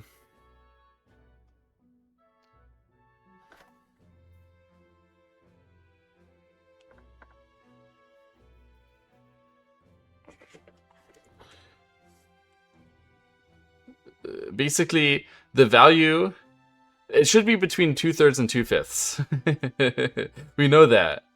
So value should start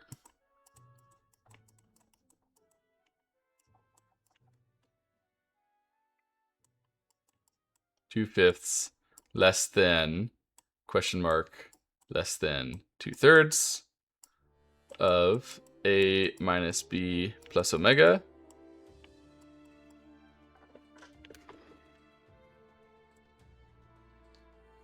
And then it goes to 2/3 and proceed normally.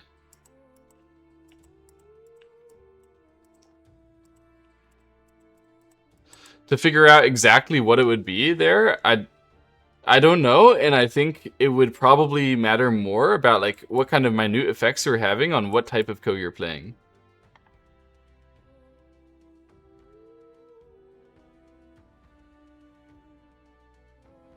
Two-fifths to three-fifths in double gote.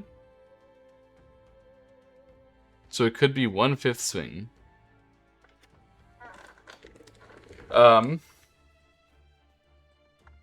So if you win it, you think we are at 2/5. So if we come back here, you're trying to say that if we win it and we get to position V and we don't want to win it anymore, position V being one step away from there is 2/5 away from B, right? So you're saying position V is 3/5. Yeah, approach ko in my favor is 2/5 of the way there. Approach, but actually, what's really happening, right, is that each one of these steps is 1/5. So this one, so if I win the swing ko, I get to 4/5 in my favor. This is not like 2/5 is swing, right? So position V is 4/5 of the way between A and B. And then the other position on the other side is 1/5 of the way between A and B, right? So I guess we could say then we're going on a ko. Actually, you know what? Never mind. The ko goes between... We actually do know then. We know that the ko goes between steps where this is 4/5 of A minus B. Of B minus A, sorry. 4/5 B minus A. And this is 1/5 of B minus A.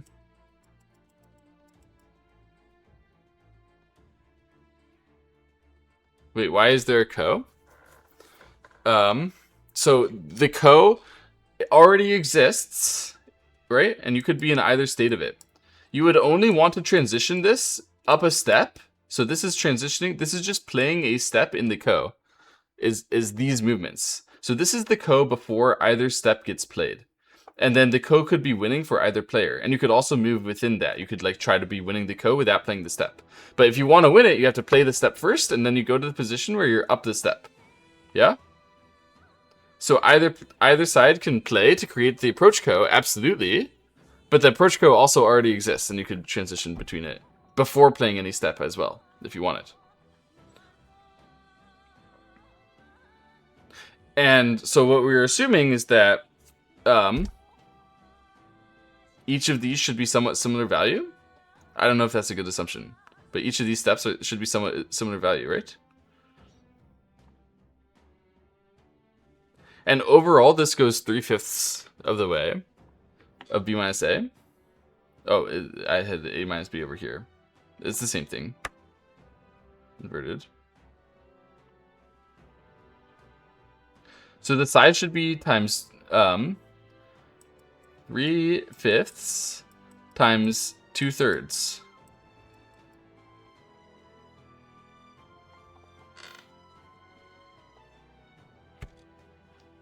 Right? So like this is the swing value.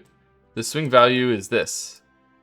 You're pretty sure about your 1/5 swing? I'm pretty sure it's not 1/5 swing.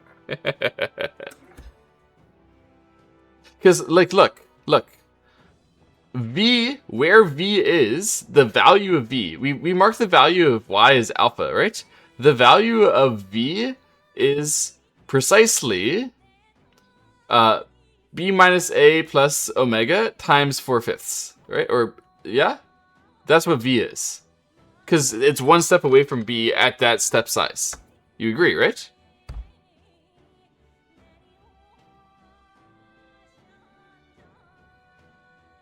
And our theoretical co, if you win it, that means you play your step, and then you get this kind of step co, which is favored for you, right? So you go to V. That's where you go if you win our theoretical co. And if the other guy wins your theoretical co, they play their step, and they go to their V. You can't really follow my markings here. So V represents the one step co. So this was when we were doing the one-step co, which is going between X and B, right? So B being the end state for, let's say, black. X being, I play the step to go to the position, you know, where we're now in a direct co, and I'm favored, yeah? So you only ever play the step when you're favored. You only ever go from U to X. That's normal, yeah? So then, we saw earlier, we figured out where X and Y are, by figuring out what the size of the co-threat needed to be able to play there, right? So we knew this situation. So initially where we are is in this co, in this theoretical co, which we can't dream up an example of, where we are is we are in a co, which if we play a step in the co, so if we're winning the co and we play a step, then we go to a one-step co in our favor. So we go to V. We go to this situation, a one-step co, which is in our favor. We go to V, right? So that's what I'm trying to say is where we are is somewhere over here. This is V, and this situation is V opponent, yeah? V opponent. Why are we initially in the co? Because this is originally a co, where you play a step co. So the situation I'm dreaming up, there's a co. You can try to win the co. It doesn't do anything right now. But you could play a step, right? If you play a step, then it's a step co where the opponent has to play a step. This happens when there's a co, and then either side needs to play a liberty, an outside liberty, in order to win the co. Both sides need to play an outside liberty in order to win the co. But the co already exists. You just can't win the co before that.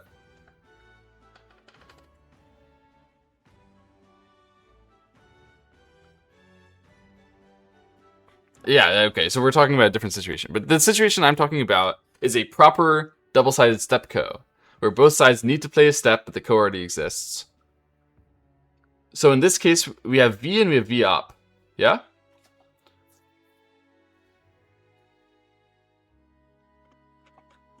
V for the other guy.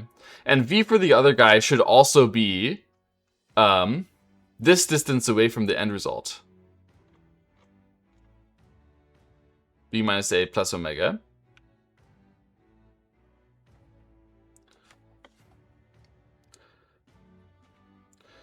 So we're trying to figure out how big is the swing move. So that's 2/3 of the distance between this, which is 3/5. So this is 2/5 times B minus A plus omega, or A minus B plus omega, same thing.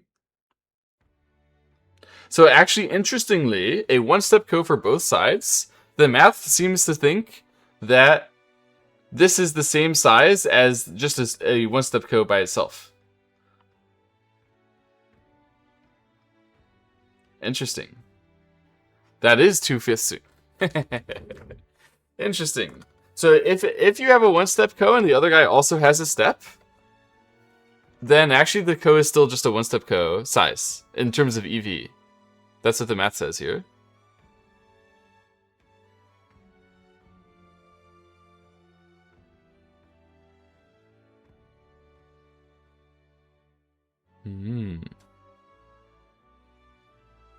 Okay. Interesting. So double-sided. The answer to what happens if you have a double-sided step code is you just say, fuck it, who cares? And it's still a step code, and you still have the same thing. What if it's not the same amount of steps? That's a great question, which never actually has literally ever happened.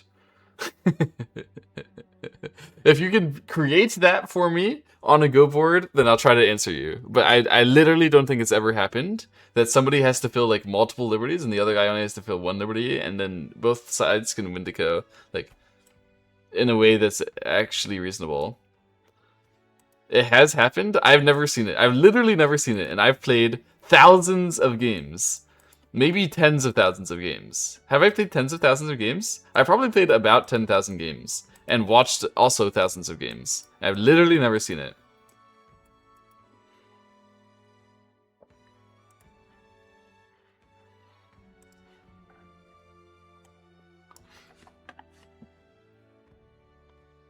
But my assumption would be, based on this result, my assumption would be that you just go by whoever has the bigger, whoever has the lesser amount of steps, and the code is that big. That's all I got. And we know how big like certain amounts of steps are. It's this chart. We know it goes from 2/3 for direct, 2/5 for one step, 1/4 for two step, 1/6 for three step, 1/8 for four step.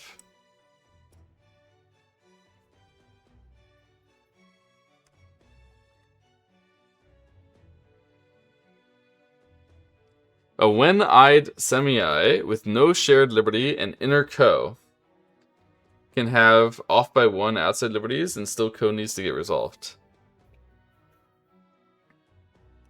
I think I've seen this kind of thing that you're talking about, but I've never seen it where people can't just like, I trade an outside liberty for your outside liberty, and that was just equal. Like, I've never seen that kind of situation where the steps are separate from each other, right? Like there's a situation like that where you can do that, but if I fill a liberty and you fill a liberty, it's just equal to what the position was before, and so we can just reduce it down to a step co in one person's side, right? And like there is no difference from calling that and calling it a step co of just this one guy has the steps, right? There is a situation I've seen before where each player has to play like has to play one step and then the steps are not equal. Technically is not quite equal. Yes. So I understand that in that situation which I'm describing to you, you could very well resist. However, you can just choose not to resist and it's not worse, right? Like you're not making mistakes. If the opponent dares to challenge you, that means that you are allowed to answer. Like fundamentally, unless there's a co-threat bully going on, right? But co-threat bullies ruin all of this, so it doesn't matter.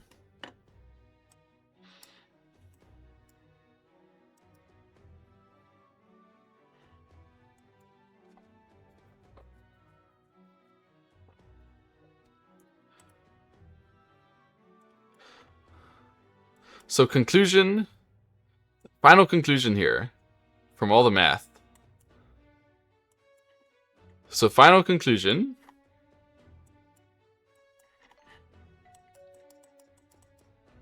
Final conclusion.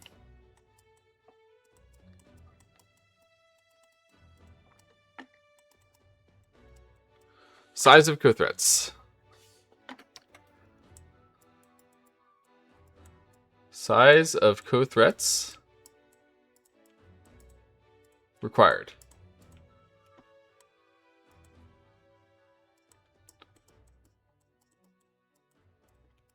It first of all, generally decreases. Decreases? Yes, decreases with size of co over size of gote. Size of co-threats required decreases with co greater than gote / normal play.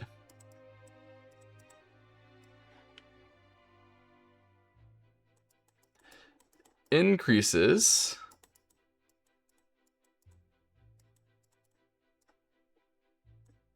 with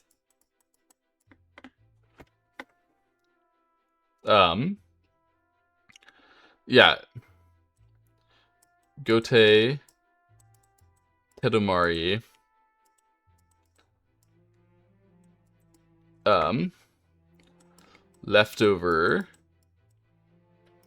leftovers increasing.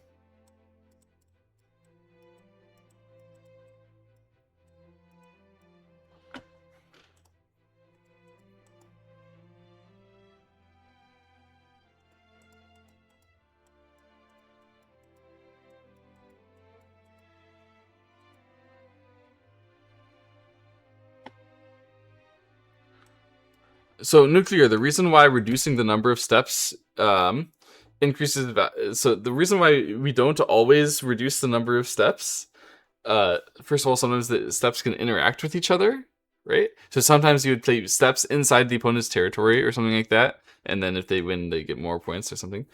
And second of all, the step, like if I play a step and you play a step, we go to direct co. But maybe if I play a step, you want to enjoy the one step co. Like it's possible.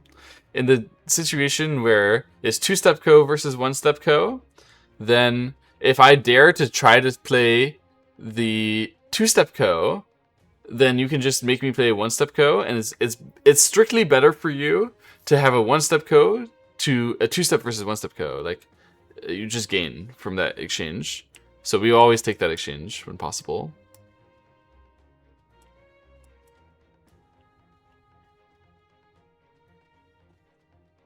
Anyway, so this is how size of co-threat changes, but in general,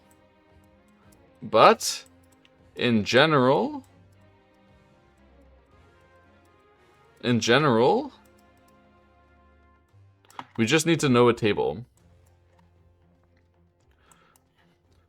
The co-threats, but in general, co-threat should be at least. Co-threats should be at least direct 2/3 times b minus a. One step. If you guys don't know how to do stages, it's actually much easier than this. You don't have to worry about it. One step is 2/5 times b minus a. Two step, we're going to say it's roughly 1/4 times b minus a. Three step is roughly 1/6 times b minus a. And four step is roughly 1/8 times b minus a.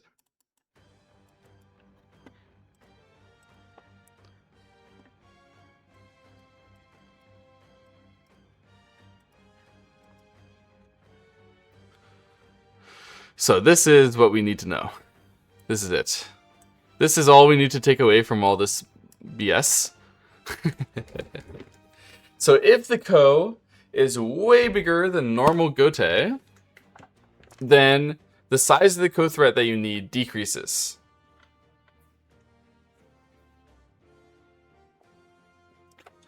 If the co-threat is gonna leave a huge follow-up, or if winning the co is going to leave a huge follow-up, then the size of the co-threat required increases. But this is a relatively small effect, and the co-threats, the most important thing to remember is that the co-threats should be at least 2/3 of the difference between the co and results for direct co's, 2/5 for one-step co's, 1/4 for two-step co's, 1/6 for three-step co's, and 1/8 for four-step co's if you want to play those steps. Assuming that there are no co-bullies. Assuming nobody bullies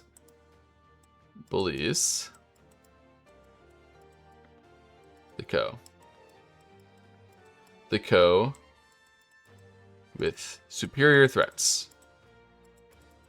Superior threats in quality or quantity.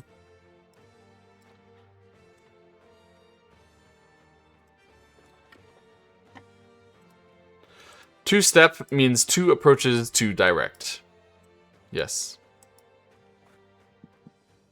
This is like my terminology. In my opinion, it makes sense, and the other people are making no sense.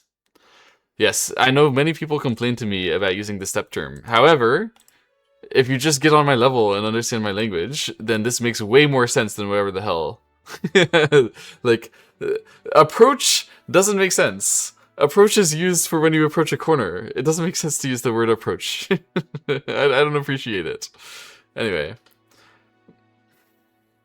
Also, people deprecated it on Sensei's library because they think it's confusing with stage. But all you just need to learn is that steps are not stages. It's not that hard.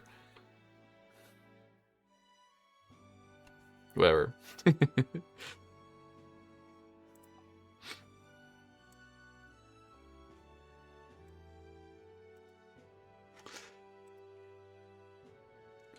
Okay. Yeah.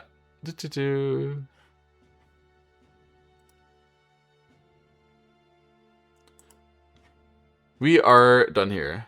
We have figured it out. We understand Co. There is a rich history in the Western Go scene of being dumb. Yes. However, if you just be consistent, it's not so hard. Frankly, there's a rich history in the Western Go scene of the Go teachers not named Kim Ji-seok being noobs and absolutely lying to us.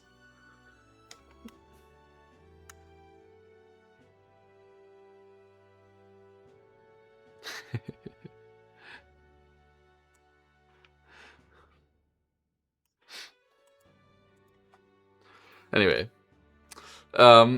you may have seen I posted a video recently where I hit Grand Champ in Rocket League. So that means I'm now allowed to raid Rocket League channels, and you guys can all say I'm a Grand Champ, and I'm the best. Don't actually say that. But they're playing Australian Rocket League, I think. Right now. Professional Australian Rocket League. Should be fun. See you guys. Bye-bye.